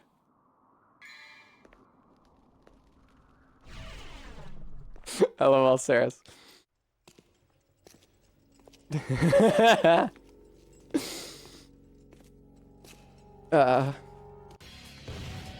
I've been unzipped. Okay. Oh god! Fucking watch out, man. Alright, I feel like I should be doing more jumping, but then one time I did more jumping in phase 1 and it resulted in my getting hit a lot more. You know what I would actually love to do, and I don't know if I can do it consistently, is to interpose the red guy in between myself and the blue guy. So that way the blue guy would always have to go, like, hit me through his brother, which seems like it would be hard for him to do. But it's very hard for me to do that because I would need to actually be able to see both of them. And that means, like, not using lock-on, but also the camera moves so slowly anyway. Like, I'm not even sure that moving it manually is an option. Blue guy, you're doing fucking something. I really don't know what. Okay, so he can, like, jump around me really aggressively. What is he's block? I couldn't tell if that was... I heard the blocking sound effect, and I saw the red guy was blocking, but I couldn't tell if he was blocking, or the blue guy, who was also in the blocking pose, was blocking me from the other side of his body, or both. Ow.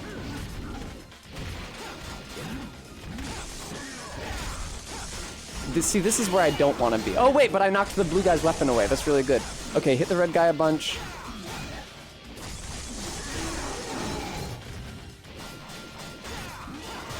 That would be really funny, Saris Hawk. Fucking goddamn it, blue guy! Okay, he's about to enter phase 2, I believe. An unskippable phase transition. Duke Vulture! Hang on, dude. I have to pause this so I can pin Duke Vulture's message. Referencing the same Always Sunny episode that I was just referencing when I said I got unzipped. Hang on. Okay, there we go. Where is it? There it is. There we go. Tell me I'm good. How did you enjoy it? Tell me I'm good. Tell me I'm good. Tell me I'm good. Tell me that was good. Tell me I'm good. Tell me I'm good. Ow! God damn it! Ah! God damn it, dude. No, I'm fucking doing so badly at this. I forgot all the fucking movement mechanics. I paused so that I could pin a message in chat and oh my god, and make a funny joke, and all the movement mechanics just go right out my fucking ears. Very good, Ella. Yeah, I'm dead.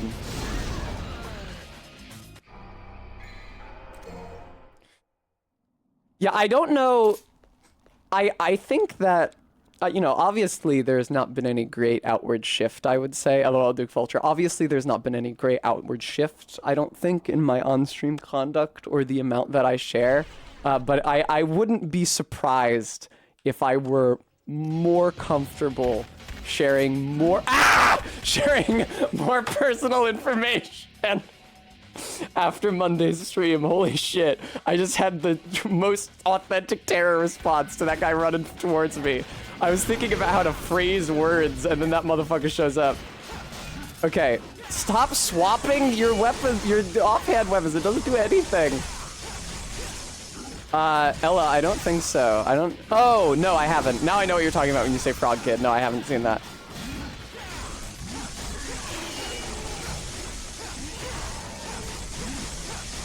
This is incredible. This is exactly what I wanted.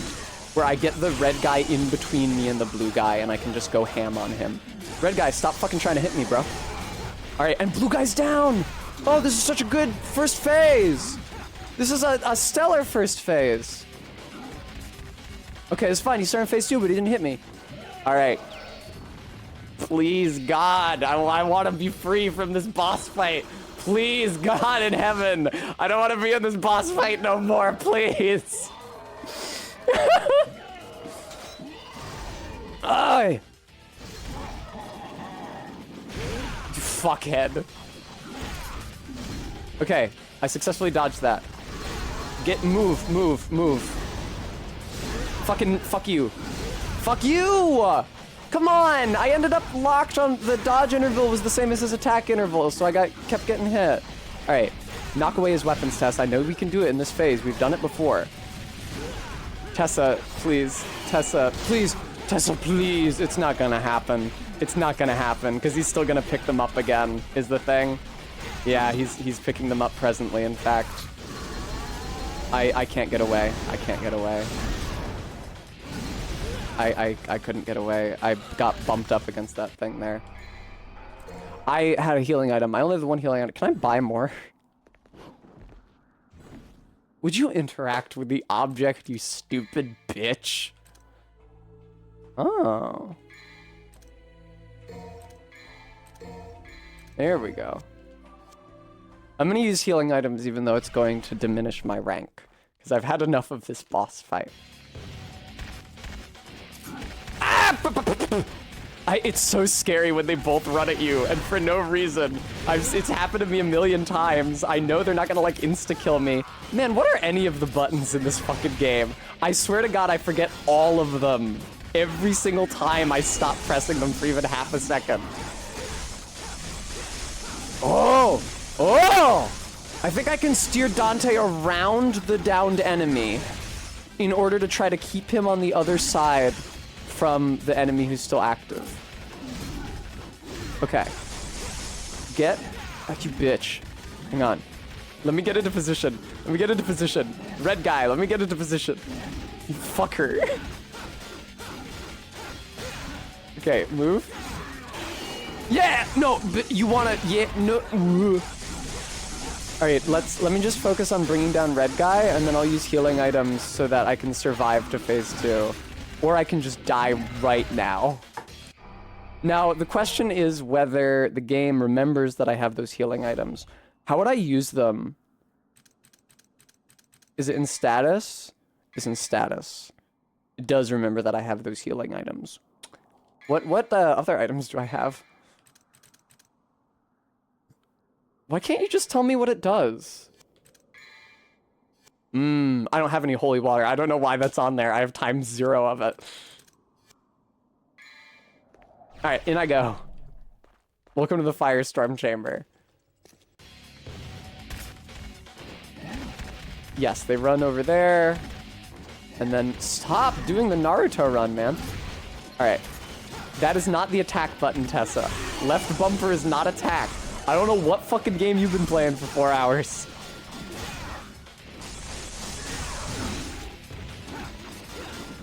Oh, God.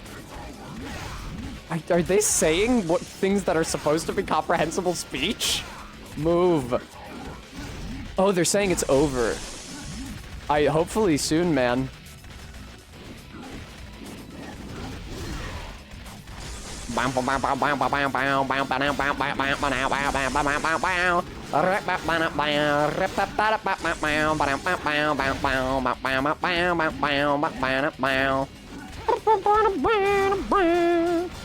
Get on the other side of him, thank you. That really didn't save me. It's kind of obnoxious. The way they keep on running really far away from me and I can't tell what direction the second one is gonna come from because he's not on screen. Why is it that when I start when I like spiritually commit myself to success and I start like thinking strategically, I do fucking worse than when I walk up to the boss and mash attack? Like, why the fuck is that? Cool. Thanks. I keep on misreading the name Trickster at the top of the screen as Fuckster. Hi, good afternoon, Faith. Welcome. Okay, I found the attack button. Good news.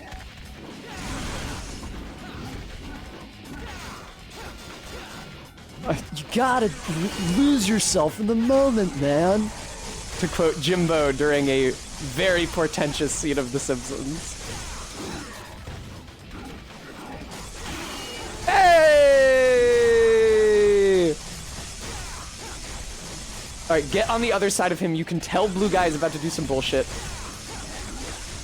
Fucking goddamn, dude. You really do. It's stun locking is just like a hugely powerful mechanic. So like, yeah, if you're on the enemy and you can hit attack a bunch of times, you should hit attack a bunch of times. Oh, blue guy's down. That's actually excellent. Okay. Oh, are you serious, dude? You should not continue to stand still. You need to run over and start phase 2. Okay, he's running over and starting phase 2. I have healing items. I have the goddamn healing items. I can do it. I can go into my menu and I could use a green star when my health gets low. I don't have to sit there like a chode, like a bump on a log, and absorb attacks. I can heal, I can revitalize, I can beat this fucking fight. Stop hitting me every single time you start phase 2 instantly. Hey, no. Yes. Yeah, nice, nice, nice, nice, nice.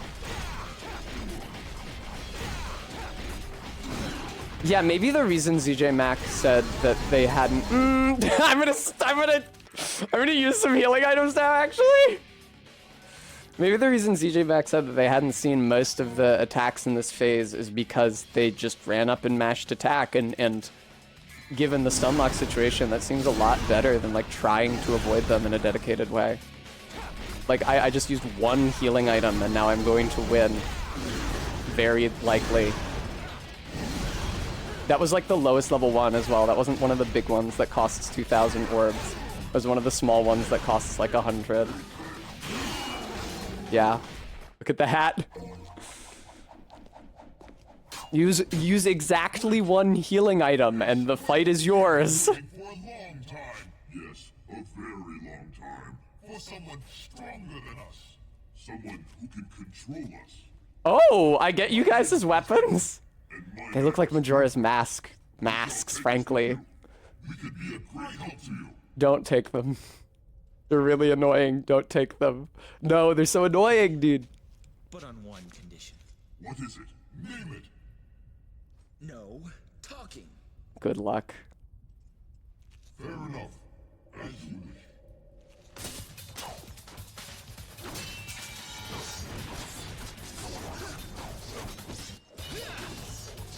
God damn it, Dante. Stop. I'm so fucking sick of your shit, man. You were one of the video game protagonists that I have liked the least. No talking. That, at least I relate to him on. Good. Shut up. I don't care. You can change equipment when you start a mission. I can change equipment whenever because I'm playing in freestyle mode, actually. Can you imagine if that wasn't the end of the fucking level? Can you imagine if that wasn't the end of the level? Okay, you're gonna give me like a D rank, right? I can't believe that was B. Are you kidding me? It took me 1 hour and 13 minutes. No, RB, this isn't like how I find Astarion annoying. I'm genuinely put off by Dante. Oh, there's actually a cutscene in between missions for once. I was wondering if there were and the game just wasn't playing them. Sometimes older games can be bugged like that, although I guess, God, she looks exactly like Barry. DJ Mac, thank you so much for the $20 donation.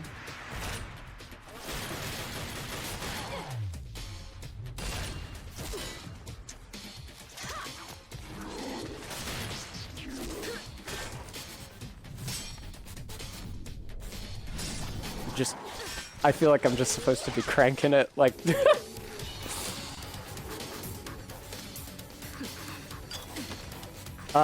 watch out for the... Okay, well, you probably want them further away from you than that. Oh, you don't remember Barry having that many guns? You haven't seen her off-stream.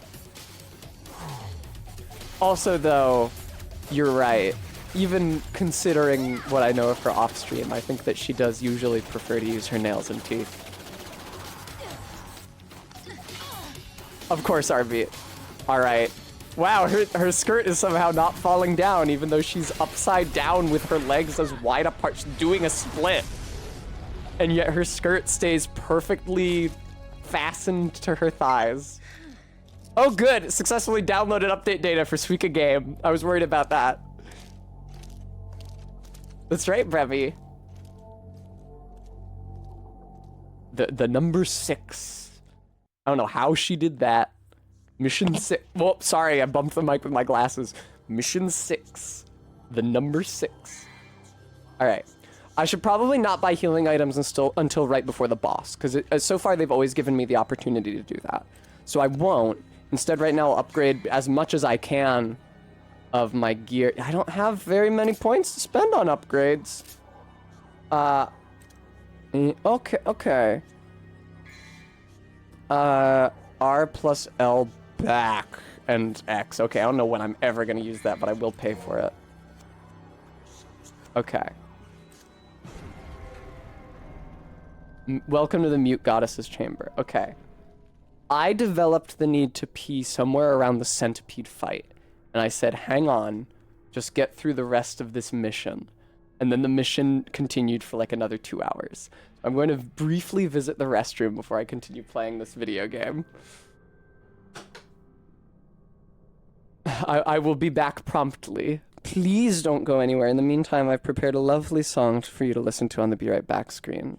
I will see you again soon.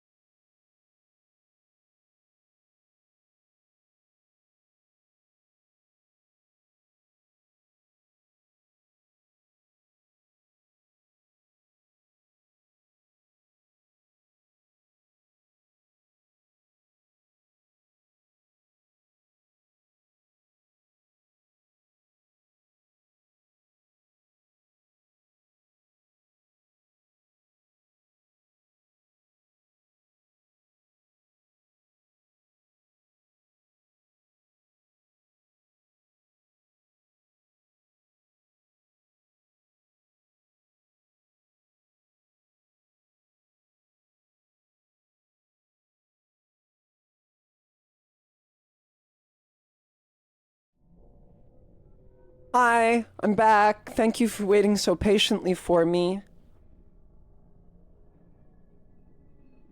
Whew.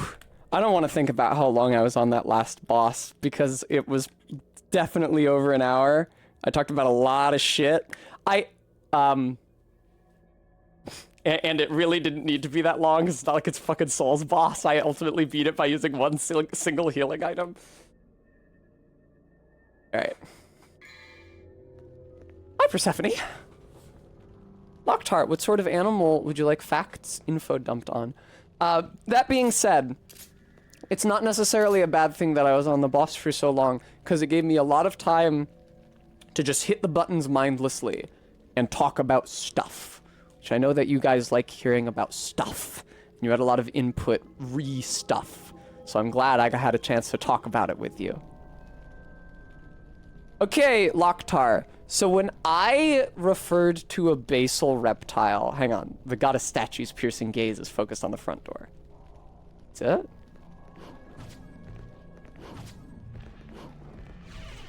Okay. Chamber of... No. I've had enough trials. So when I referred to a basal reptile in that description, I was actually thinking of the Tuatara, which is so basal, I am not sure that it's even a reptile.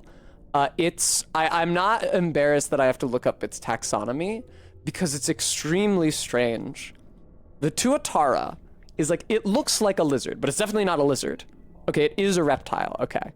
The Tuatara is a reptile that lives in New Zealand, and it doesn't look that much unlike like every other reptile on Earth. It's green and scaly. It looks like a lizard, although it's not. Like all the crests. Oh no, I have to choose things.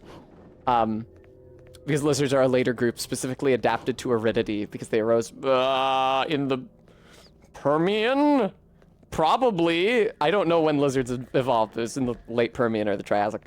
Oh, my wisdom using my lifetime experience. Okay. But the Tuatara represents like an extremely early branch of reptile diversification. Like, before even the split between the rest of the reptiles and the archosaurs, which is the group that birds and crocodiles evolved from. Only surviving with taxon within Lepidosauromorpha. Wow, I'm shocked that I don't remember this. And it's very what we call anatomically primitive, which does not mean that it's ill-adapted.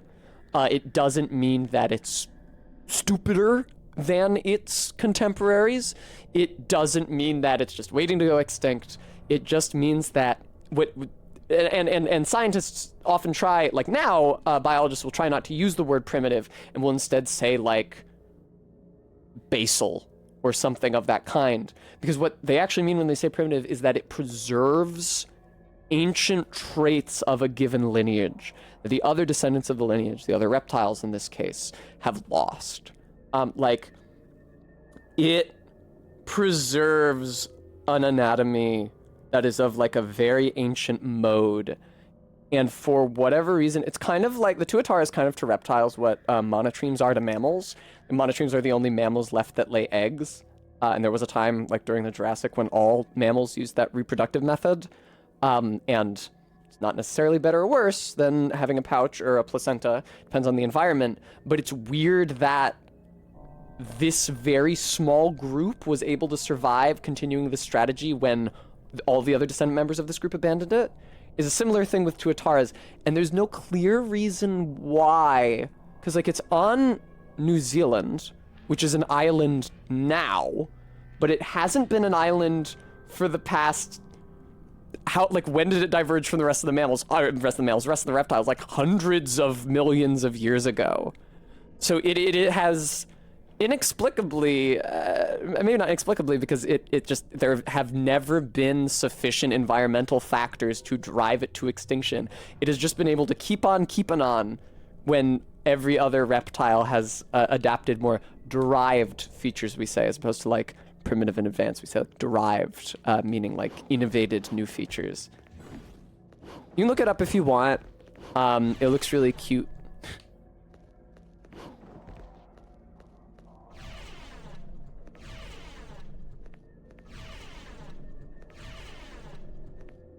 Persephone, it was probably, it could have ridden to New Zealand on rafts, but much more likely it's just that it lived on... I don't know what the name of the supercontinent formerly formed from Australia and Antarctica is, but it probably just lived there during the Mesozoic and just ended up on the landmass that became New Zealand. Often with this sort of thing, and it's speculated to be the case with the monotremes as well. It's just the case that, like, it's specialized really well to work in its habitat. There's no, like, avenues for adaptation out of that habitat, and that habitat, by, like, geological chance, remains largely undisturbed long enough for it to just, like, continue hanging out there. So Gondwana is anciently South America, Africa, Australia, and Antarctica. More recently, just South America and Africa. But I don't know what Australia and Antarctica are called when they break off of South America and Africa. Because I often see Gondwana used as a term to talk about like animals of South American / African descent.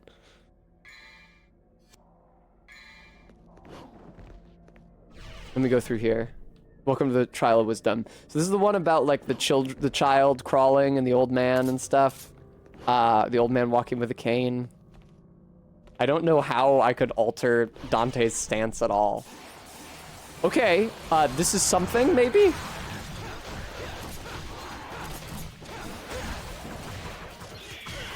I hate these red guys. Yeah, they do split. Look at that. I hate that. Fucking cut it out. Now you're all that's here. Okay. Okay, I got some health there. That's good. That's goat. Okay, bonk, bonk, bonk, bonk, bonk. Am I... Okay, I am using the flail still. I wasn't sure, because I wasn't seeing it spin around. Man, I keep on accidentally swapping my firearms when I'm just trying to use them. Hey! Okay. Bam, bam, bam, bam. Yeah, RB. They have the... What do they call it? Parietal eye in the center of their head. Like a primitive sense organ that's used for detecting, like, the intensity of light. That is, like, very, very, very... It's, like, vestigial in all species in which there's, like, any anatomical indication of it whatsoever. That's what I'm saying. They're very anatomically basal. Yeah. Which, like, it makes sense. It's a very strange idea to us, the idea that, like, an eye would appear in the middle of the forehead. And it's weird, especially on, like, animals like the Tuatara, which have, like, two much more derived eyes that can gather a lot of visual information instead of, like, just the intensity of light. But all eyes are adapted from organs which were originally developed solely to just indicate intensity of light. Like, from the eyes of sea-dwelling creatures that just needed to be able to tell up from down. And it's developing in a bilaterally symmetrical place, and it's developing at the same point as all the other sense organs, i.e. on the head. It's a very strange concept to us, but it's not so crazy that such a thing would develop. Faith, that would be worse. Persephone, I agree it is. I wish we had more animals of this fashion. Honestly, even short of, like, oh, this animal retains really primitive anatomical features that are not attested anywhere else in nature. And so it's like a window into the past, and that's sick. Like, quite apart from that, Like, there's so many formerly very diverse families of animals that have just gone utterly extinct. And I would be grateful for, like, even a highly derived member of surviving in the present day. Like, we don't have any pterosaurs in the present day. It was a huge group. Like, they were more diverse than birds are now. For hundreds of millions of years, they were the flying animal, like what birds are now. And they filled every niche, and a number of their adaptations for flight remain superior to those of modern birds. But they just got too big and too specialized, and so at the KPG extinction event, they just all went kaput. It's very sad. I don't know where I'm supposed to be going here, frankly. I think there's only one place I can go. Did I fuck it up? I just kind of ran around at random until I was in combat. Okay, this seems like the dumb idiot room, which means it's the place for me. Ideal copy. I mean, yes, carcinization is a thing because a crab is a effective body plan, but it's the it's been overblown by the meme. I'm sure that won't surprise you to hear.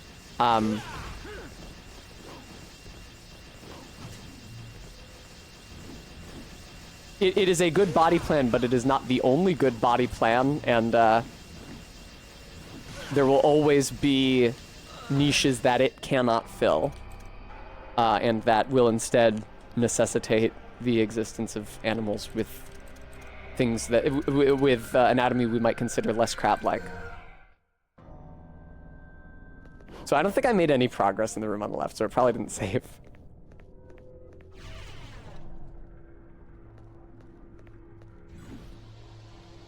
I do really enjoy the Time Machine. H.G. Wells is the Time Machine. Obviously, everybody thinks about the Morlocks and whatever, and that's fine. Speculative human evolution, etc. But what I really like is, and I feel like every time travel story needs this, the point at which the operator of the machine goes like an unfathomable amount of time into the future, and ends up on like a silty beach under the dim dying red sun with these like rounded, disarticulate, tentacled horseshoe crab things walking around on it, like a wholly alien landscape, and like change on that scale is really compelling thought to me, and more of what I want to see when I see like speculative future stuff. It's like, oh, what might animals form? It's like, well, maybe the sun gets dimmer and there's less fucking energy in the trophic levels, and nothing can get big, and it adapts to like a constant low level of light, and it gets really creepy and weird.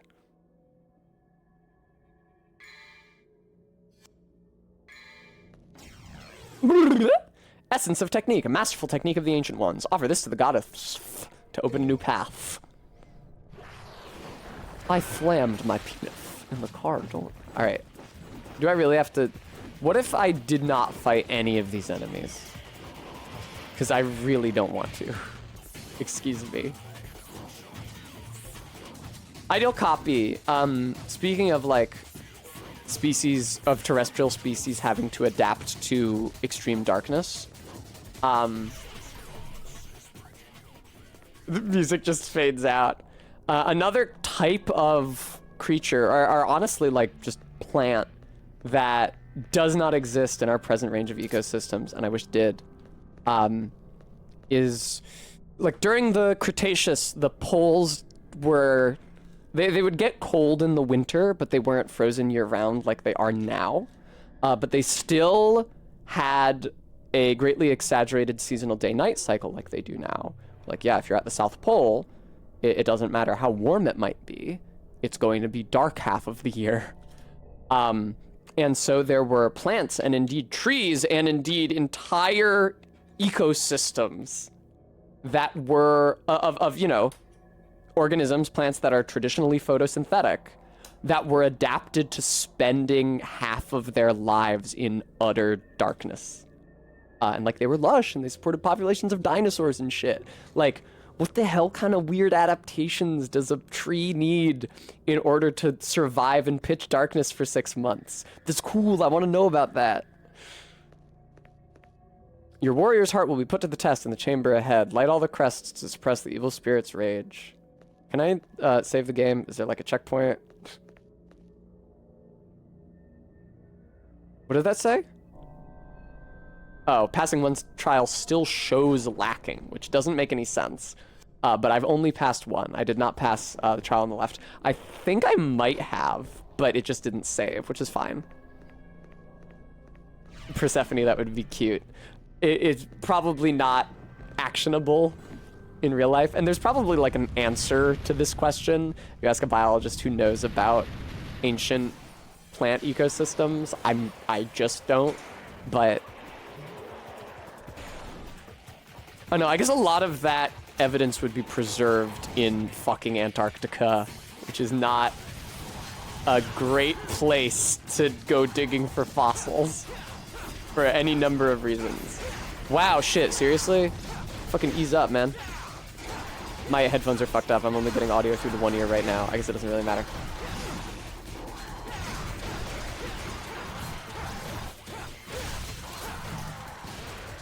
Whoa, that was crazy. All right.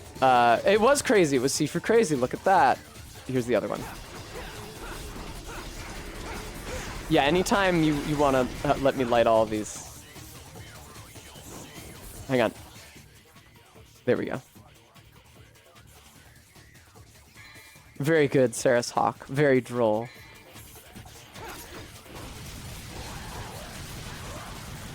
Whoa, he turns to ash. Have they been doing that this whole time? I just didn't notice.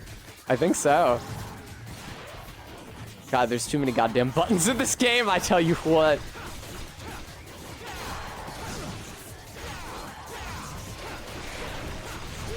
Oh shit. Why? Oh no, they're purple now. They're buffed, most like. No, I was literally mashing the start button to heal, dude. No. Is it gonna remember that I beat the middle one? Okay, thank God. Holy fuck. Guess that means I didn't beat the first one, actually. Nice, Scareless. Yeah. There were like dinosaurs that lived very high north in Laurasia Theria. I don't really understand which dinosaurs living at polar latitudes had feathers, and for the ones that didn't, how the fuck they lived without feathers. I'm pretty sure that like theropods living at polar latitudes just would have had to have feathers. But like, there's large fossil herbivore, or large-bodied herbivore fossils from that lived in polar latitudes during the Mesozoic, and like, how the fuck did they live? Like, I see reconstructions of them, and it's like a naked Edmontosaurus wandering around the tundra. It's like, man, how are you okay?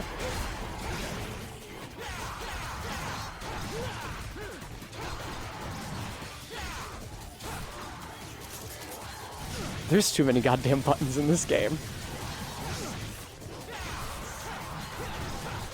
Man, Sunlock is so powerful. You just stand right in front of the enemy in like the least advisable place, but because you're hitting them consistently, they can't do shit.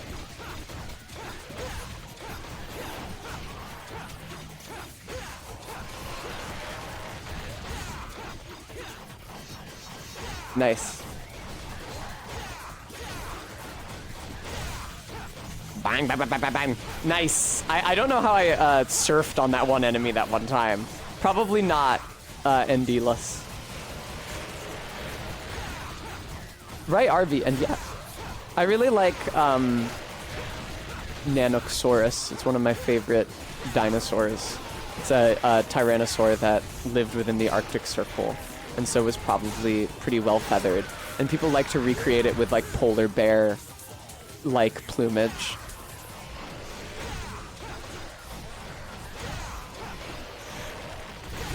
It was smaller than tyrannosaurs living in warmer climates, in an inversion of the traditional rule. There's a name for it. It's somebody's law. I forget what that name is now. Grimm's law is all that's being suggested to my thought, but that is a linguistics law and not a biology one.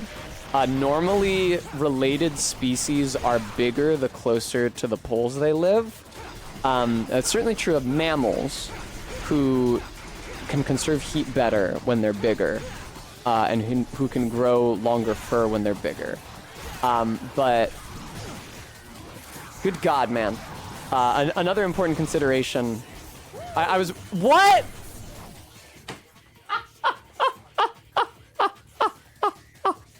Oh, bye, Vulture. Thank you. Another important consideration, this comes up a lot in biology, is just like the amount of energy in the ecosystem. So like, okay, well, something the scale of a Tyrannosaurus Rex might lose heat less quickly in a snowy environment, but it would also take a lot more energy to stay going. And when movement is very energy taxing, and in an environment where prey is more sparse, you can't support that. It's the same reason why sometimes, sometimes animals get bigger when they end up on an island gigantism, or sometimes they get smaller when they end up on an island dwarfism. It's like an animal from like a cow, or like a cow species or something, ends up on an island, say, oh, maybe it'll get really big now, because there's like no predators it needs to worry about. So it can get really like slow. Maybe you need to be more nimble before to avoid predators, run away from them. But now it can be big and slow. But if there's not enough food resources on the island to support that size, instead it gets very small. It's true, RB. I was watching a video. I was posting about it to the Discord. I was watching a video the other day about human ovulation. And there's some quote from some fucking German doctor from like the 19th century, and he was talking about the menstrual cycle when he said it. I think it applies to a lot of biology, which is that the only regularity is irregularity.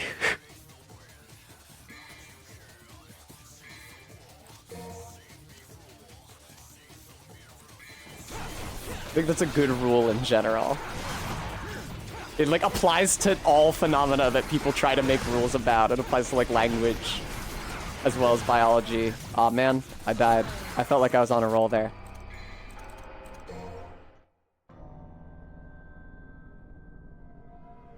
Todd, it was talking... Okay, so the title of the video was, why do humans have concealed ovulation? And I didn't know what concealed ovulation was. And I wanted to find that out. And then I was also curious why they might have it. So I wanted to find that out.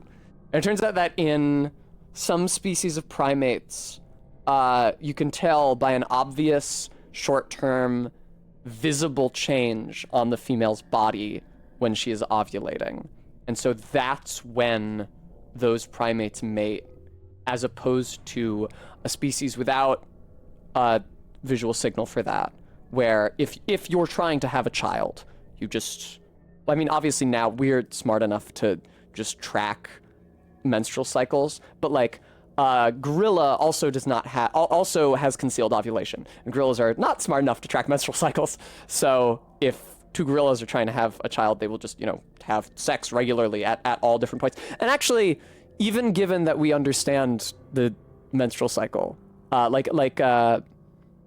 human sexual behavior, like the statistics that I saw over the course of the video indicate that like there's no human instinct, the statistics do not seem to indicate any human instinct towards having sex at one point or another in the cycle.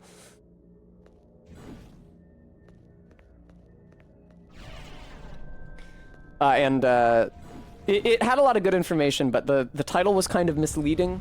Because the answer to why do humans have concealed ovulation is, well, virtually all the great apes have concealed ovulation. And actually chimpanzees and bonobos, our closest relatives, who have visual signaling for ovulation, are the weird ones. So it's not really a mystery why humans have it. It's more of a mystery why chimpanzees and bonobos don't have it, but that was also interesting.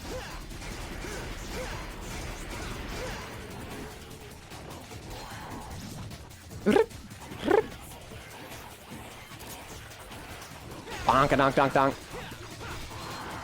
And the guy giving the talk did point out like some cultural phenomena that represent like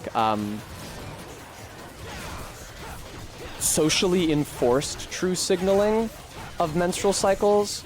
Like in Judaism and in Shinto, there are women are not supposed to enter holy sites. Traditionally, I don't know how true this is of modern Judaism. Traditionally, women are like not supposed to enter holy sites during certain points in their menstrual cycle. And I don't think he meant to suggest that developed as like a behavioral adaptation to not knowing when women are menstruating. It probably didn't, and I don't think he was trying to say that. But it is like a interesting point that some human cultures have a socially innovated way of signaling that information as opposed to a biological one. Faith V, I knew about it in Shinto. I did not know about it in Judaism. It's like women are not supposed to enter Shinto temples during certain points in the cycle, because I think it's supposed to be when they're bleeding, because blood is spiritually impure under Shinto. It's why all the spirits in Spirited Away are so scared of Chihiro when she's got blood on her hands, and it is why Bloodborne exists as a video game. Yeah, Arbeat, I think it might make them invincible. I'm not sure.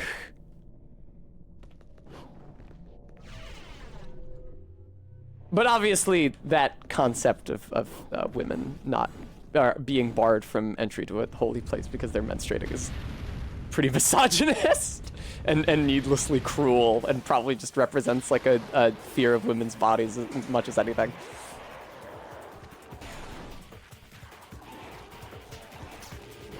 Wee. Yeah, I keep on trying to use movesets from video games that are not this video game. That's really inconvenient. Okay.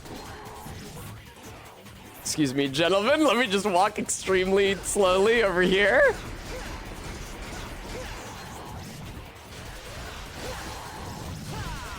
And the guy giving the talk also like talked about social constraints placed upon the visibility of women's breasts in different cultures.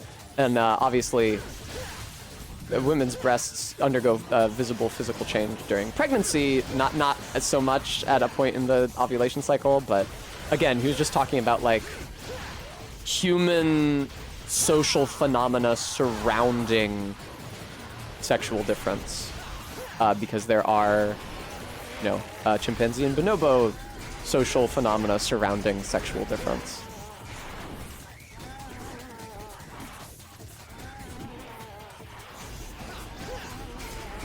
I know that the whole thing sounds kind of socially Darwinist, because there's a big difference between modeling this behavior in a population of chimpanzees who live in the wild and who have a lot of like adaptive pressures acting on them actively, rather than humans who, you know, live in very sheltered communities and who, excuse me, okay man, sure.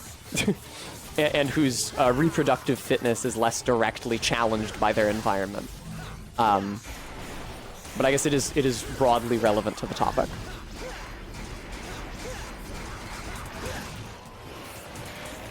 It was a lot of interesting information. It did not really give any meaningful conclusion, but I learned a lot of little bits and pieces.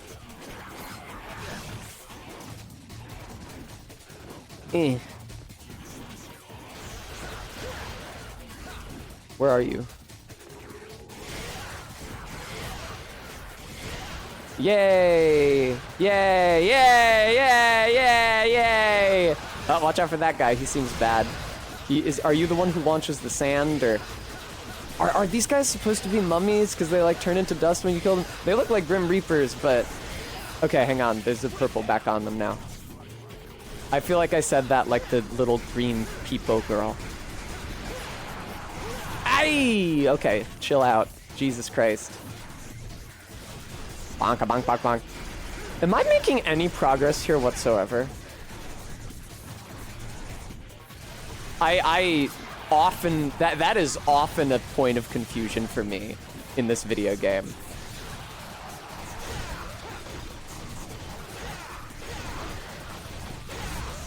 Thank you, Grand Chicken Lord. I appreciate that. Yeah, I learned a lot of interesting stuff about primate reproduction in general, but I would say that the vast bulk of it is too grotesque for me to say on stream. Thank you, Persephone.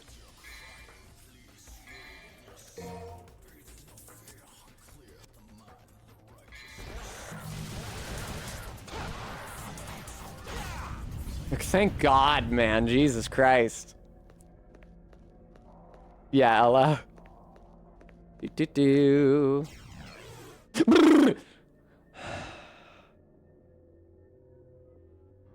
Oh, and it was something I thought was funny in the talk, and I'm going to stop talking about it now, was that when he was talking about social phenomena that evolve around the sexual difference of breasts, it was a Swiss guy giving the talk, although he was speaking in English, and he was like, in America, if you show the breast with a little visible fat pad, he's talking about the nipple, its depiction is illegal. That fat pad, it's fine.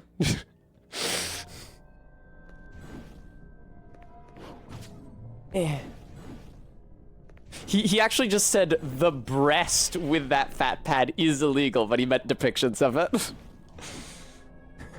It's not illegal to have nipples. Okay, now I have to go to the first one again. Please give me a check. Please have given me a checkpoint here. I would really appreciate that. Persephone, yes, darkest future. Well, that's what all of the, like, teen young adult novel dystopias are like. Actually, not even the teen young adult novel dystopias. Also the adult novel dystopias. Isn't there, like, a no having sex council in 1984? You will... No! Listen, there are a lot of strategies that oppressive states can use to control their population. Telling them not to have sex is not one of them. People really want to have sex. You know, you do much better establishing an oppressive state by forming in-groups and out-groups where it is okay versus it isn't okay to have sex. It's very good to have sex in a marriage and have lots of children of a certain ethnicity to grow the strength of our nation versus, oh, those undesirables, we don't want them having sex and having children, and like directly equating sex and reproduction in that way. Like that is something that a lot of oppressive states do in our real life, but I don't know that there is an example of a successful oppressive state who ran on the platform that nobody should be fucking. People really like to do it. Welcome to the Trial of Wisdom. Man, what the fuck am I supposed to do here?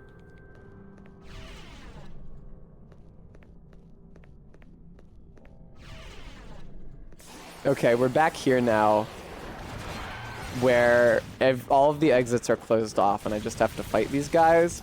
I strongly suspect that... Oh my god. I strongly suspect that this is just a failure state. This is just supposed to punish me. And that this is not a component of the trial, per se. Oh my god, dude, this is fucking... The red guys are fucking insane. I hate these red cliff racer things. They're an absolute nightmare. Do these, like, continue to appear in later installments of the series? Jesus fuck.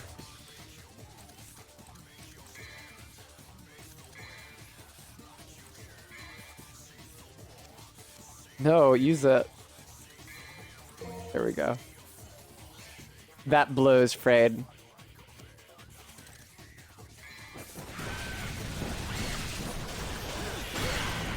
But yeah, you love to see children's young adult dystopias like The Giver, where it's like, the government doesn't want you falling in love and getting married and having babies. It's like, man, yeah, no, those desires are so foundationally human that you would not be a successful oppressive government if you tried to keep people from doing that fucking shit.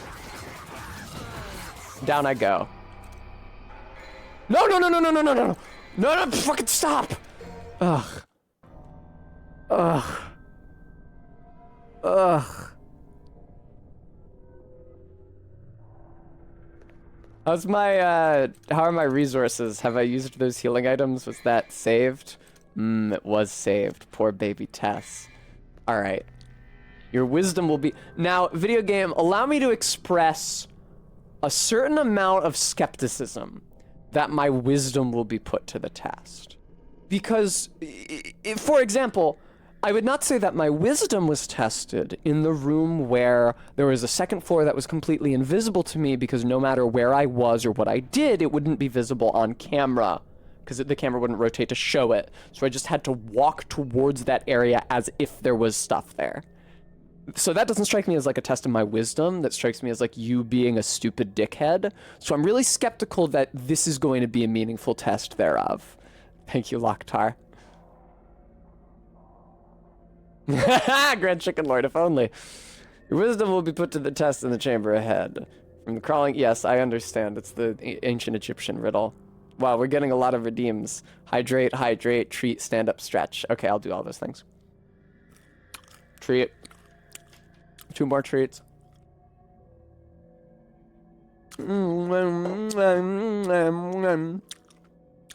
Thank you all.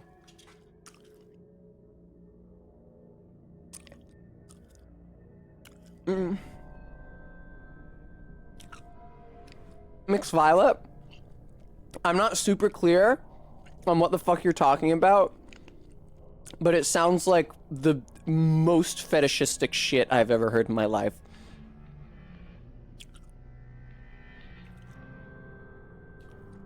Garrulous, it might be. I think that you might be right on the money there.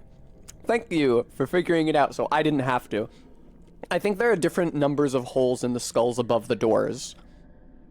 I thought there might have been, but since you can never see two at the same time because of the camera, I never had a point of direct comparison.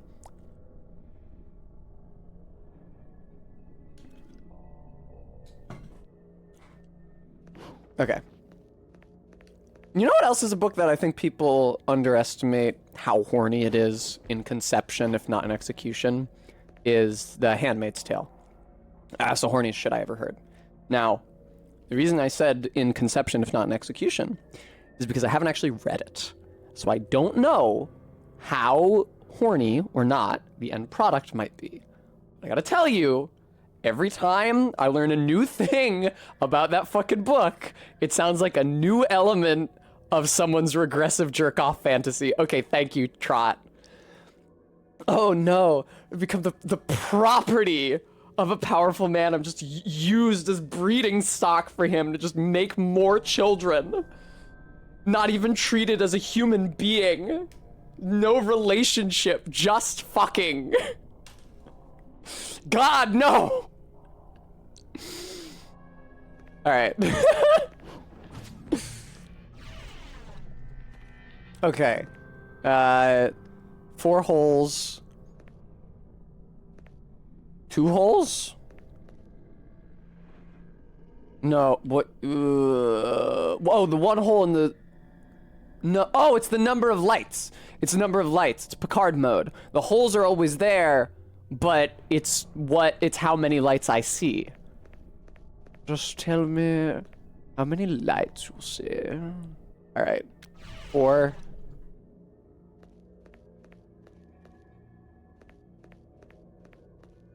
2. Thank you, Garrulous, for telling me the fucking answer. 3. Yay! I don't have to do any combat. Essence of intelligence. Impalpable knowledge of the Ancient Ones? What the? I've never heard that word before. Offer this to the goddess to open a new path.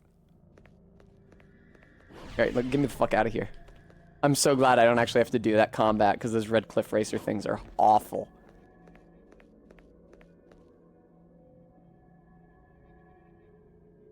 Saris, the Cardassians are... otter.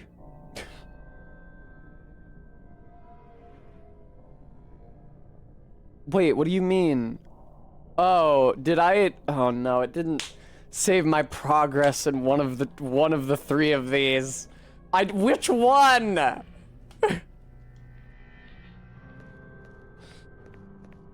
This one? I don't remember them. Oh, the statue was in the room before. Never mind, okay.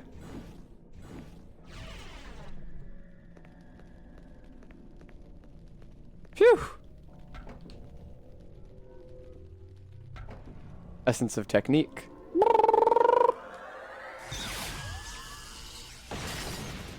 Yeah, I only put in 2. Will you give me something? Treat for Tess? Oh, speaking of treat for Tess, a gun of the demon world that discharges arrows concentrated with demon energy. You already used the 3 instances. All right, I forgot to stand up and stretch, so I'm gonna do that now.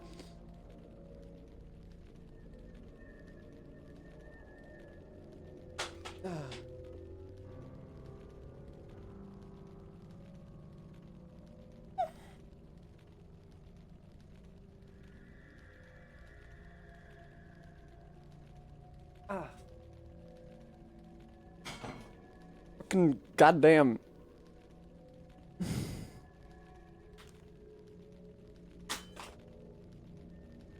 Everything's falling everywhere. Okay, I can't hear the game. I've become disconnected somewhere from reality. Okay, there we go.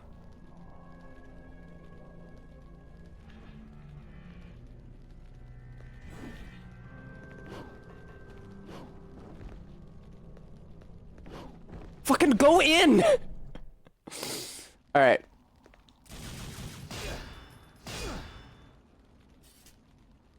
Okay. That's fair. Dope!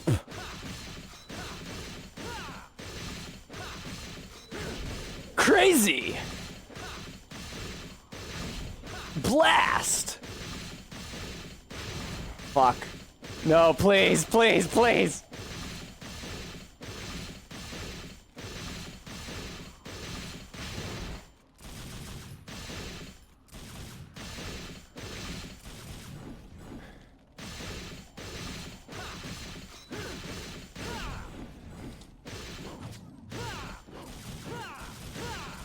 I'm gonna be real. I have a very hard time with these.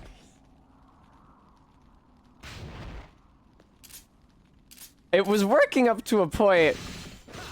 Grand Chicken Lord, I really don't understand how. I hear you. I understand that in theory. I do not understand that in practice even remotely. Like, shouldn't I just, like, if I just alternate between the gun and the weapons, shouldn't that just work? Except it's not actually picking up any gun inputs. Shut up.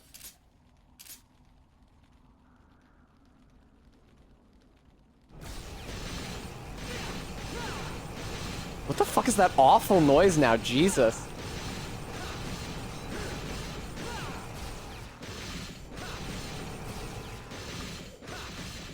Fuck this! Holy shit! Wow! Absolutely not!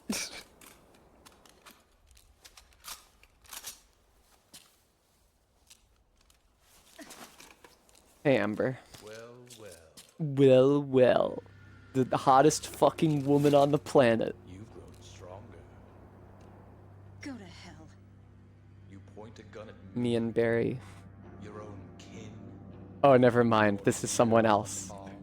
Your dear The only papa. family I ever had was my mother. And she's dead. Oh no. You Yeah, she's wearing spots under her skirt, Bremy. It was I who gave you your name. My darling daughter. It's really good, Practical Aviation Cat. I agree. Careful, he drops books. It's his unstoppable combat technique.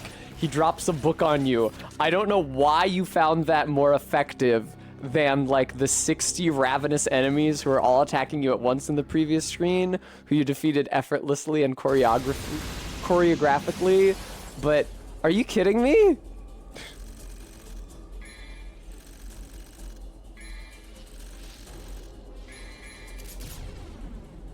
Okay.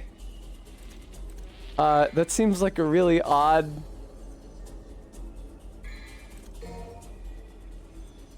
It seems like a really, really odd spot to end the chapter. I was anticipating like a boss fight, but I saved So I guess I'll find somebody to raid into now. Okay, let's watch this cutscene. We'll watch the cutscene. We'll watch the cutscene.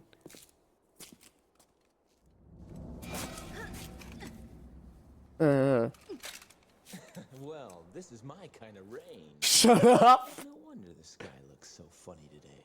Let me go! Let you go? She really does look exactly like my beautiful girlfriend. It's just a pretty stain.